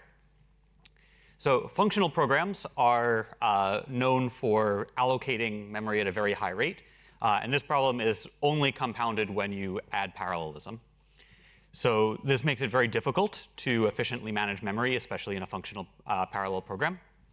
So disentanglement comes to the rescue there. It's been shown over the course of a number of papers at various conferences that disentanglement allows us to efficiently manage memory in parallel programs. And in one sentence, disentanglement is the property that concurrent threads are oblivious to each other's allocations. So for example, if this tree on the left is our tree of spawning of threads, these two threads are in a parent-child relationship, so the thread on the bottom can see its parent's allocations, but these two threads are concurrent, so they cannot see each other's allocations if the program is disentangled. So it's been shown that disentanglement, this property, holds for all purely functional programs, and also for programs with limited determinacy races. And I will say a bit later what I mean exactly by determinacy races.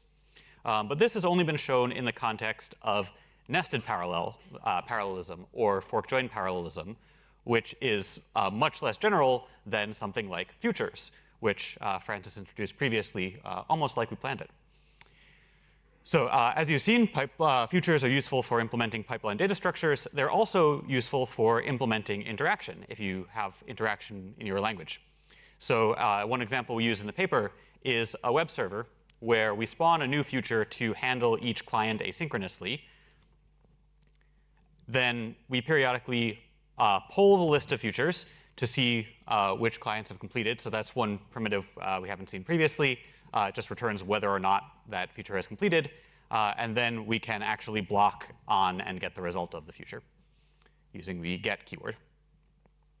So this paper extends all of that theory for disentanglement to a language with futures.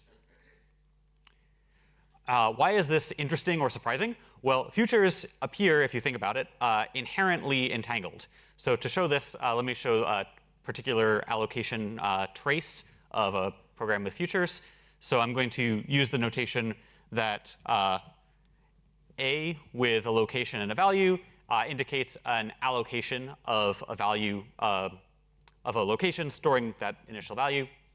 F with a location and a value indicates touching a future whose cell is stored at that location, getting back the value V in response.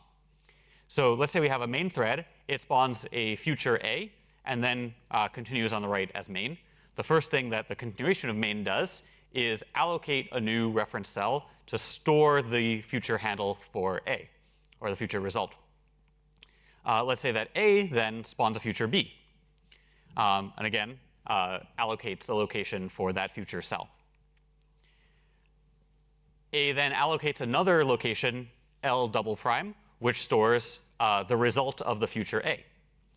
And so this is what it returns back when main syncs on that future A. So main now has access to the location L double prime because it was returned by A, but these two threads look to be concurrent.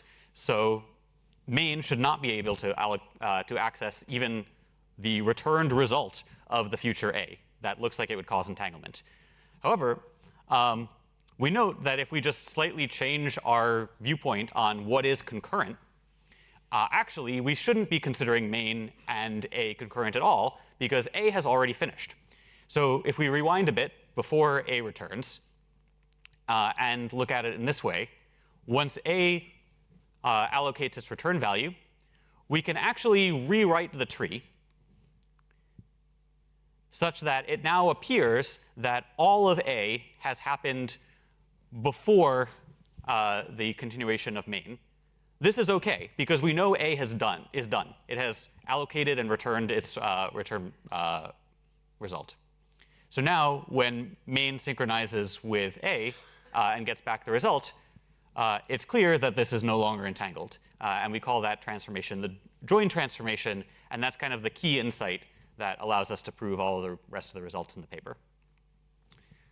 So what do we prove in the paper? We show that pure functional programs with futures are entangled, now not just fork join parallelism.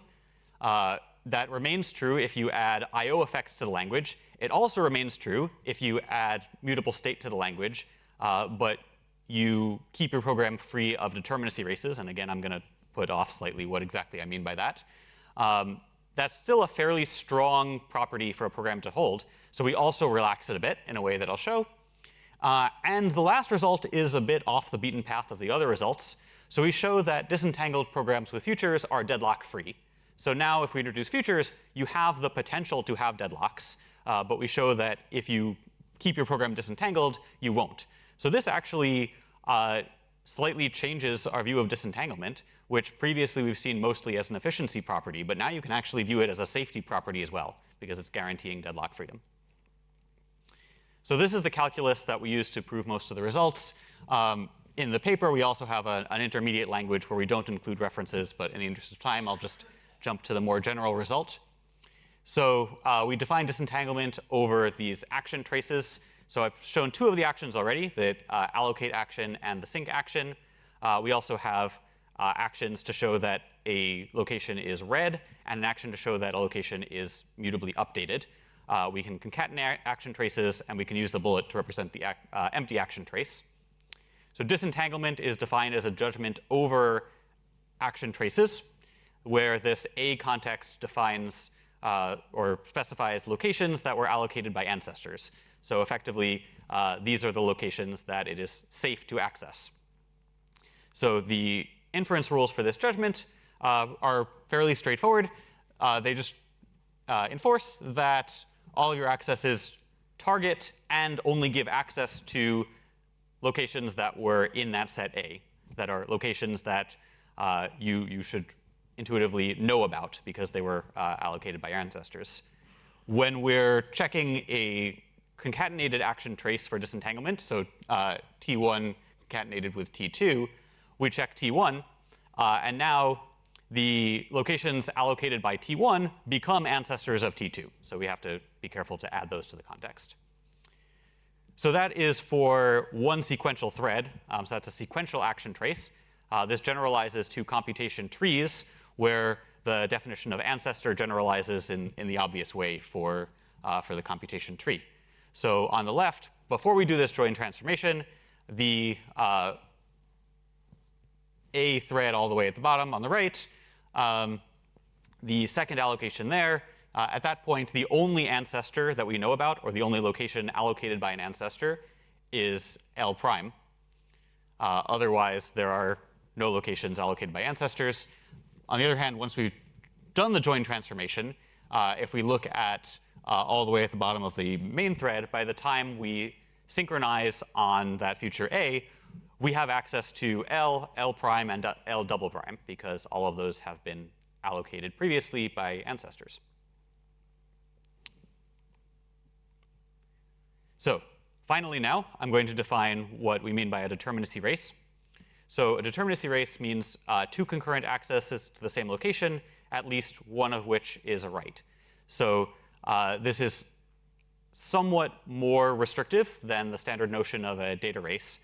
So here it matters, for example, not just that the result changes, which it might, but also just that there were even just two locations, two writes to the same location in parallel or concurrently.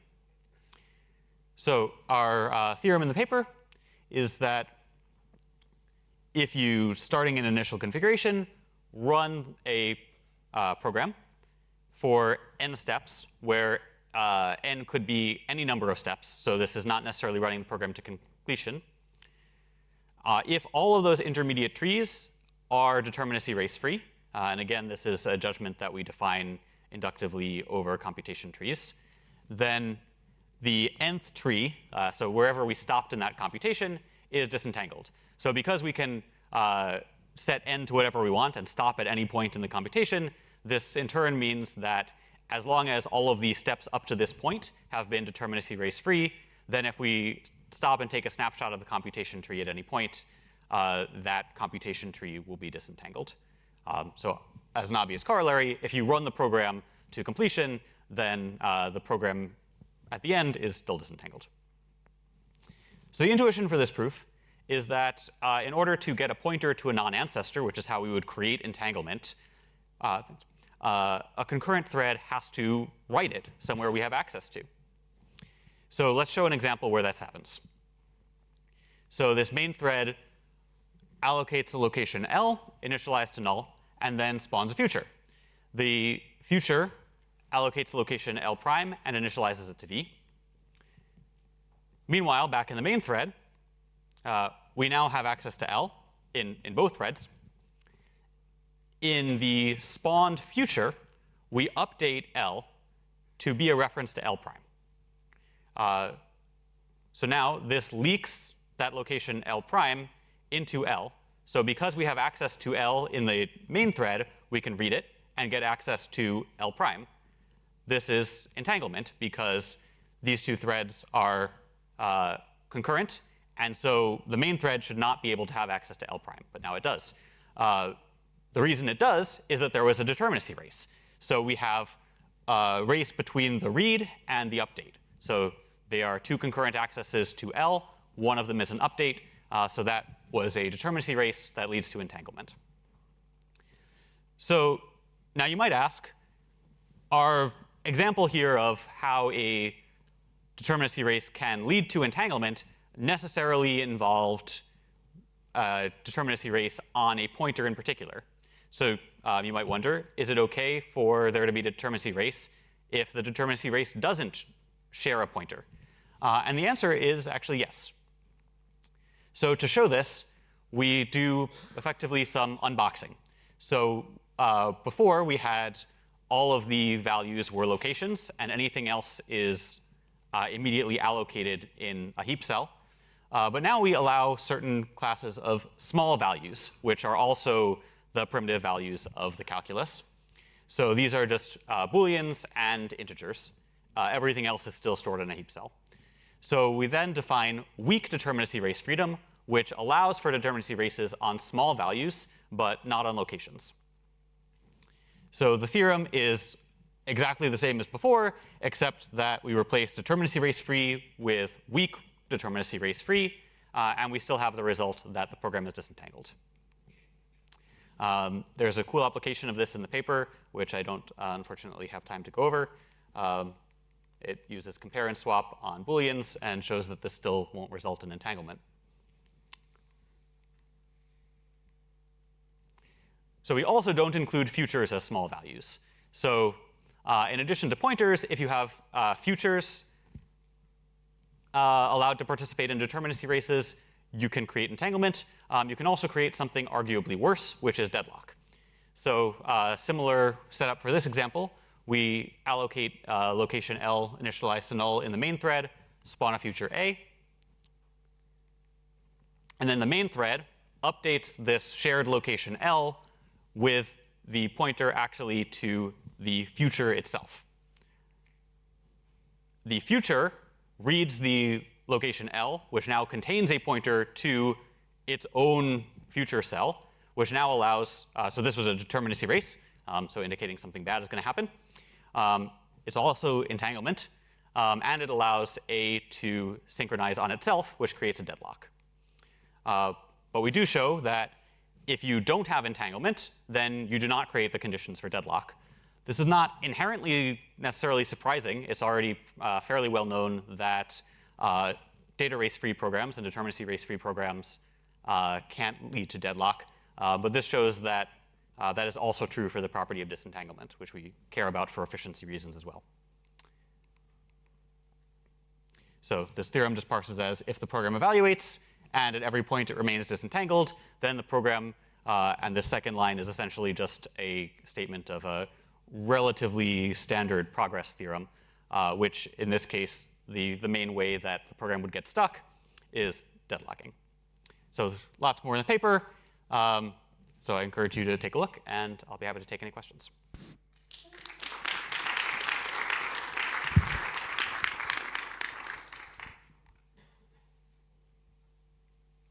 Hi, thanks for the very clear talk. You didn't explain about the joint transformation. What are the implications on the runtime? Do you need to manipulate the region, merge regions, or change your stack of regions? How does it work? That is a really good question that I am not the one to answer. So we don't have an implementation of this in, say, Maple, which is the next obvious point of future work. I believe Chetan has thought about it a bit, what would be required at runtime. It's outside the scope of the paper. It's something that I'm personally really, really interested in and want to see, and I know that there's been a lot of talk about doing that. But yeah, I'm not sure of the details.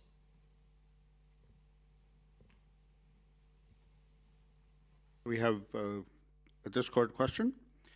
Are there disentanglement systems that offer synchronization primitives such as barriers or locks?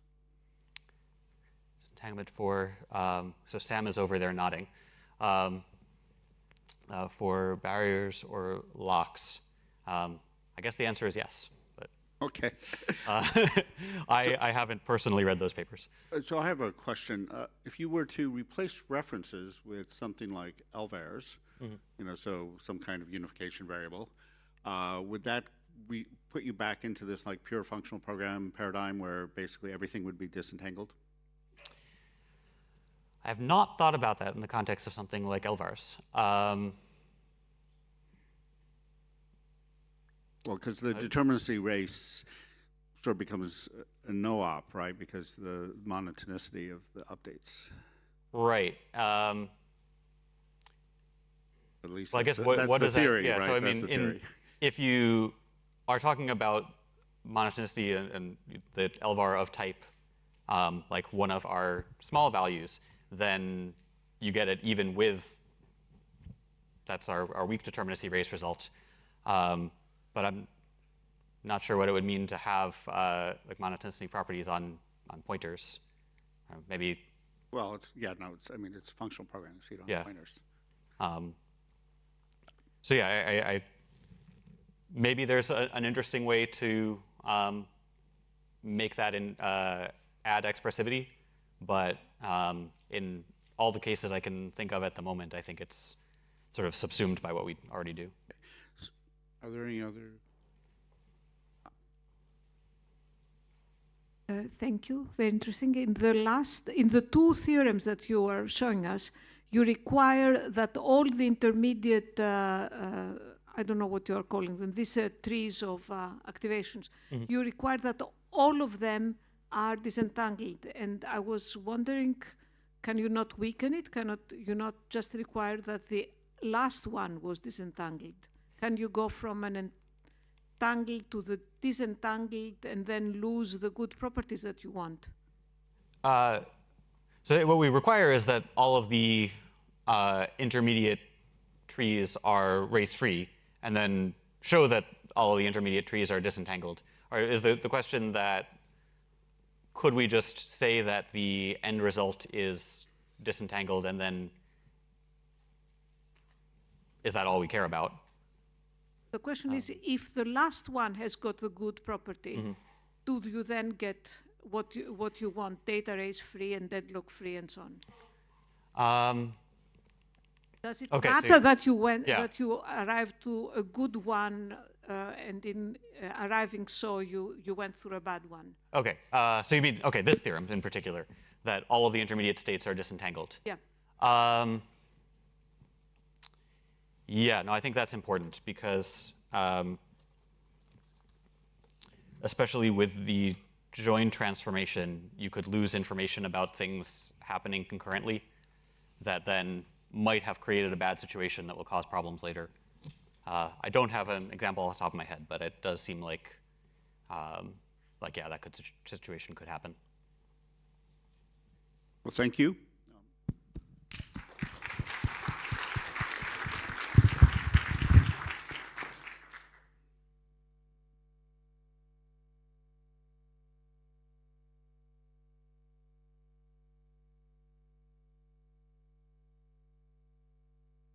Okay, so the third talk in this session is called Dislodge, a separation logic for disentanglement, and Alex Moyne will be giving the talk. I knew I was going to forget that. Okay, so hello everyone. My name is Alexandre Moine. I'm a PhD student at INRIA, and I'm going to present joint work with Sam Westrick and Stephanie Balzer from Carnegie Mellon. And this work is about Dislodge, separation logic for disentanglement. So of course the question is, what is disentanglement? And in our case, we consider parallel programs. So disentanglement asserts that concurrently executing tasks remain oblivious to each other's allocations. Let me illustrate with a computation graph. So a computation graph consists of vertices, which represents a sequential unit of computations, or a task, and two outgoing edges are a fork, and two ingoing edges are a join. And let's say that this task right here allocate a location L. Well, to ensure disentanglement, this concurrently executing task is prevented from acquiring L.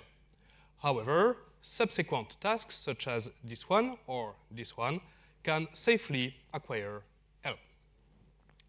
And as Stefan said, disentanglement is a property that broadly occurs. For example, pure programs are always disentangled because pure programs does not exchange allocations. And more generally, deterministically race-free programs are also disentangled.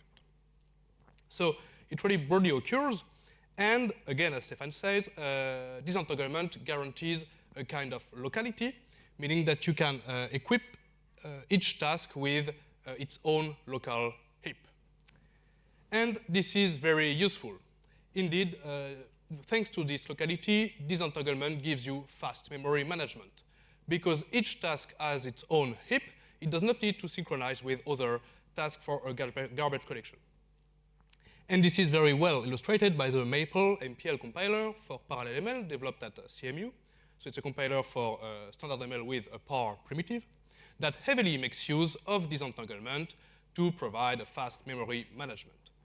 But as it makes use of disentanglement, it has to ensure that the source program is indeed disentangled. And thanks to two recent line of works, MPL detects and even manages the entanglement at runtime. But we are at POPL, so the question is, of course, can we ensure statically that a program is disentangled? And this is exactly the contribution of this paper.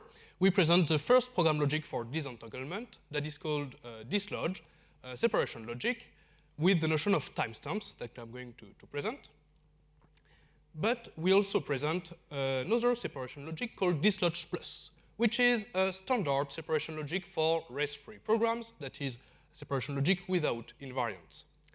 It yields disentanglement proof for free, since race-free programs are always disentangled. And we also provide extensions for binning for disentanglement races, which are write-write races and read-write races on pre-allocated data. But Dislodge Plus is not any separation logic. It works hand in hand with Dislodge, meaning that the user can switch between the two logics during a proof and verify the easy parts, so the race-free parts using the standard Dislodge Plus, and switch back to Dislodge for the subtle racy parts of the program. And I will not spend time on this, but theory and examples are fully mechanized in Coq on top of the Iris framework. And this is also the roadmap of my talk. I will first present Dislodge and then going back to Dislodge Plus. So what are these timestamps?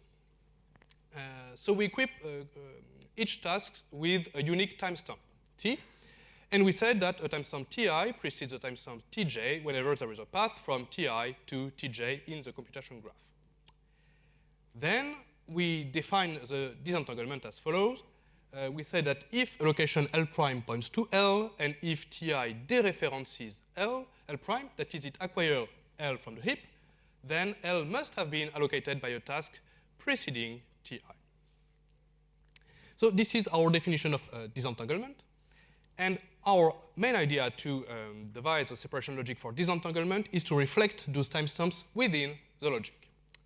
So we propose a new weakest precondition, WP, which is parameterized not only by E, the expression being verified, but by T, the current timestamp of the expression.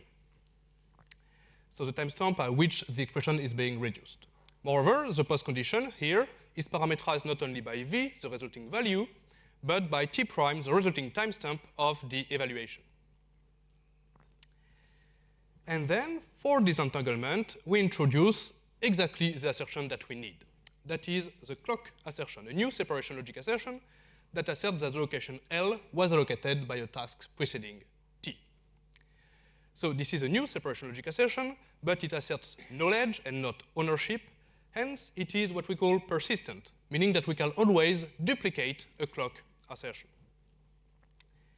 Then with this new WP and this clock assertion, we are ready to unveil our load rule, that is the core of the logic, that paraphrases the definition of disentanglement. Well, so the precondition is here, and it asserts that if L prime points to L, and if the task T dereferences L prime, that is, it acquires L from the heap, then L must have been allocated by a task preceding T. In the postcondition, we know that the resulting timestamp T prime is equal to T, since the load is sequential. The resulting value V is equal to L, and L prime still points to L. But we still lack a piece of the puzzle. How to reflect that time flies? How to express these dependencies between timestamps?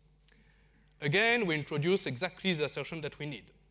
So this is the precedence assertion. T precedes T prime in the underlying computation graph. Again, this is a persistent assertion, so we can duplicate precedence assertions. And two remarks about the persistent assertions. First, it forms a preorder. It is reflexive and transitive. Moreover, the clock assertion is monotonic with respect to the precedence preorder. A complex sentence to say that if L was allocated by a task preceding T, and if T precedes T prime, then L was allocated by a task preceding T prime. Now, let me show you how we generate these assertions during a proof. And thanks to their persistence, we can generate precedence and clock assertions at will.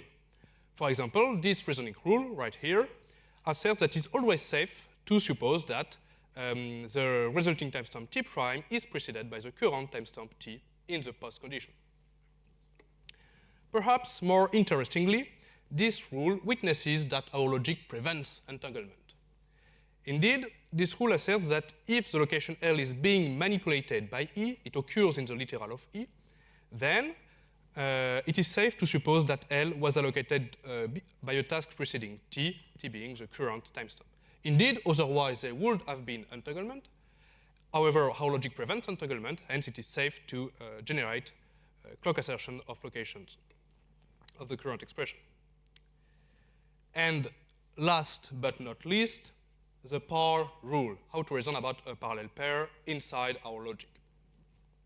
So the parallel pair is E1, parallel E2 at current timestamp t, and we require, in the precondition, so we require the user to verify E1 at current timestamp T1. T1 being preceded by T, the current timestamp of the parallel pair. Then we also require the user to verify E2 at current timestamp T2, that is also preceded by T. But we universally quantify over T1 and T2, hence we prevent the user from comparing T1 and T2. In the post condition, we know that there exists a resulting timestamp T1 prime and a resulting value for V1 of E1, so satisfying the post condition psi1 of E1, and the same for E2. And we know that the resulting timestamp T1 prime precedes T prime, the resulting timestamp of the parallel pair itself, because T prime is a join point. And we know that the resulting location L points to the pair of the result of the evaluation of E1 and E2. Okay, enough of Dislodge, and let's do a little interlude about races in separation logic, because you understood that determinacy races are particularly important for disentanglement. So recall the definition of a determinacy race. It asserts that the determinacy race consists of two concurrent atomic accesses to a location, and at least one is right. Well, the key remark is that reasoning about races in separation logic is very subtle. Let me illustrate. You have two concurrent tasks that are going to write something inside a shared location, L, and a single points to assertion, the ownership of the location. And well, you have to decide to which task you are going to give the points to assertion. And of course, if you give it to the left task, you prevent verifying the right of the right task. And similarly, if you give the points to the right task. And the solution to this is well known, is that you need invariance. You need to lose the ownership and just describe how the tasks are going to interact with the location. And the cool thing is that Dislodge has invariance. So, for example, we can verify a subtle log-free hash set with races. But recall what I said in the beginning of this talk, race-free programs are always disentangled, meaning that a standard separation logic without timestamps, without clocks, without precedence, and without invariance guarantees disentanglement for free, since without invariance, we can only verify race-free programs, and race-free programs are disentangled. And Dislodge Plus is such a separation logic. But it is encoded on top of Dislodge, meaning that we get foundational proof of disentanglement for race-free programs, and we enable the user to freely switch between Dislodge and Dislodge Plus. How does it work? We call monotonicity to the rescue and define Dislodge Plus assertions as monotonic predicates over a current timestamp. This is a very beautiful technique that we borrow from prior work on weak memory models, when this logic manipulates monotonic view of the memory. But we manipulate monotonic predicates over current timestamp. And the key idea of Dislodge Plus is to define a points to assertion that guarantees disentanglement. So we define the points to assertion of Dislodge Plus as the points to assertion of Dislodge and the knowledge that the value being pointed by was allocated before t bearing the current timestamp. And notice that since the points to assertion of Dislodge Plus is parameterized by the current timestamp that will change over time, it cannot occur inside an invariant, since invariant cannot change over time. And I want to insist that Dislodge Plus is a standard separation logic. So we have a weakest precondition, WPM, a monotonic WP that is defined in terms of WP of Dislodge. And for example, we have the standard load rule of separation logic, since the clock assertion is bundled inside the points to assertion of Dislodge Plus. Then, thanks to monotonicity, we even have a standard PAR rule that holds. So Dislodge Plus is a standard separation logic. But as I said, we can convert between Dislodge and Dislodge Plus. So verifying a WPM in Dislodge Plus is equivalent to verifying a WP in Dislodge. And this is very useful, since it asserts that we can verify a Dislodge Plus interface using Dislodge. And conversely, during a Dislodge proof, you can use a Dislodge Plus specification thanks to this conversion theorem.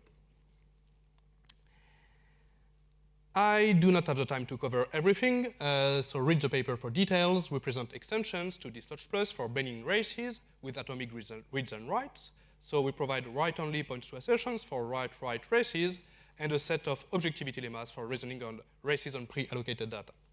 We present the Soundness proof and the mechanization, and we cover several case studies, so spin lock, parallel lookup in a lazy collection, and 2 implementation of a log-free hash set. So read the paper. And in conclusion, I just presented Dislodge, the first program logic for disentanglement, and Dislodge Plus, a high-level program logic for race-free programs. The mechanization is freely available here. And as future work, we would like to devise a type system, proof sound with semantic typing and Dislodge. And the talk just before introduced added futures to disentanglement. So of course the question is how to adapt Dislodge to these futures. Thank you for your attention, and I will be on the postdoc market next fall.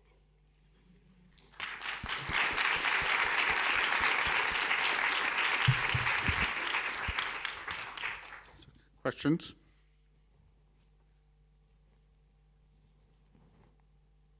Okay, well, while we're going, I'll ask the Discord question. So can we understand the dynamic mechanisms to detect, repair, entanglement through your work? Would adding them to your system add invariants back into Dislodge Plus? Sorry, can you repeat? Sorry. So can you understand the work on dynamic mechanisms to detect and repair entanglement through the lens of your work? And would adding these dynamic mechanisms to your system add invariants back to Dislodge Plus? Yes, so I think you can, with this mechanism, generate clock assertions and precedence within the Dislodge logic, and it will show up in the Dislodge Plus logic. Yeah, so you mentioned that the two-level logic approach is inspired by weak memory. Is there any chance you could integrate weak memory into this? I don't know at all. All right.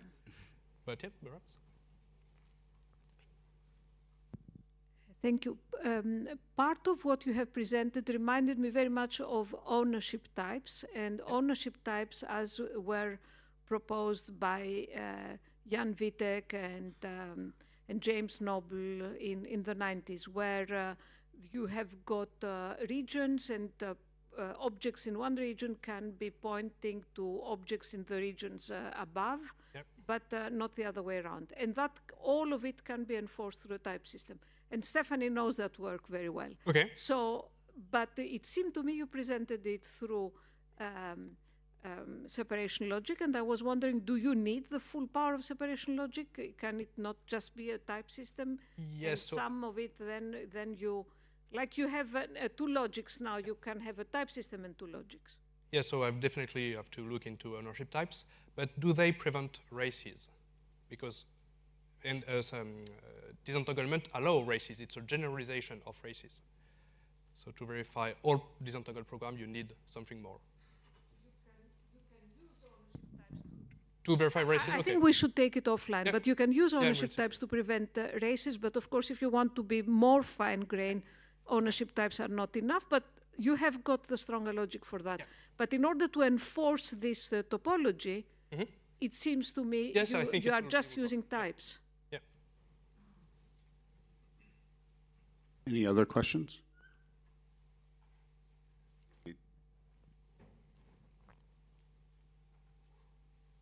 So I guess we should just thank the speaker again.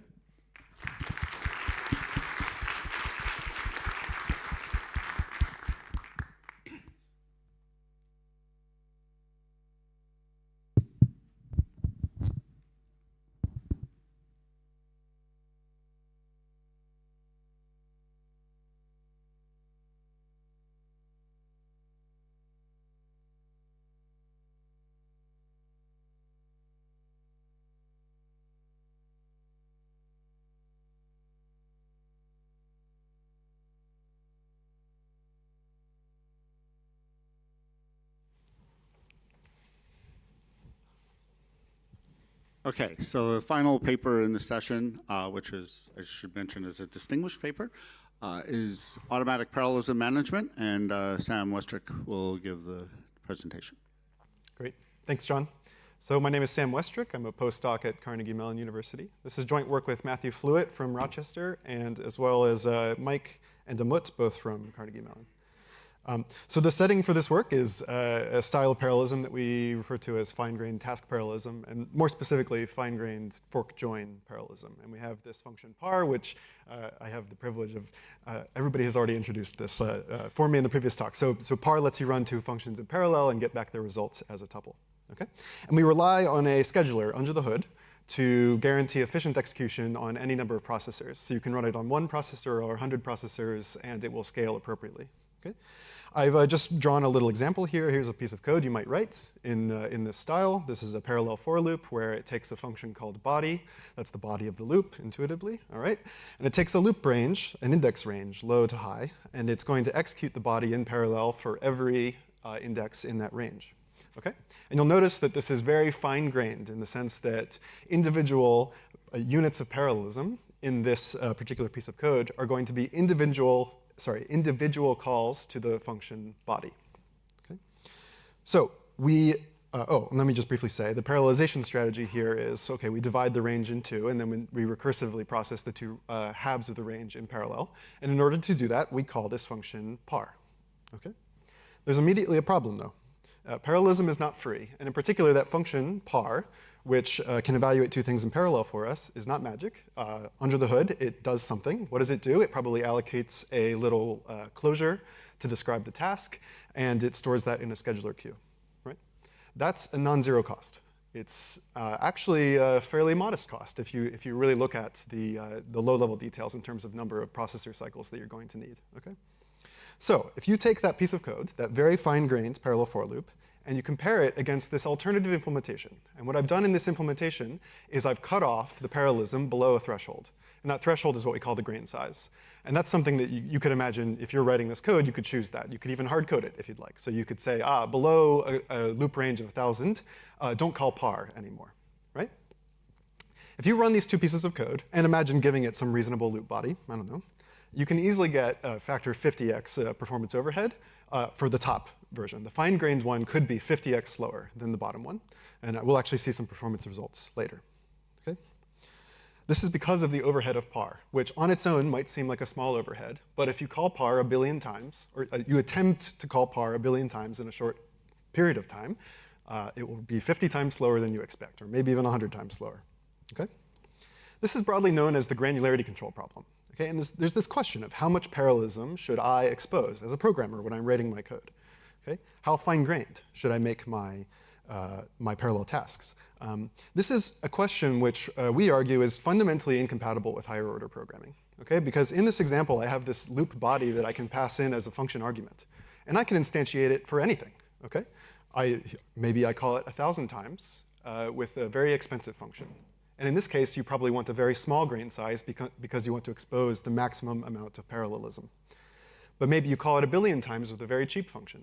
And in this case, you want a grain size which is much larger, potentially even 1,000 invocations or 10,000 invocations of your loop body. Okay? And now it can get even wilder, right? You could have nested parallel for loops. Perhaps this could even be data dependent. So the sizes of the inner loops could be wildly different from each other, and that could be something which is input dependent, which changes depending on what input you pass to the program. Okay? Like some sort of nested parallel loop over a jagged array. Okay? So clearly, we should be starting to think, like, can't we automate this? This seems like something that not only is it going to be terribly difficult to do as a programmer, to tune all of these grain sizes, okay?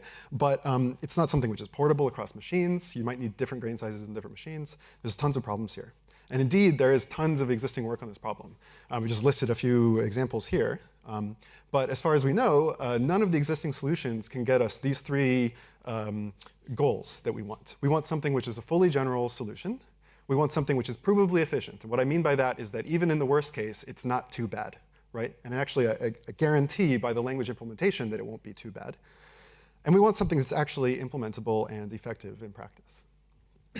Now let me just call out to a particular piece of prior work that some of my co-authors did, as well as some of the members of this community. It's called heartbeat scheduling. And this proposed a technique for getting provable efficiency, okay, and a fully general solution. But they did not show how to actually compile for it for real. So in some sense, this paper that I'm presenting for you today is a spiritual successor of the heartbeat scheduling work, where we figured out how to actually compile for this technique and actually implement it in a real compiler. So we call this automatic parallelism management, and it consists of two components. We have like a static element and a dynamic element. So statically, we expect the programmer, we say, programmer, please feel free to use par very liberally to express opportunities for parallelism, and don't worry so much about this granularity control problem. Okay?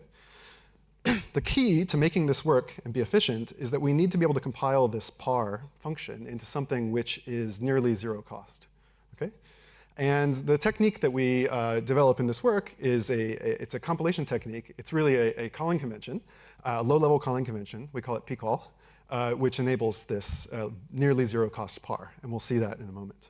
One really interesting thing about PCall is that it can be dynamically promoted into an actual parallel task, but by default, it exposes no parallelism. So the default behavior is going to be a fast sequential execution. But then during execution, we can convert that into real parallelism. So that brings me to the dynamic element of this work. What we give is a provably efficient scheduling algorithm for these promotions. And each promotion is going to release some parallelism by creating a task, but it also is going to incur a cost. So there's a clear trade-off that we have to be very careful with here. So we give an algorithm which guarantees these two properties, work efficiency and span efficiency. And if you're not familiar with the work span model, I'll just say, basically, these preserve the asymptotic behaviors of your program, guaranteeing that it doesn't have much overhead, and also that the theoretical amount of parallelism in your program is preserved. And a key contribution of this work, as I mentioned, is that we have a full implementation of this. It's currently in a branch of Maple that you could play with today, and we're working on integrating it into mainline Maple, and it should be released soon as a new version of Maple. So just brief overview of how this works. This is the compilation pipeline for the Maple compiler, and Maple is based on Milton, for those of you who are familiar with Milton. And our main contributions are kind of in the middle and at the end. So in the middle, in an SSA intermediate representation, we introduce this PCall calling convention that I'll get to in just a moment. And then down at the bottom, we actually, at runtime, schedule these promotions dynamically in a provably efficient way. So how does PCall work? Well, let me begin with, on the left, an illustration of kind of a standard calling convention where, in this example, we're growing downwards. So in a standard calling convention, you push a return address onto the stack, which encodes where the caller should resume when it resumes. Okay? PCall is very similar, but we use two additional return addresses. So I can now very clearly define what I mean by nearly zero cost. The nearly zero cost element of our implementation is that it's a sequential function call at the low-level sense of a sequential function call with two additional return addresses. So two additional stack slots. That's the cost that we're paying. Okay? Now, I'm going to get, in a moment, explain what these two additional return addresses are for. But I just want to point out that this is compatible with the existing calling convention. And in particular, if you don't touch it and you don't promote it, then the default behavior is going to be a sequential execution. So the idea here is that you're going to start calling a function, and then that function will return to this ret-seek return address. And that code path can just be the rest of the sequential execution. So by default, we can get a sequential execution out of this calling convention. But what we can also get from it is parallel behavior. And that's what the two additional return addresses are used for. So in order to promote one of these, we essentially have access to two different alternative code paths that we could take. One of them is for a new task, and the other one is for synchronizing with that new task. So in order to promote PCall, so by the way, this is like buried in our call stack, and you could have a thread which is currently executing a function call which is 100 function calls deep, right? You might be deep in your call stack. You go back and you find an outstanding PCall in your call stack, and you can do a promotion on it. And this will release some amount of parallelism that was previously locked away in your call stack. Okay? So we actually adjust dynamically the behavior of the continuation of the caller. So when we get back to the caller will resume at a different place than it originally expected to. Originally, it would expect to resume at ret-seek. Instead, it goes to ret-sync. And ret-sync, we can use that to give it a code path which will synchronize with the new task. And in particular, in order to do that, we also have to store a pointer to the new task, and we put that in the other, in one of the extra slots that we were using for this technique anyway. So we don't need another additional slot for this additional pointer. Okay? And then that other return, the other return address, ret spawn, we use that to specify what code the new task should run. And it's kind of cool. The new task the new task feels like it is resuming as the caller. Like from its perspective, it's as though it's resuming as the caller.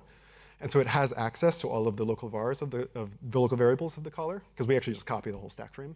Okay? But it's as though it kind of resumed without getting any return value from the function call.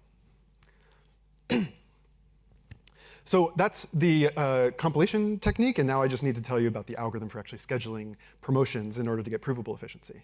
Okay? So as I mentioned, each promotion exposes some parallelism, but it incurs a cost when it does so. And our idea is basically to amortize the cost of promotion against the true work of the computation. And this idea comes from heartbeat scheduling, and this is the place where we're taking that heartbeat scheduling idea and really applying it to this work.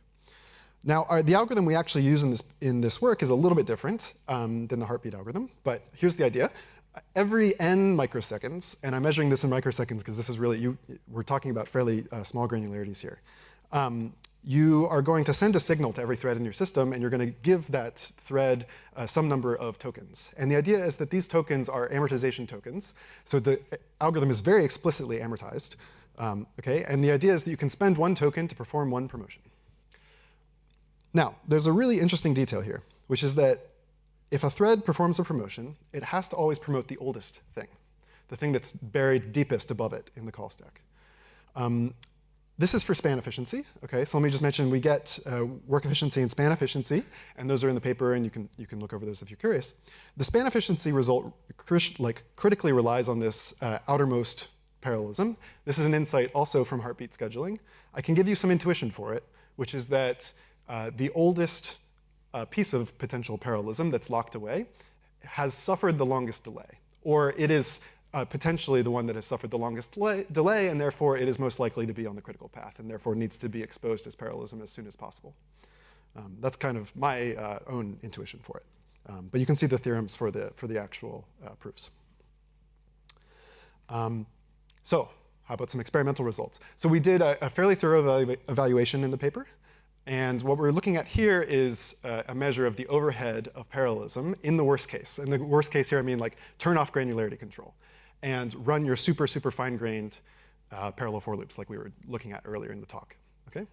So what we do here is we look at two versions of the same program, one with granularity control turned off and one with manual granularity control where we've gone in and make sure that we get best performance by tuning those grain sizes.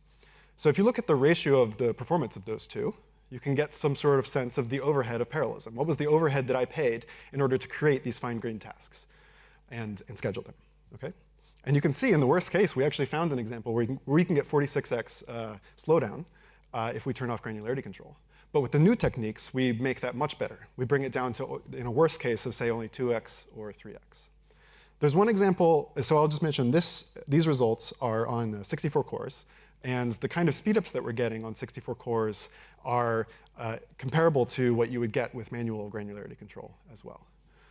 So we're getting really good results, and I think we've shown that it's really effective in practice. There's more empirical results in the paper where we do more thorough evaluation than what I have time to go over here. Anyway, I think this has demonstrated that we're really getting something which is working quite well. So just a summary of this technique. So it's a nearly zero-cost compilation technique for this par function. And I can summarize that approximately as it's this p-call calling convention together with dynamic promotions and in particular a provably efficient algorithm for dynamic promotion. What we're able to get from this is both provable efficiency as well as practical efficiency, even if you are totally not careful with your granularity control. The guarantee we give you is that if you're not careful, it won't be necessarily as fast as it could be, but it won't be too bad either, right? Maybe you could expect 2x overhead, 3x overhead. In the worst case, maybe 5x overhead, but definitely not 50x and definitely not 100x, okay? So we have a lot more in the paper. We give a full formalism for this SSA intermediate representation where the p-call calling convention becomes important. And we give a semantics to p-call through the means of that, through the means of an operational semantics for an SSA intermediate language. Okay? We have the theorems of the work and span efficiency. We have a fairly in-depth description of the changes that we made to the compiler in order to make this happen. And In particular, Matthew Fluitt helped with changing a compiler, and he's intimately familiar with how the Milton compiler works, and that's the compiler that all of this work is based on. And for Matthew, granted, he is an expert at this particular compiler, but he was able to implement all of this in essentially like 1 or 2 weeks. So it actually wasn't that bad in that sense. And as I mentioned, we have an in-depth empirical evaluation. There's actually, I didn't even write it in the list, but there's quite a bit more. So Matthew worked on the compilation aspect, and I worked on mostly the scheduling and runtime aspect, and we had to integrate it with the garbage collector, and there's some nuances here. And the scheduling is also, there's some interesting integrations with the scheduler, and in particular the clone optimization. If anybody's familiar with the clone optimization from the Silk work, that integrates seamlessly with this approach.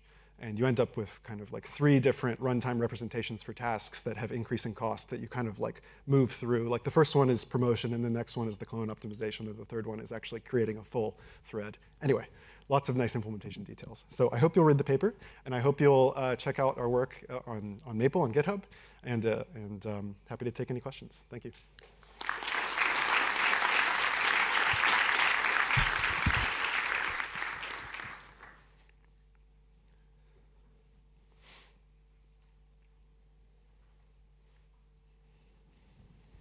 Hey, awesome talk. So in the interest that good is never enough, there's still overhead, right? Yes. Between the red line and the dotted black line. So what's your best explanation for why there's still overhead, as well as is that overhead fundamental to your approach, or could it be improved with more engineering? Yeah, a fantastic question. Okay, so the overhead, what is the overhead? So I say nearly zero cost implementation of PAR. It's still not zero. And getting it down all the way to zero might, maybe we're approaching the limits of what's possible at this point in terms of implementing PAR efficiently. So why is it not all the way, why is there still some overhead? Well, you have to implement, in this technique, you have to implement PAR in terms of an actual function call. That's a non-zero number of instructions. And if you compare that against the most fine-grained thing you could possibly imagine, like a PAR that on the left-hand side does a single addition, and on the right-hand side does a single addition, maybe, the cost of the PAR is still going to be more than the cost of those two pieces, right? So I think there's something, we're getting close, I think, to the limitations of just using PAR alone. And I think to fix that, what we probably would want to have is, say, a parallel for loop as a primitive in the language. And my co-author, Mike Rainey, has currently been working on developing compilation techniques for doing some of these similar techniques, but for nested parallel loops and automatically getting good automatic parallelism management essentially for nested parallel loops. So I think wait another year or two, and maybe we'll have it in Maple also. Awesome.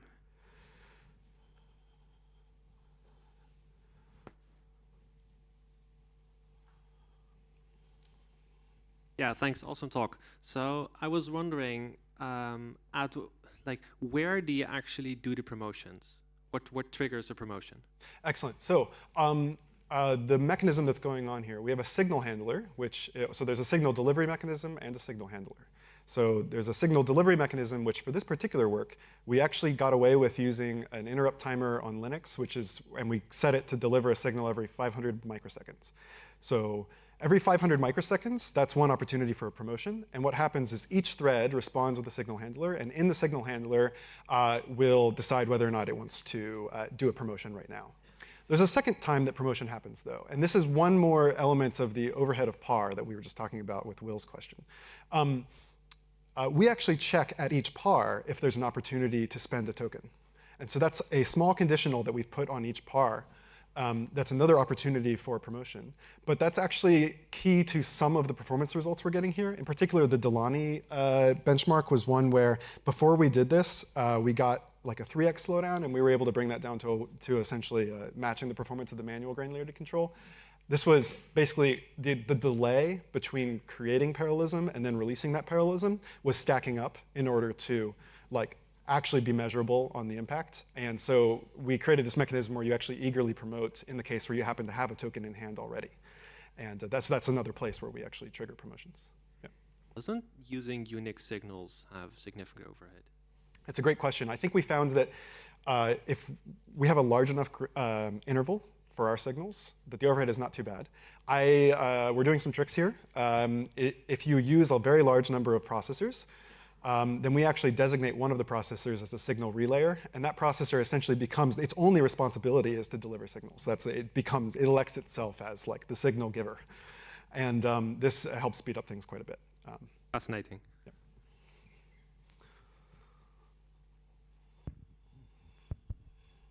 Hello, really good talk. I was just wondering, is there a way that this could be integrated with compiler frameworks like, maybe LLVM or MLIR or something like that? Like, what would that look like? Like, would it be similar to like their GC integration, where like they'd have a new calling convention and then you integrate it with some runtime, or what? Yeah. Unfortunately, I'm not super familiar with LLVM, so I won't be able to give you a great answer, but I can give you an okay answer, which is that if they have support for calling conventions, such as like installing additional return points, then it's really not that far off. Like that's really, what we needed to do was, we needed to tell the compiler about these 2 additional return addresses, and in particular, you have to do like any sort of flow analysis for optimizations, has to consider those potential return points. It's almost like you can think about it as a non-deterministic conditional. It's like you can think about it as, I don't know which one I return to. Oh, okay, so you need support for multiple returns then? Yes, you do. And we actually treat them as like exceptions? It's similar. I think it is similar to exceptions, and it's possible that you could. By the way, I originally tried to implement this with exceptions. I was trying to use exceptions as a hack in order to do like multiple returns.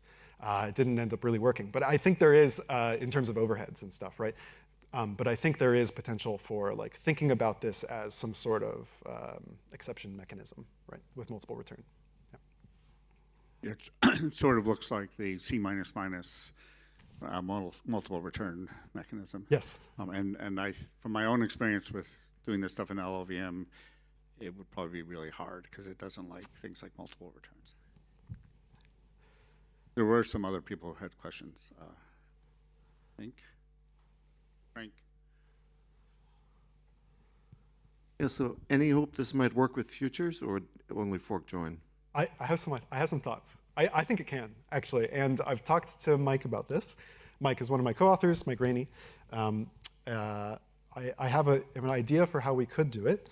Will it end up working out? We'll have to wait and see, but frankly, the more pressing challenge is probably the one that Stefan mentioned, which is we would have to implement futures first in Maple in order to really test it.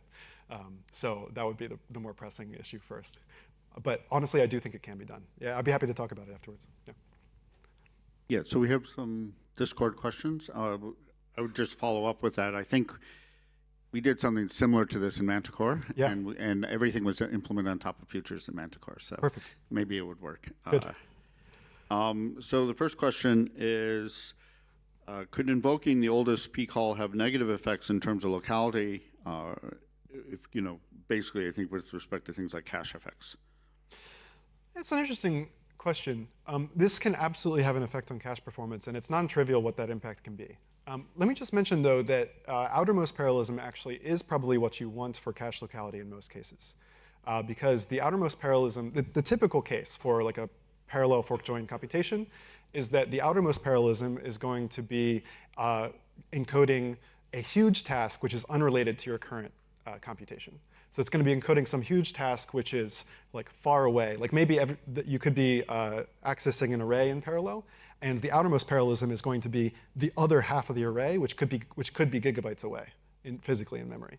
Versus innermost parallelism would be something that's very close to you. That's the thing that you want to keep local. And I think promoting outermost is really key to getting the good performance that we're getting here. Okay, so I guess we're a little bit over time, but we can address a couple more questions. So could the Silk folks, or whoever does fine-grained fork join in C or C++ land, use your techniques? I think so. So Silk has an interesting recent project. It's called Taper, and it's an LLVM integration. And they encode parallelism actually in a way that's not far off from some of the ideas in this paper. Their goals in that work were completely different. They were looking at the opportunity for doing better optimizations of parallel programs by encoding parallelism in the compiler in a smarter way. But that being said, I think it is possible that they could adapt those ideas to actually implement these techniques, but maybe they would run into some of the LLVM challenges that we were just talking about a minute ago. Okay, well, I think that with that, we should conclude the session. Thank you. Thank you.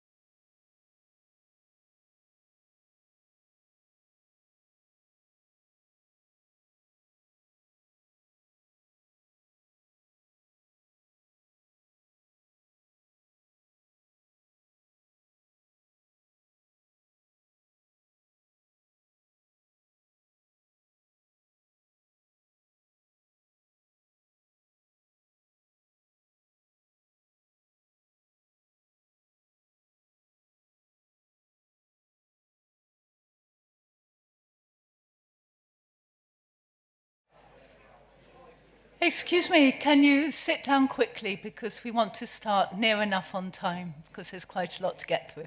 Thank you.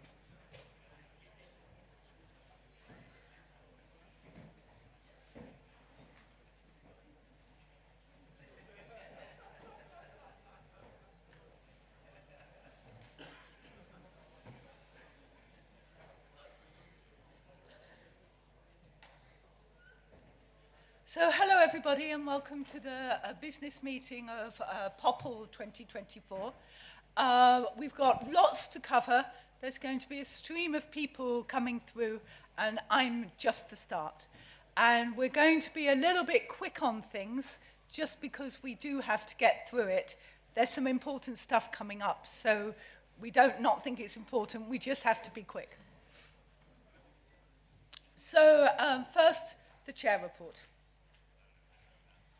Thank you so much to the industrial sponsors, 80K in total. AWS did a carbon offset support. Jane Street did platinum, PLMW gold, and DEI gold. So awesome. And Ahrefs did platinum, and the other guys did silver and bronze, with Bedrock being having a early start sponsorship. Thank you, all the companies. Here is the organizing committee. I said at the start of the welcome how amazing they were and how surprised at how much they had to do. So I am going to go through.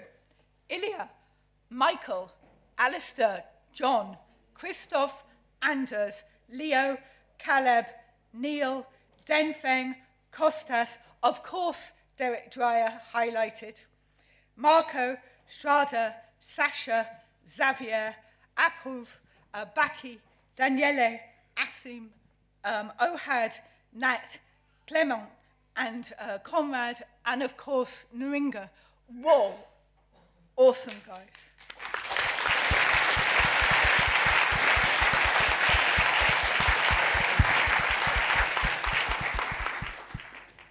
Thank you. And the fabulous AV team, here they are in their secret room. Sometimes they are so tired, they are having naps underneath the table. It's a very, very normal thing for them because they get in so early. And I don't know if you can quite see, there's a screen with everything going on. They know what's going on in each room and they're ready to pounce when there's a problem. They have been absolutely amazing.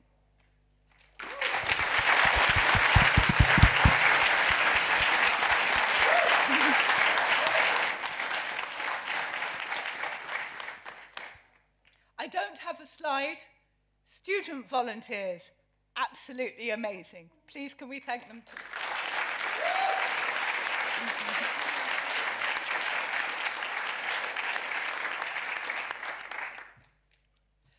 So this is the schedule for POPL, and we have this fabulous building. We had these rooms, and I just decided when I saw the workshops and events that were coming through, I just decided to pack it out because the quality was just so fabulous. And was this the right thing to do? Was there too many? Is this about right? Is this good? This is up for others to decide.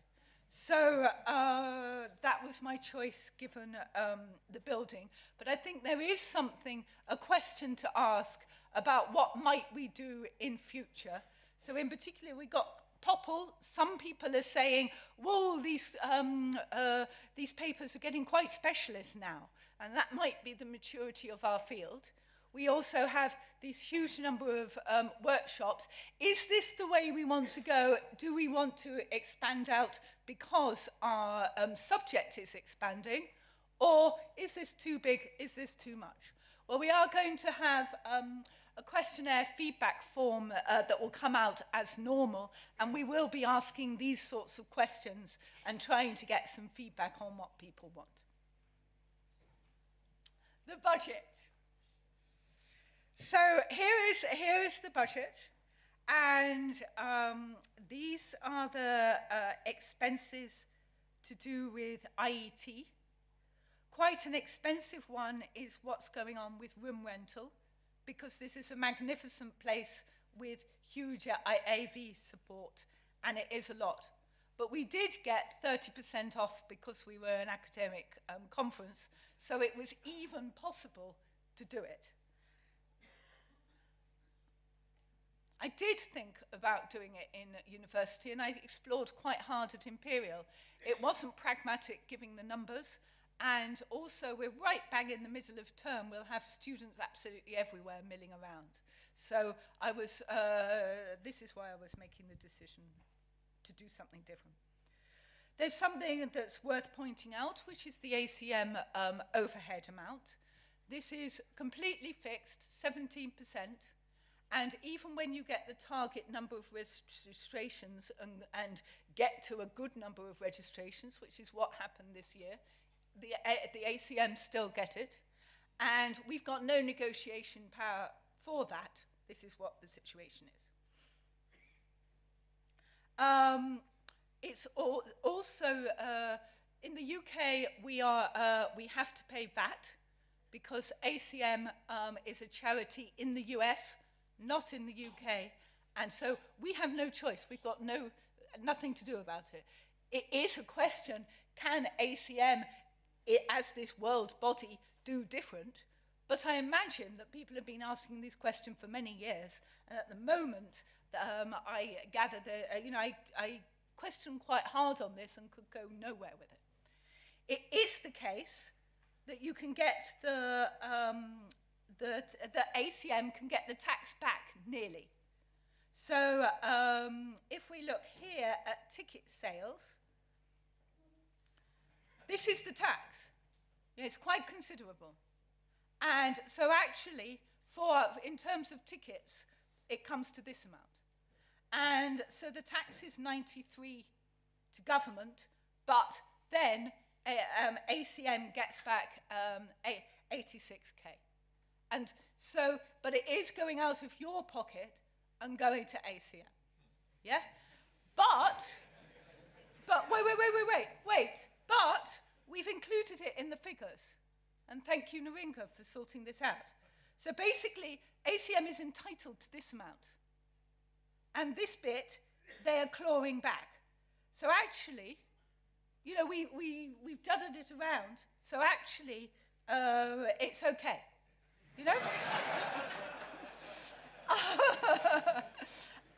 So in particular, we've basically broken even. Yeah? Slight profit. But don't forget, these figures are going to wiggle ever so slightly. We'll get the final figures later. Some are absolutely fixed already, like these ones, but some wiggle around a bit. So at the moment, these are what the figures are. And my last slide is about registration, because we know that this is a bit contentious, and in particular, what should the registration cost be? I know SIGPlan's thinking about this quite hard. I'm just going to give a report for now on what's happened at POPL'24. We've got a huge number of registrations. I don't know whether it's a record or not. It's blooming good. And in particular, it's this many at the moment, but apparently 15 more want to come on Saturday. So actually, we're going up even as we speak. We haven't finished. And in 2003, it was this. And before that, let's not compare, because it's all over the place with COVID. Now, the registration costs are calculated on 600 registrations.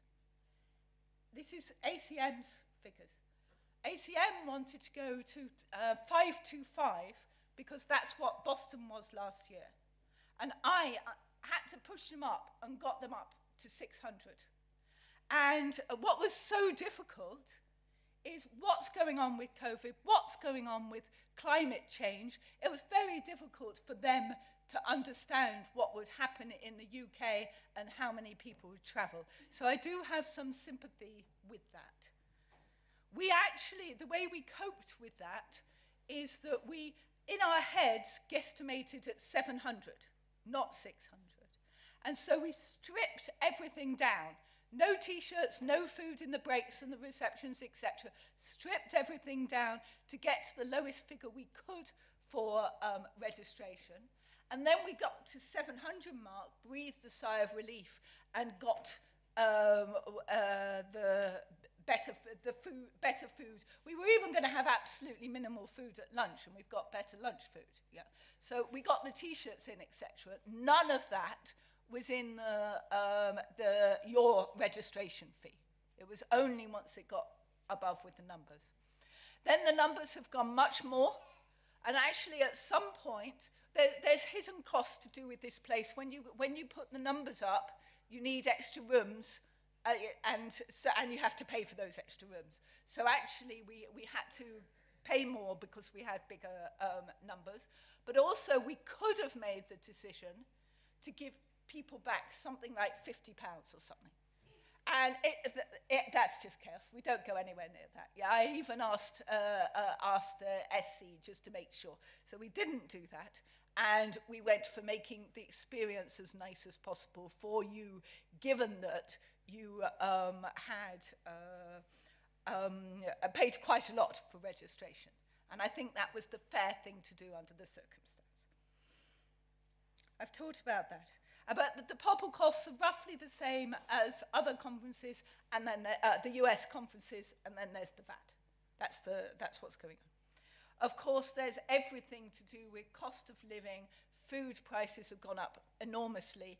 We do have a problem with what to do about the registration costs. And POPL'24 is thinking about this very hard. SIGPlan is thinking about this very hard. We would love to get your feedback with this questionnaire and work out what people are thinking. The last thing to say, we had good sponsorship from industry. It was 80K, and we worked really hard. In previous years, it was just under 80K. Last year was enormously good, but at last year's POPL, we had the warning from industry that it won't be so good this year. We've got problems this year. You will see that there's some obvious suspects not on that industry sponsorship list. Yeah, but one just has to sympathize with the engineers. It's out of their hands. They're doing their best. So we had hoped for a bit more sponsorship. So in particular, the registration was opened quite late. That was on purpose, because many of the companies said that they couldn't give us information in April, May, but they could give us information in September. So then September came, it got into October with a lot of back and forth email, and basically some companies didn't end up sponsoring us, but some did, and we opened it bang on the final program fixed date as a way of coping with this, and got because we were wanting to get the registration as low as possible. So that's the story about the registration.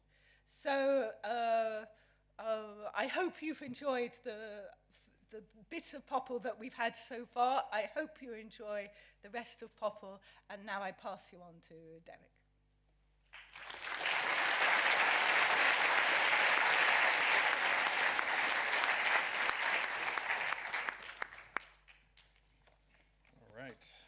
Hello, everyone. It has been a privilege and an honor to serve as program chair this year. And I want to just start out by saying, of course, I'm going to tell you in a few minutes about how we selected the program, but my responsibility was almost entirely about just selecting the program of this 3-day conference. But of course, POPL is not just the 3 days of POPL, it's the whole week. And when I first looked at the program of POPL this year, I saw this proliferation of amazing and exciting workshops and co-located events.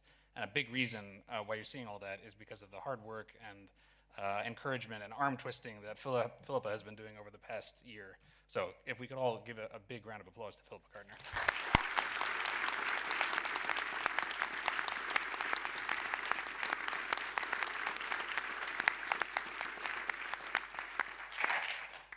All right, so let me first tell you a bit about the submission. So As you probably have already noticed, there were a lot of papers this year, and that's because there were a lot of submitted papers. In fact, this is POPL over the past several years. We had 319 submitted papers this year and 93 accepted papers, and that is an all-time record by a significant amount. So this was actually a 16% increase over last year, which on the one hand is great. I think the field is very healthy, lots of exciting research. It did put a little bit of a strain on the conference management because we weren't quite expecting that many, but we managed. And it's also, I should say, the second highest acceptance rate of all time. I'll let you guess to yourselves what the highest year was. You're probably wrong. But the reviewers were very positive about a lot of the work. This is a sort of traditional graph you see in these kind of talks. There's a lot of topics. This is based on the topics that people self-select when they submit their papers. It's pretty much what we expected, so a lot of the usual suspects. Verification was particularly... Verification, yeah. Yeah.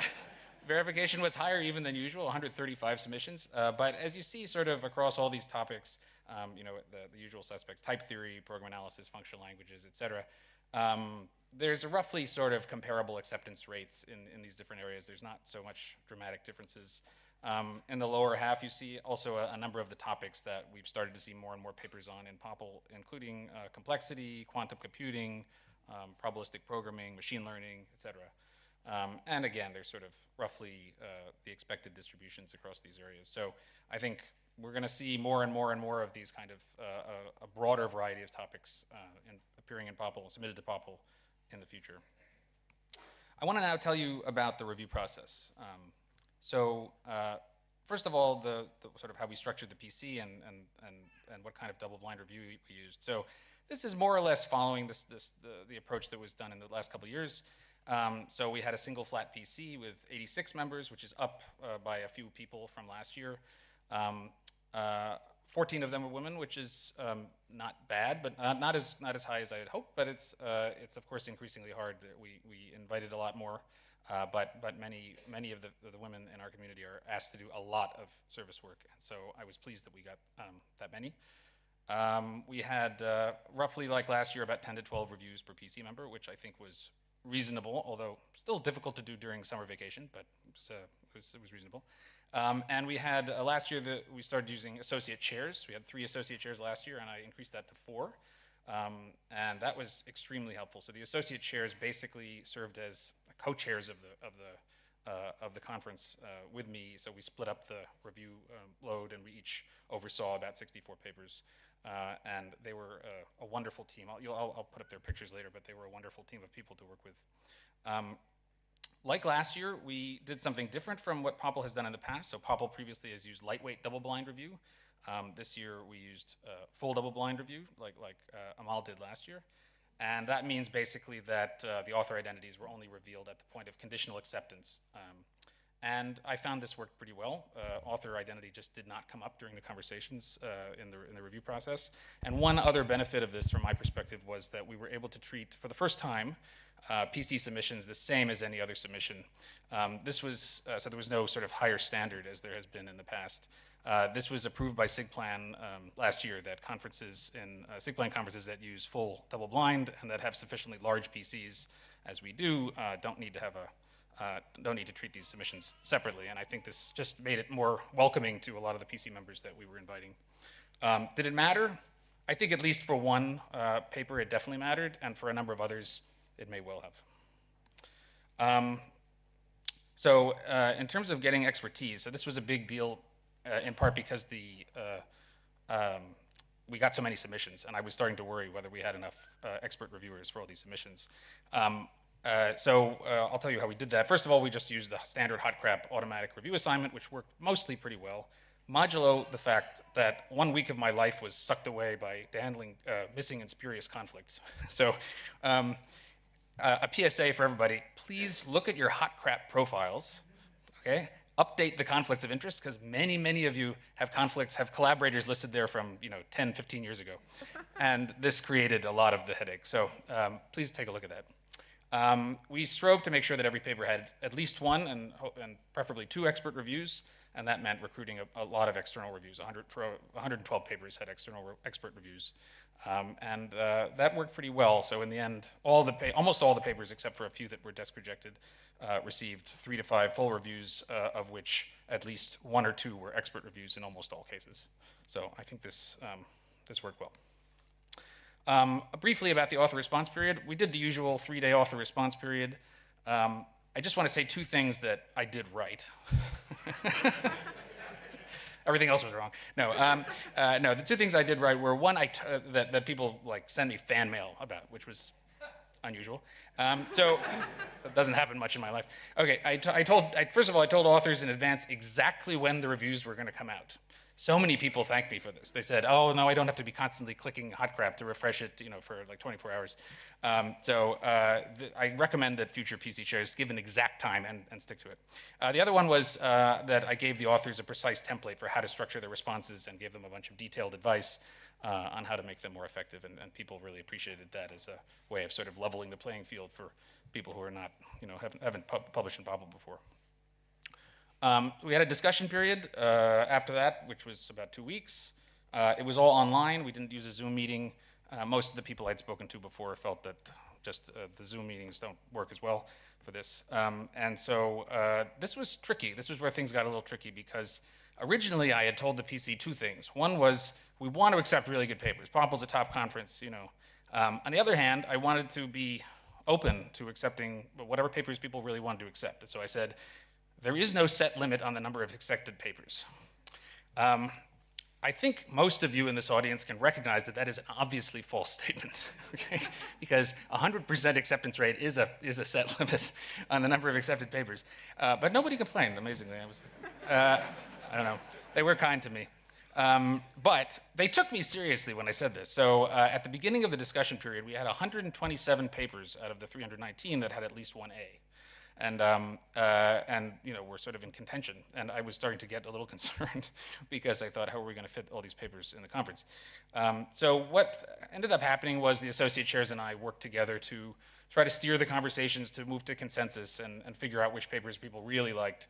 In the end, there were still a lot of papers people liked. So ultimately, to set the bar, we conditionally accepted all the papers that had at least 2 A's. That, I think most of you know A is the strong accept and D is strong reject.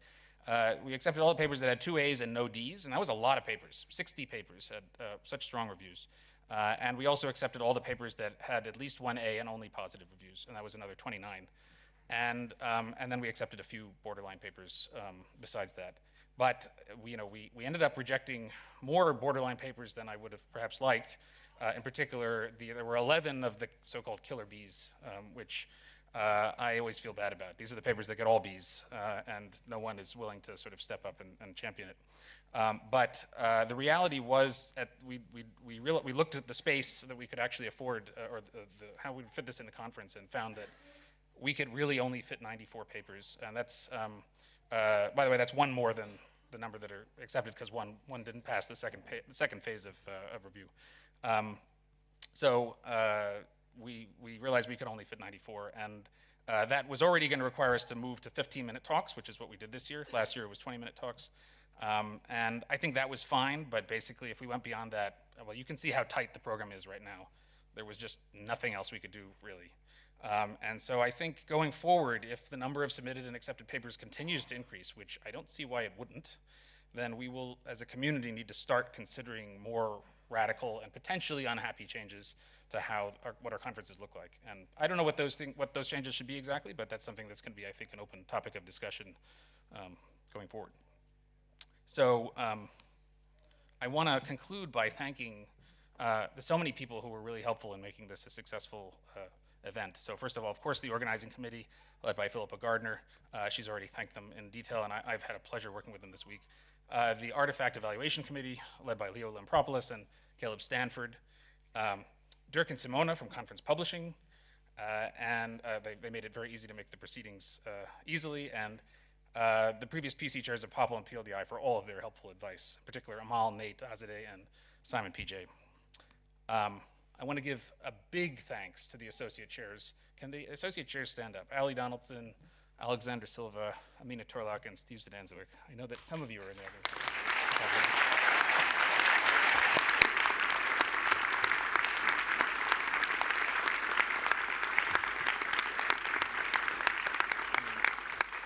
They really chaired this conference along with me, and in particular, I have to thank Alexandra. She was my, I asked her, as soon as I was asked to do this job, I asked her if she would be associate chair with me because I knew I needed to have someone who I could talk to at any time and really use as a sounding board for everything. And so thank you, Alexandra. I could not have done this without you.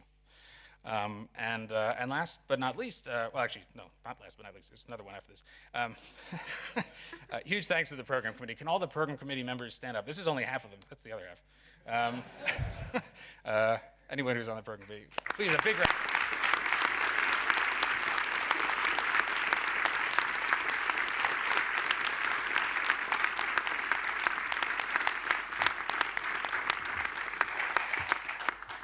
And the last but not least, the authors. Please thank everyone for submitting papers. Otherwise, we would not have a record number of submissions to call for.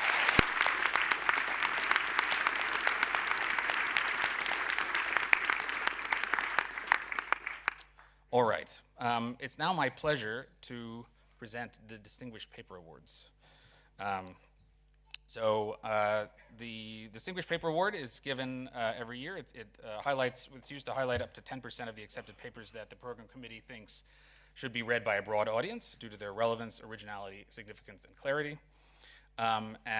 Basically, this is done by nominations from the program committee. Then PC nominated 17 papers, and then a committee formed by the associate chairs and myself whittled this down to 9. So I'm going to announce. I mean, of course, this is already known because it's in the program. But I'm going to ask all the whoever is here among the Distinguished Paper Award authors to come up when I announce your name, and we'll make a line here and take a picture. I do have awards as well, but in the interest of time, I'm going to hand these out later. So yes. Oh, you want to do it? Okay. All right. See, always helpful. Always helpful.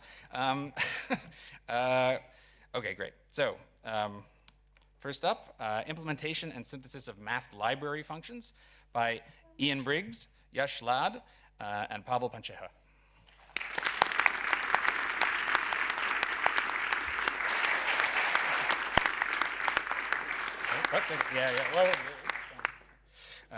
Soundly Handling Linearity by Wenhao Tang, Daniel Hillerstrom, Sam Lindley, and J. Garrett Morris.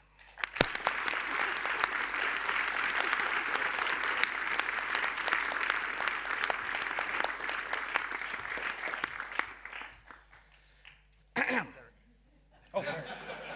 Hi, sorry. Oh, there's another one. No, they're coming everywhere. Okay. An Infinite Needle in a Finite Haystack, Finding Infinite Countermodels in Deductive Verification by Neda Elad, Oded Padon, and Sharon Shoham.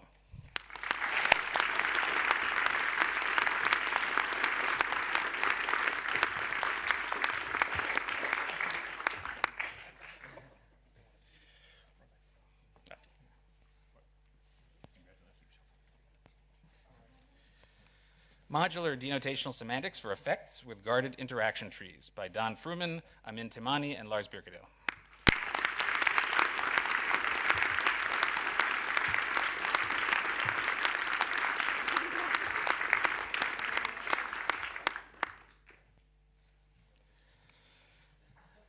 Automatic Parallelism Management by Sam Westrick, Matthew Fluitt, Mike Rainey, and Umut Akar.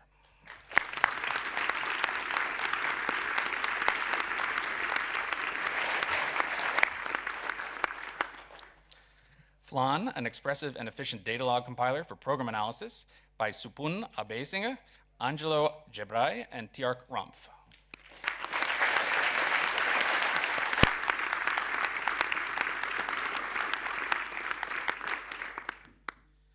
Parametric subtyping for structural parametric polymorphism by Henry de Young, Andrea Mordido, Frank Fenning, and Ankush Das.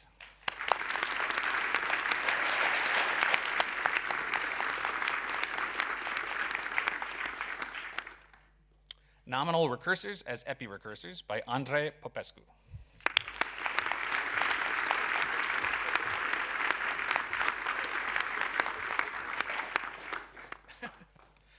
and Total Type Error Localization and Recovery with Holes by Eric Zhao, Raif Marouf, Anand Dukapati, Andrew Blinn, G. Pan, and Cyrus Omar.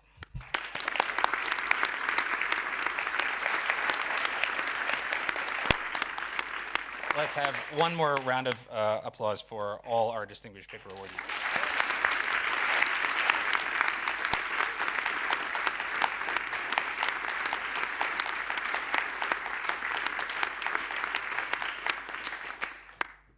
Thank you. And with that, on to the DEI report.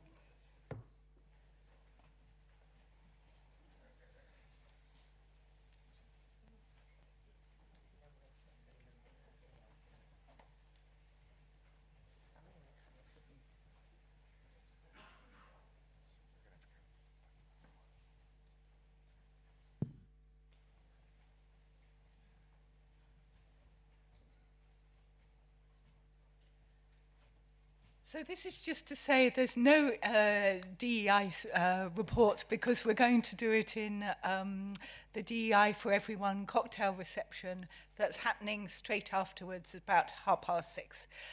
If you haven't signed up, still come. You are very welcome.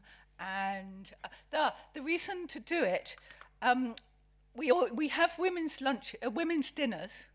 And actually the numbers have been going down rather badly, and in particular Splash didn't have very many numbers there. So we just decided to do something different as an experiment and do DEI for everyone, because it's everyone's problem actually. And so this is what we're doing this time. And we can explore this in many different ways over the coming conferences.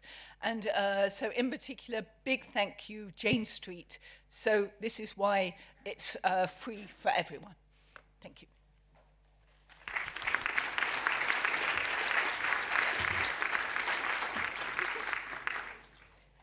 Hi, I'm going to talk about SIGPlan-M and SIGPlan Cares.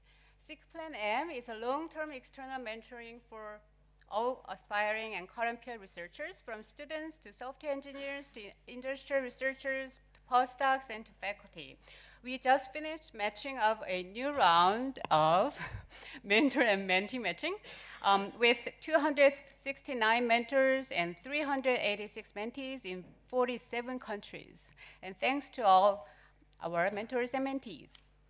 And SIGPlan Cares is available to support community members who have experienced harassment, discrimination, or bullying, and to provide information on how to report unacceptable behavior. Here are the members of SIGPlan Cares, and 3 of us are here at POPL, Alexandra, myself, and Stephanie. If you need to talk, please reach out to us. Thank you.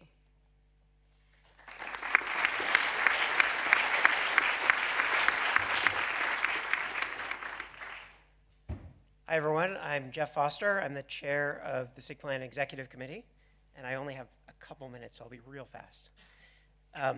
So as you undoubtedly know, SIGPlan is the special interest group on programming languages. SIGPlan oversees and runs PLDI, Splash, ICFP, POPL, PLMW, CARES, SIGPlan-M. We have just under 2,000 members, which makes us the 4th largest SIG within ACM. And of course, our mission is to promote programming languages research. And SIGPlan is run entirely by volunteers. So maybe that wasn't made clear earlier. Everyone who's running POPL is a volunteer. Everyone who runs SIGPlan is a volunteer. And I'm always amazed and impressed at how great a job everyone does. SIGPlan has a bunch of roles. One of them is financially backing conferences. And so that, like that excess amount that Felipe mentioned earlier, rolls back to SIGPlan, and then we just immediately spend it on the community. So we fund student travel. So for example, the Professional Activities Committee budgets between $80,000 and $100,000 a year on student travel. We support about PLMW for about $80,000. We support summer schools. We pay for Gold Open Access, which I got a bill once for $182,000 for that, which I think was several years of open access fees, but it still adds up. Cover conference management, the SIGPlan blog, SIGPlan awards, and so on. So I wanted to say just a couple of things in my very short time here. So one is, we've heard loud and clear the concerns about registration costs. We'll talk to the different steering committees about that. One immediate thing that we just decided to do today is ACM requires all conferences to have a contingency in their budget in case expenses escalate or registrations don't match what's expected. And because ACM knows that SIGPlan is well run, we have excellent general chairs, and we have reserves, they will allow us to lower the contingency, which is going to make the budgeting process easier and make registration fees a little bit easier. There'll be a little bit more space in them. So we'll lower the contingency from 15% to 5%, which I think anyone who's been a general chair will be very relieved to hear. I wanted to put a plug in for ACM Open. So ACM is planning, it's like a train rolling downhill to go open access within a couple years. ACM Open is the mechanism for doing that, and I'm very impressed to say that 49% of SIGPlan papers are already covered by ACM Open, meaning the corresponding author is a member of an ACM Open institution. That's the second highest across ACM. If your institution is not part of ACM Open, please encourage them to do so. If you search for, if you just go to the ACM Open page, obviously the link is a little bit ephemeral there, but you can find a very nice white paper on adopting ACM Open that has all the details spelled out. And the thing to know is when ACM switches to open access, article processing charges will start for any papers not covered by ACM Open. And so that's going to affect all kinds of things, not just within SIGPlan. And finally, this is getting to the end of the current executive committee's term.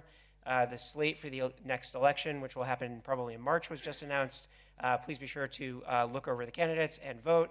Actually, you can't go wrong because I think all the people running are excellent. If you have any comments, suggestions, complaints, questions, etc. about SIGPlan, please get in touch. Thanks, everyone.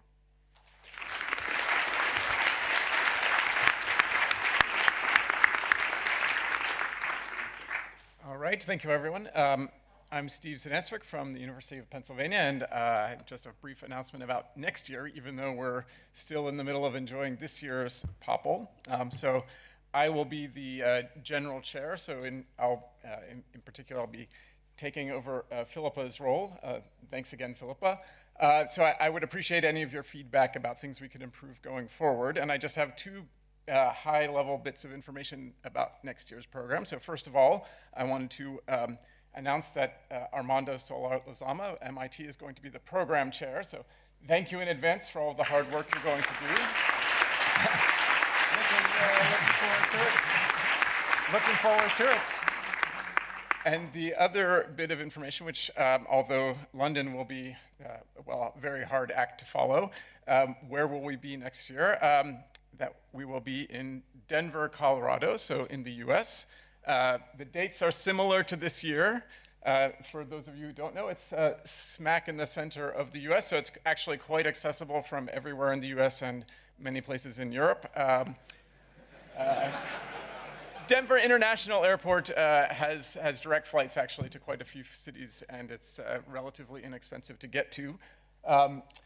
Statistically, we should expect cold but sunny weather, so I'm hoping that is the case next year as well.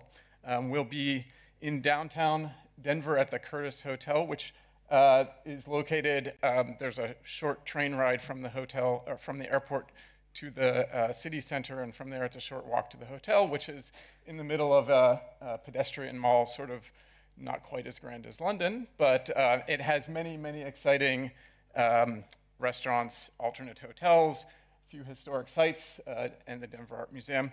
I was in the middle of trying to look for locations when this tweet made its appearance. So the food scene in Denver has been officially endorsed by at least Nate Foster, and there are many good restaurants there. And if you enjoy winter sports, you can also go skiing. So I look forward to seeing you all there next year, and we'll be happy to take any feedback in the meanwhile. Thanks.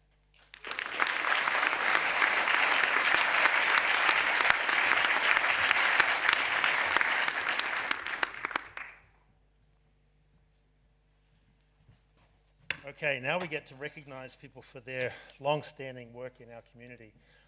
My name's Tony Hosking. I am a member of the SIGPlan Executive Committee, and one of the two people on the committee who are responsible for presenting and actually organizing the SIGPlan Awards. Ishil Dillig is one of those members. She's unable to be here, so there are some awards that I'll be presenting right now where she's been the chair for of those decisions. So we have 3 awards to present here today at POPL. There is the POPL Most Influential Paper Award from 10 years ago that we'll talk about in a minute. And then there are 2 awards that have already been announced at SIGPlan's business meeting at PLDI. Sorry, that's Sukyong.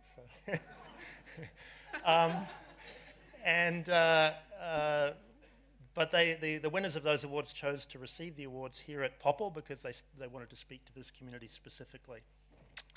So we'll start with the POPL'24 Most Influential Paper Award, which is presented annually to the paper that is considered to be the most influential paper from 10 years prior. So this is the paper from 2014 POPL. Ishil chaired this committee, and the members of that committee are as you can see on the screen. The winner of this year's award, or winners of this year's award, are Ramana Kumar, Magnus Myrene, Michael Norrish, and Scott Owens. And I invite them to come to the stage and perhaps say a few words about what it means to have a paper that's now 10 years hence, what its implications are and where they might be seeing things going next. So please congratulate.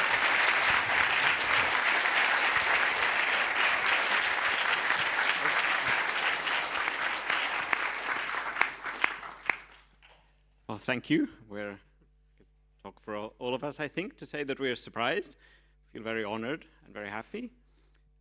Yes. So I should mention that, yeah, Michael Norrish is not, of course, here, unfortunately, but I want to mention one person that is not on the author list but had an influence on all of us, and that's the late Mike Gordon, who was the supervisor of Michael Norrish, of me, and of Ramana Kumar. So he's very influential here for us. Then what else should I say? This was a paper that sort of came together very much by gluing together all our expertise. So I was into, or I'm still into, machine code verification and garbage collection and verification of big num libraries. And Scott Owens was doing type systems and proving them sound and so forth. And Ramana was a new PhD student who wanted to do a big project and collaborate, and that has really also influenced the whole project afterwards. Really, collaboration has been a key part of the KML project. And Michael Norrish was he was doing verified parsing. So we put all these together to produce an end-to-end implementation of ML. So just one more thing, addressing Tony's question on what it feels like to have something that's most influential 10 years hence.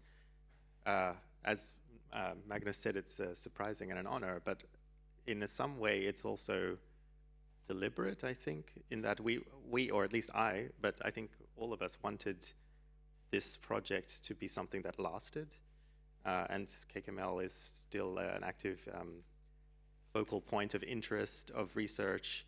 KML.org still lists all of the work that's going on in this topic, and so I'm very glad that that succeeded. Okay, so there is a certificate for each of you. I hold Michael. You may want to look at the camera and show your certificate, and they'll take a picture of it. The citation you can see on screen. I'm not going to read it in the interest of brevity, and this will be going up on the SIGPlan website very shortly. Congratulations. Thank you.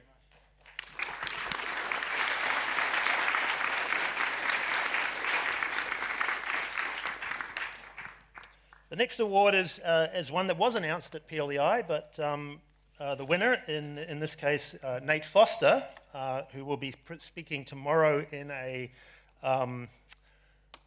keynote address tomorrow, is here to formally receive his award, and also I hope to say a few words. So Nate is the winner of the Milner Young Researcher Award for 2023, and his citation is here. Again, I won't read it. It's on the SIGPlan website, but over to you, Nate. Right.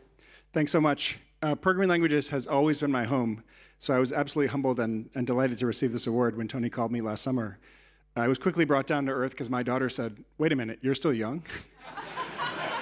But being serious, I'm humbled. There's a long list of my heroes who have won this award, and it's also named for Robin, who was one of the giants in our field. I was lucky to meet Robin briefly. When I got to Cambridge in 2001, he was still teaching, and he was still going to the Semantics lunch. And I remember how he went out of his way to welcome me. I was a really shy American undergrad, and make me feel really welcome. So it's something we can all look to as we build the POPL and PL community. I also wanted to thank my mentors, especially Kim Bruce, the late Mike Gordon, Martin Cush, Benjamin Pierce, Dave Walker, Jen Rexford, Nick McEwen, and all my collaborators and PhD students who did most of the work and have made research really fun. Thanks.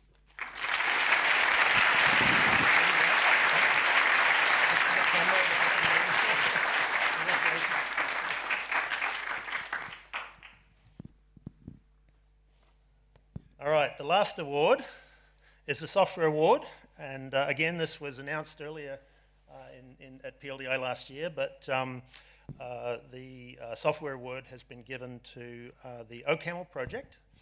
And I'm delighted that Xavier is here to say a words about this project, which of course I think has touched many of you and continues to influence heavily activities in our field. And of course, we've got a lot more members of the team here, which is great to see. I'm really pleased to see that. So congratulations, all of you. And Xavier, over to you. Well, thank you. It's really an honor for the whole OCaml development team to receive such a prestigious award. So some of us are here tonight. So Gabriel Scherer, Damien Deliger, Florian Gelletti, Luc Maranger, David Alsop, Stephen Dolan, and Nicolas Ariadabar. And as you can see, it's almost three generations of computer scientists and developers that are being honored. And indeed, OCaml has been a long-term project. So I released the first version of OCaml, then called Objective-Caml, back in 1996, almost 28 years ago. But actually, it was already the consolidation of much earlier work, going back to more than 50 years from now. And again, starting with Robin Milner's work on ML, the meta language, the scripting language of his LCF proof assistant, which introduced the lovely type system and type inference algorithm we all know. Then Gérard Huet brought LCF-ML back to our concours on a magnetic tape. That's how they worked in those days. And with Guy Cousineau and their students, they developed CAML, the implementation of Milner's ML using the CAM, the categorical abstract machine, as an intermediate language, hence the CAML name. And then two students of Cousineau at ENS, Damien Deliger and I, kind of fell in love with the CAML language and developed CAML Lite, a lightweight open source implementation of CAML that was suitable for teaching and popularizing the language. So in one way, the 1996 1.0 release was already a consolidation of the CAML language, the memory management on virtual machine from CAML Lite, my early 90s work on native compilation and on standard ML-style module systems, and Jérôme Vouillon's PhD work on type systems and type inference for objects. And since then, OCaml has continued to pick up new features arising from PL research, such as generalized algebraic data types in the 2000s, or more recently, user-defined effects and effects handlers, making OCaml one of the first non-experimental languages to support effects. And that came out from the multi-core OCaml project, along with support for shared memory parallelism at long last, and a new relaxed memory model. But that's not the only way in which OCaml has served and continues to serve research in programming languages. So if you look at previous recipients for the SIG-Plan Software System Award, you'll find the Coq-Proof Assistant, written in OCaml, the ComCert compiler, whose non-verified parts are in OCaml. You'll find WebAssembly, whose reference interpreter is written in OCaml. And if you look at possible future recipients, who knows, you will find Rust, whose first compiler was written in OCaml, Stan, the lovely probabilistic programming language, whose latest compiler is written in OCaml, and JSCert, the JavaScript formalization that uses OCaml all over the place. Of course, these are not the only uses. Now for something completely different. So how many of you owed the Eurostar to come here? And how many of you flew an Airbus plane? Okay. In both cases, chances are that a big chunk of the code embedded in the plane or the train was generated from Skate's block diagrams by an OCaml program, the Skate KCG6 compiler. Oops. Oh, excuse me.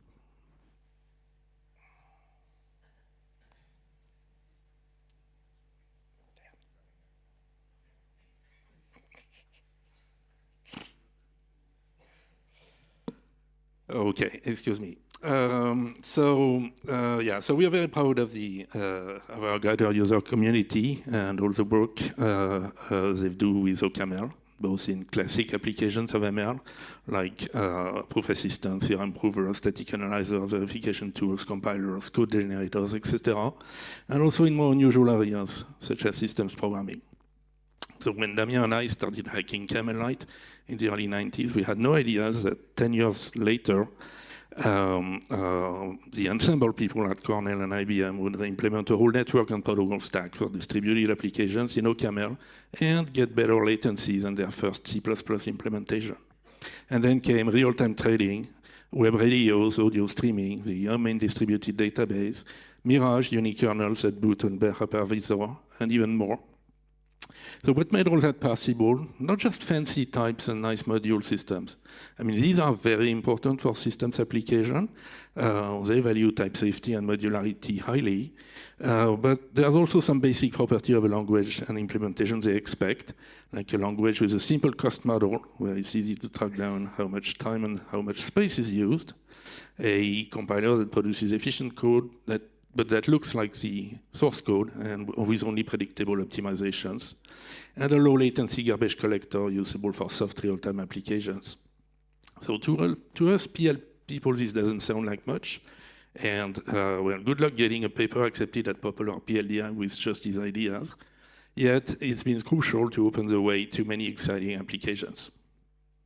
So will there be other chance encounters with new application areas like this one for OCaml in the future? I have no idea, but that's what makes PL research exciting, even after all these years. And at any rate, well, we, recipients of the award, are very proud of the achievement of the OCaml user community and deeply honored to see our efforts recognized by this award. Thank you.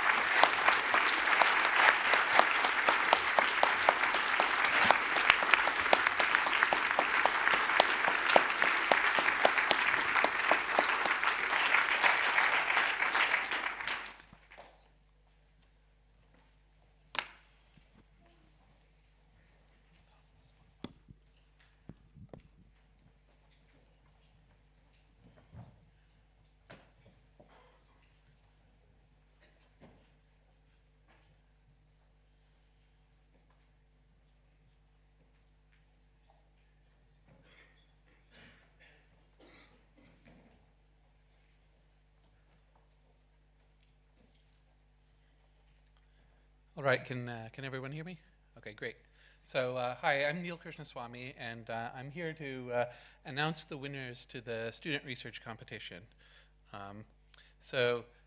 This year we had way more submissions than we expected. So we had a total of 30 submissions in the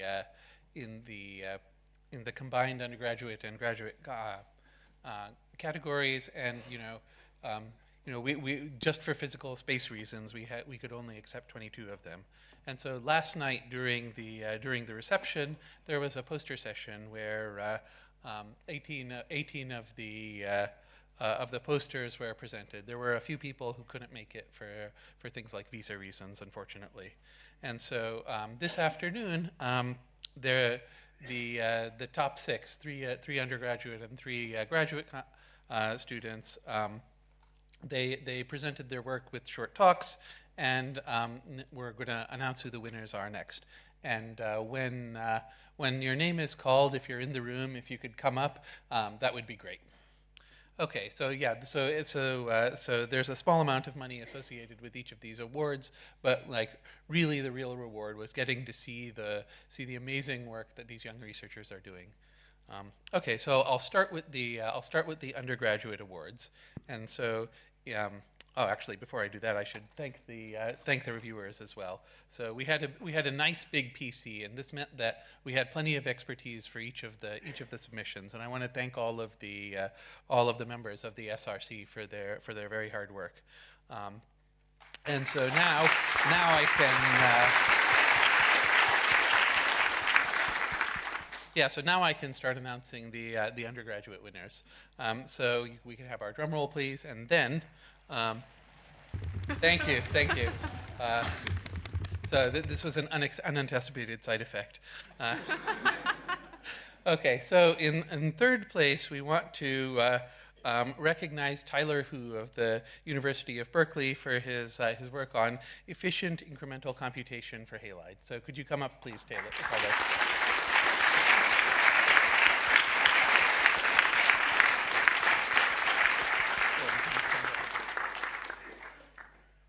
Okay, and in second place, we have Bhakti Shah of the University of Chicago for her work on a lean formalization of the CEDAR policy language.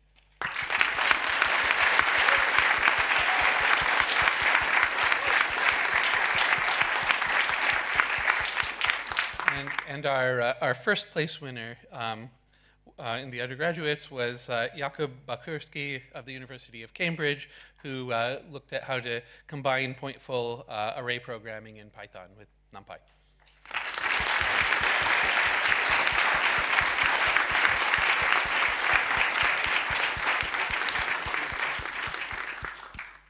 All right, so now what we can do is we can look at the graduate competition, and once again I can have a non-side effect this time.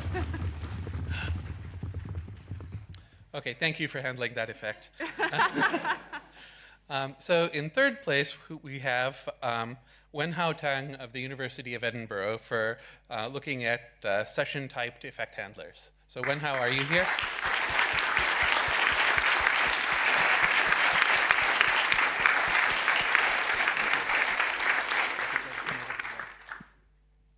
Okay, and our second place winner is Anud Alshnakat of KTH, who did a formalization of P4 in Hall.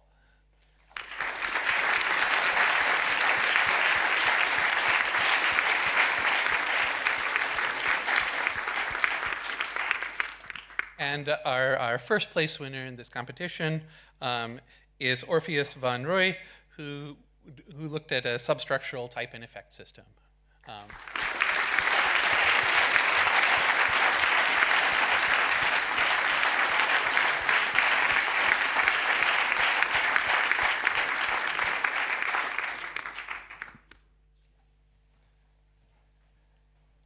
Okay, and before I wrap up, I'd like to express my wishes that we'll see much more of these young people in the future, and I'd like to ask for one more round of applause for all of them.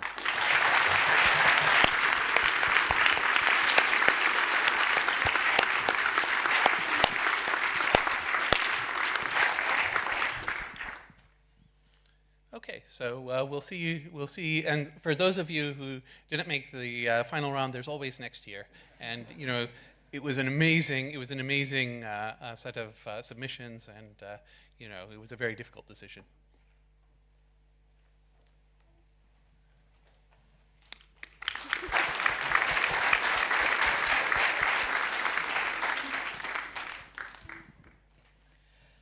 So before we go get on to Q&A, I am going to single somebody out. This is not me being biased, you'll see why. And that's Bhakti, who's just got one of the awards. She's going to be chair of the AV team next year. So totally awesome in more than one way.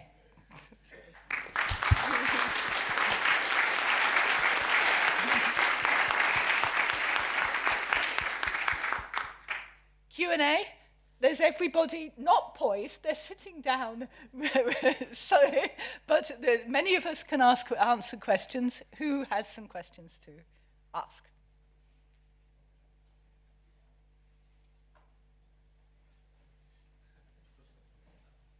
There's one here. I have an ironic remark, given the last thing Philip has said. I just want to signal boost a thread in the types mailing list recently about whether it actually is a good idea to record or stream talks from our conferences. There were some surprising points made there, and I think it would be good for the community to think carefully about this. I think that's fair enough, and I saw a bit of it. So this AV team is phenomenal, and what they are doing is basically wherever we are, they are coping with how to do AV in all manner of forms, not just the streaming.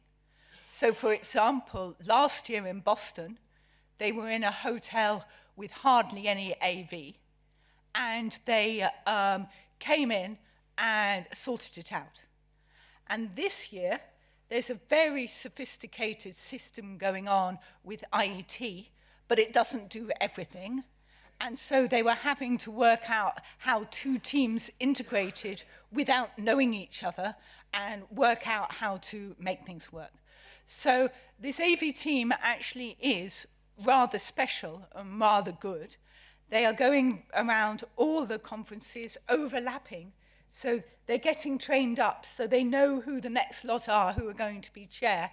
And I didn't know this at the start. This is me learning what's going on. So this is what's happening.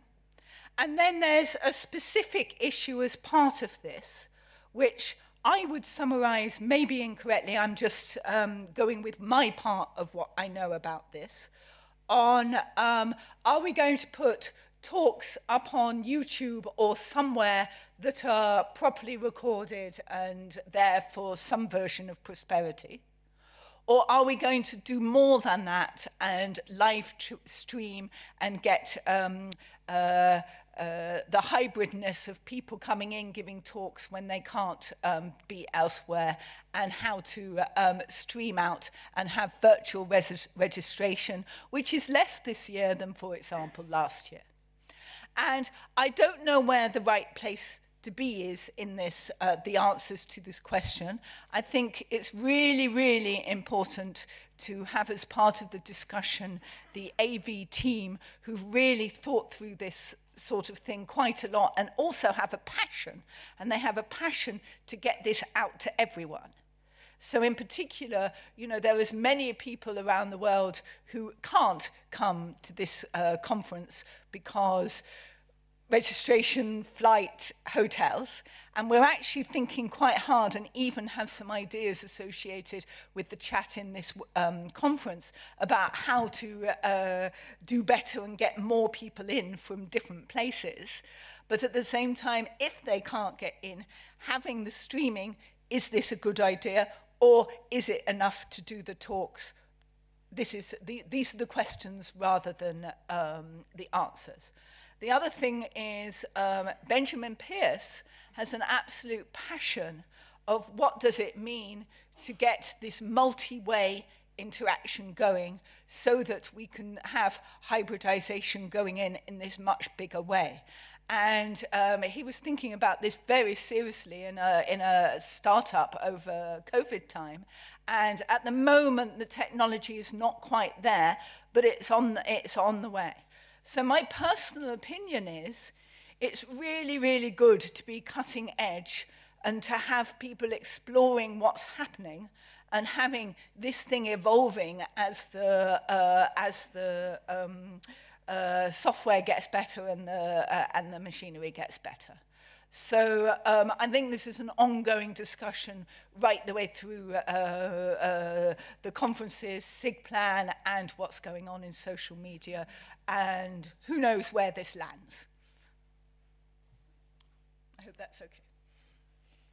Another question? There's one over there. I'd like to propose something. Can't can't hear is not worth trying. Just wait. No, wait. Thank you.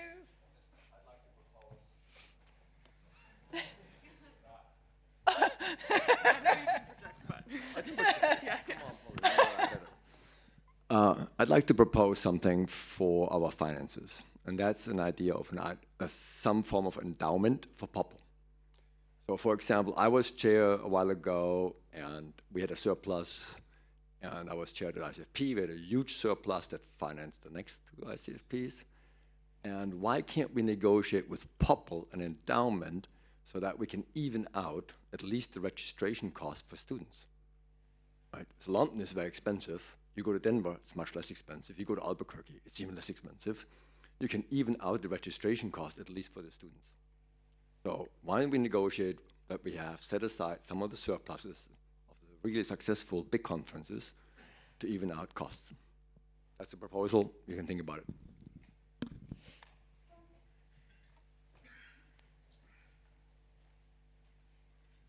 I can just comment at a high level about that. So something like that sort of effectively happens because any excess gets rolled back to SIG plan, and then if the conference in the future loses money, which does happen on occasion, then the lower amount is covered. So it all sort of works sort of funneling through SIG plan, and as SIG plan gets more, as I mentioned before, we just turn out and spend the money on the community. I think. Well, we can talk more about that offline if you'd like. I'll leave it at that. I want to give a big compliment to Philippa. So previous year, I think I complained about the lack of transparency about the budget. And I'm extraordinarily pleased to see this slide here. So thank you. Thank you.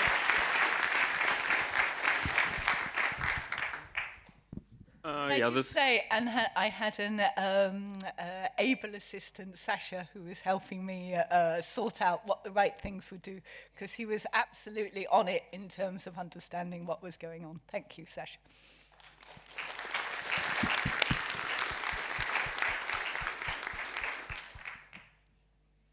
This is a question relating to the DEI session later, or like more a point I wanted to raise. Given the choice that this was made a cocktail reception, some members of our community are not comfortable with alcohol being served, both or because of like other members abusing alcohol, which might happen, or other constraints like religious constraints. So I wanted to ask why that decision was made, and if as a point of discussion. Okay, so the DEI people are not here because they're looking after an external visitor. So in some sense, please have this discussion again at the reception, just to make completely clear. I know this isn't your point, but just to make it clear, there's all forms of drinks, and that's so there's all forms. I was just making the joke about the cocktail one, but I think that's quite a serious point, and we have different cultures. And then what does it mean that the cultures rub together well? In some cultures, there absolutely is a tradition to have alcohol. So then what does one do? That's a really good question for tonight, because I don't know, and I sympathize with the point. Yeah.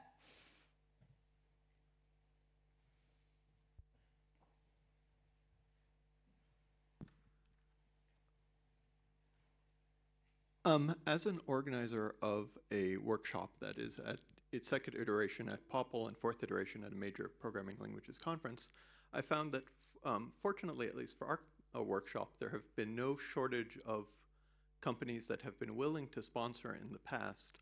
But given that we are a workshop and that we work entirely through POPL, there has been very little help on actually doing that. I think one potential, way to help these the conference's budget as a whole, also to pay for invited speakers who often would expect at least a free registration, would be if we could provide, if if it would be possible for SIGPlan to handle budgetary and sponsorship stuff for workshops, just so we could ourselves reach out to additional sponsors, and maybe that would help provide additional funding for students to visit, again, for registration for invited speakers to these workshops. And yeah, I'm wondering if anyone else has thought about that and if that's possible. So my first answer is I don't know. My second answer is, well, we're breaking even. It's not as if we could do much more. Another answer is, well, actually, there's absolutely no reason why the workshops and other events can't take responsibility for their own sponsorships and work it out. And I think can POPL enable some of that and find a way of doing best practice and helping? I think maybe there's a dialogue and can we do something? But absolutely, nothing is stopping any workshop getting money in. And I know Anders Rosberg and Conrad Watt did get some sponsorship for their workshop. So I think the point is, it can be extremely fluid how this works, and it's just a question of having enough understanding of that. Yeah. But, sorry? Great, yes, excuse me, I don't know absolutely who's got what. So CPP got sponsorship too. But there is a flat thing, which is in a place like this, there is registration. And POPL is in charge of the registration amount, and that's fixed. And also, it is the culture, especially in a place like this, where everything is so open, that you can dot from one workshop to another. So I think one does have that POPL view of what should be done in terms of the logistics of making the rooms work and people going between things. And then from the point of view of the workshop, it's up to you how you do the invited speakers, the students, etc. You can do any amount of subsidy for your choices. I think that's probably a good way to go. We can talk more about that because I'm sure I haven't thought of everything immediately. Thank you. Coming back to the registration cost, I'm sorry. So many good. I'm sorry, I can't help it. Yeah. So the cost of the full registrations were pretty well discussed, I think, and explained in terms of inflation and catering costs and VAT and those kind of things. But it was also observed that the cost of student registrations is going up much faster than the cost of the normal registrations. And, well, first, I think this is a political decision, and I'm not sure this is sending the right message. I mean, how much do we want to favor student participation or discourage it, basically, through these student registration fees? Can you go there? I want to point out that this year we had a record number of student volunteers, 50 students. That 50 students who got to attend POPL entirely for free. So, and that was necessary also because the venue and so many people. So I'm not saying this is necessarily the right choice, but it just got evened out differently. So can I just, absolutely, we were asked to do 40 students, and I absolutely found a way when the more registration numbers came in, I pushed it up to 50. Also, something that Sasha didn't say is that there's a very, very strong mechanism where the student co-chairs are choosing people that would find it difficult to get in. So they might choose one from that killer team over there, but they know that the killer team over there has the funds. So they're going to try and choose somebody from the place where they can see on paper that there might be difficulty getting in. So I'm sure it's not a perfect system, but they are trying quite hard on that. So you did obviously a lot of work to keep the registration cost down, and thank you for that. On that point, I think that it's inevitable if we have very large events that it's very expensive. I mean, the food and the venue are super expensive when you have 600 people. And I think if we want to change that, the necessary choice is to move in part to smaller events. And I wonder if, so to have more, if you have an event where with 60 people, you can make it free to attend. So that's radically different from 600. And I wonder if the sick plan people or the POPL people have ideas for how to do that. For example, Steve, would you volunteer to be the first POPL general chair that says no to any collocated workshop?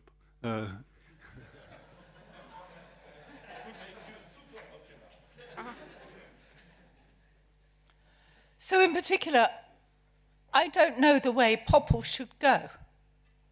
So that's one view.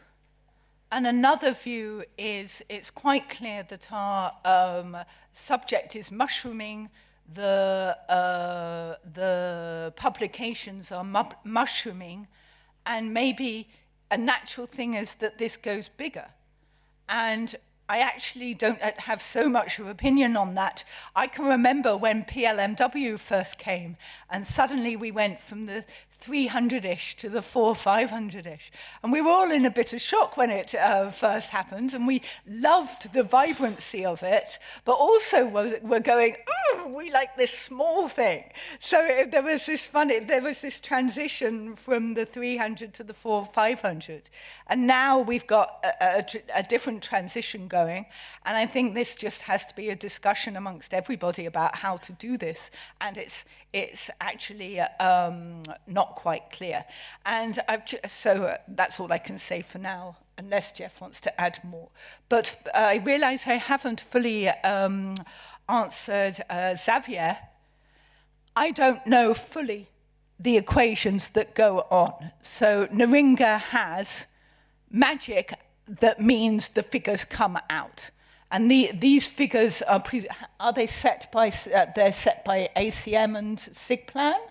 How does it work? Because they seem to be consistent over all the conferences that Naringa is part of. Okay, I'm not sure how to answer that. I mean, so there's a spreadsheet with the budget, and you plug in the cost of the different things, like the cost of the food, any registration management cost, et cetera, and then you come up with, and then you plug in the numbers of registrants, and you try to make it come out to a positive number, at least not a negative number, right? That's what you don't want. So what? Sorry, what other question am I answering? I forgot. Student registration. Why is So, student registration higher comparatively than? Yeah. But also the next question, which is about what size of POPL Yeah. and where it goes. Got it. So, so I don't have an answer for you of why student costs are higher. There's some effort to. I think I have a hypothesis, but I haven't actually checked it. The hypothesis is that the number of students is growing in our conferences, and so our previous balance of the professional members paying more and the students paying less wasn't working. And so it's possible that we've overcorrected in how much that the students pay. And I think that's something, I mean, I'll raise this to the steering committees of the various conferences, because I think it's a useful thing, and I think the steering committee should figure out, right, because the trade-off is now your registration will go up to pay for students, and for many of us that's fine, but that sort of has other effects. So it's, you know, pushing one thing down and something else goes up. So I think that's something I will ask the steering committees to consider.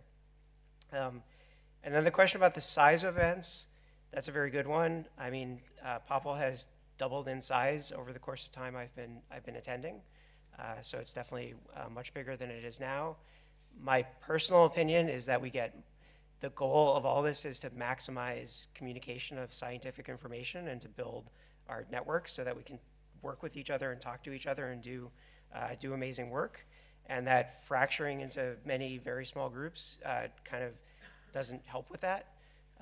So I think it's a good thing. I know once you get to a very large size, costs definitely go up extremely quite a bit. So FCRC was in Florida. That required getting rooms in a convention center, which is much more expensive than a hotel or a venue like this.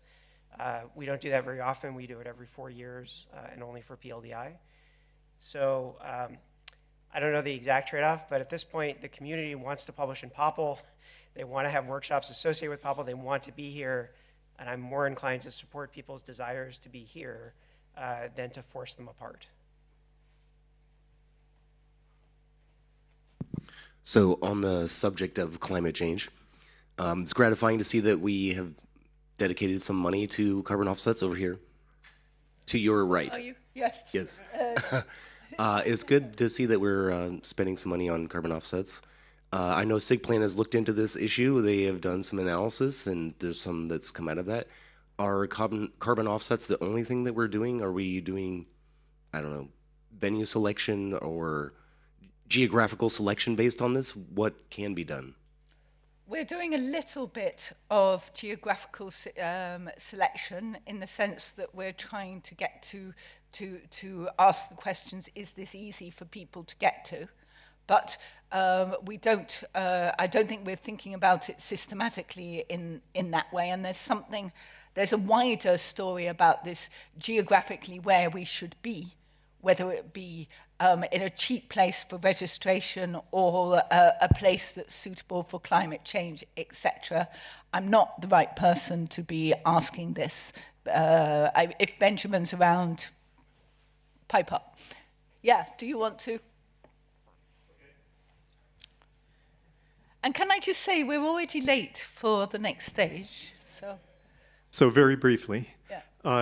There are very difficult trade-offs involved. The simplest one to explain is that when we looked into the numbers from POPL registrations from the past many years, we discovered a funny thing, which is there is a lot of variability in the carbon footprint of POPL based on choice of location, but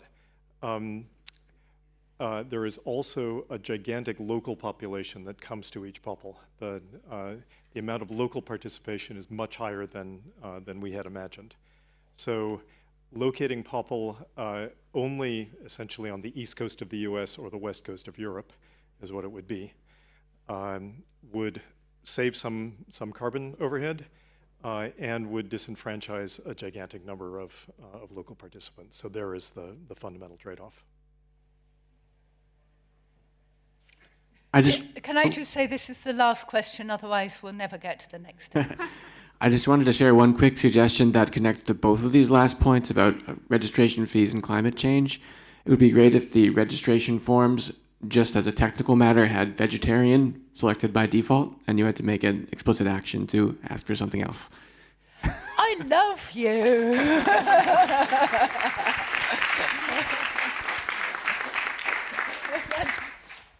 Point taken. I think that might be rather a good note to end on. Shall we go and have reception? Thank you very much, everybody.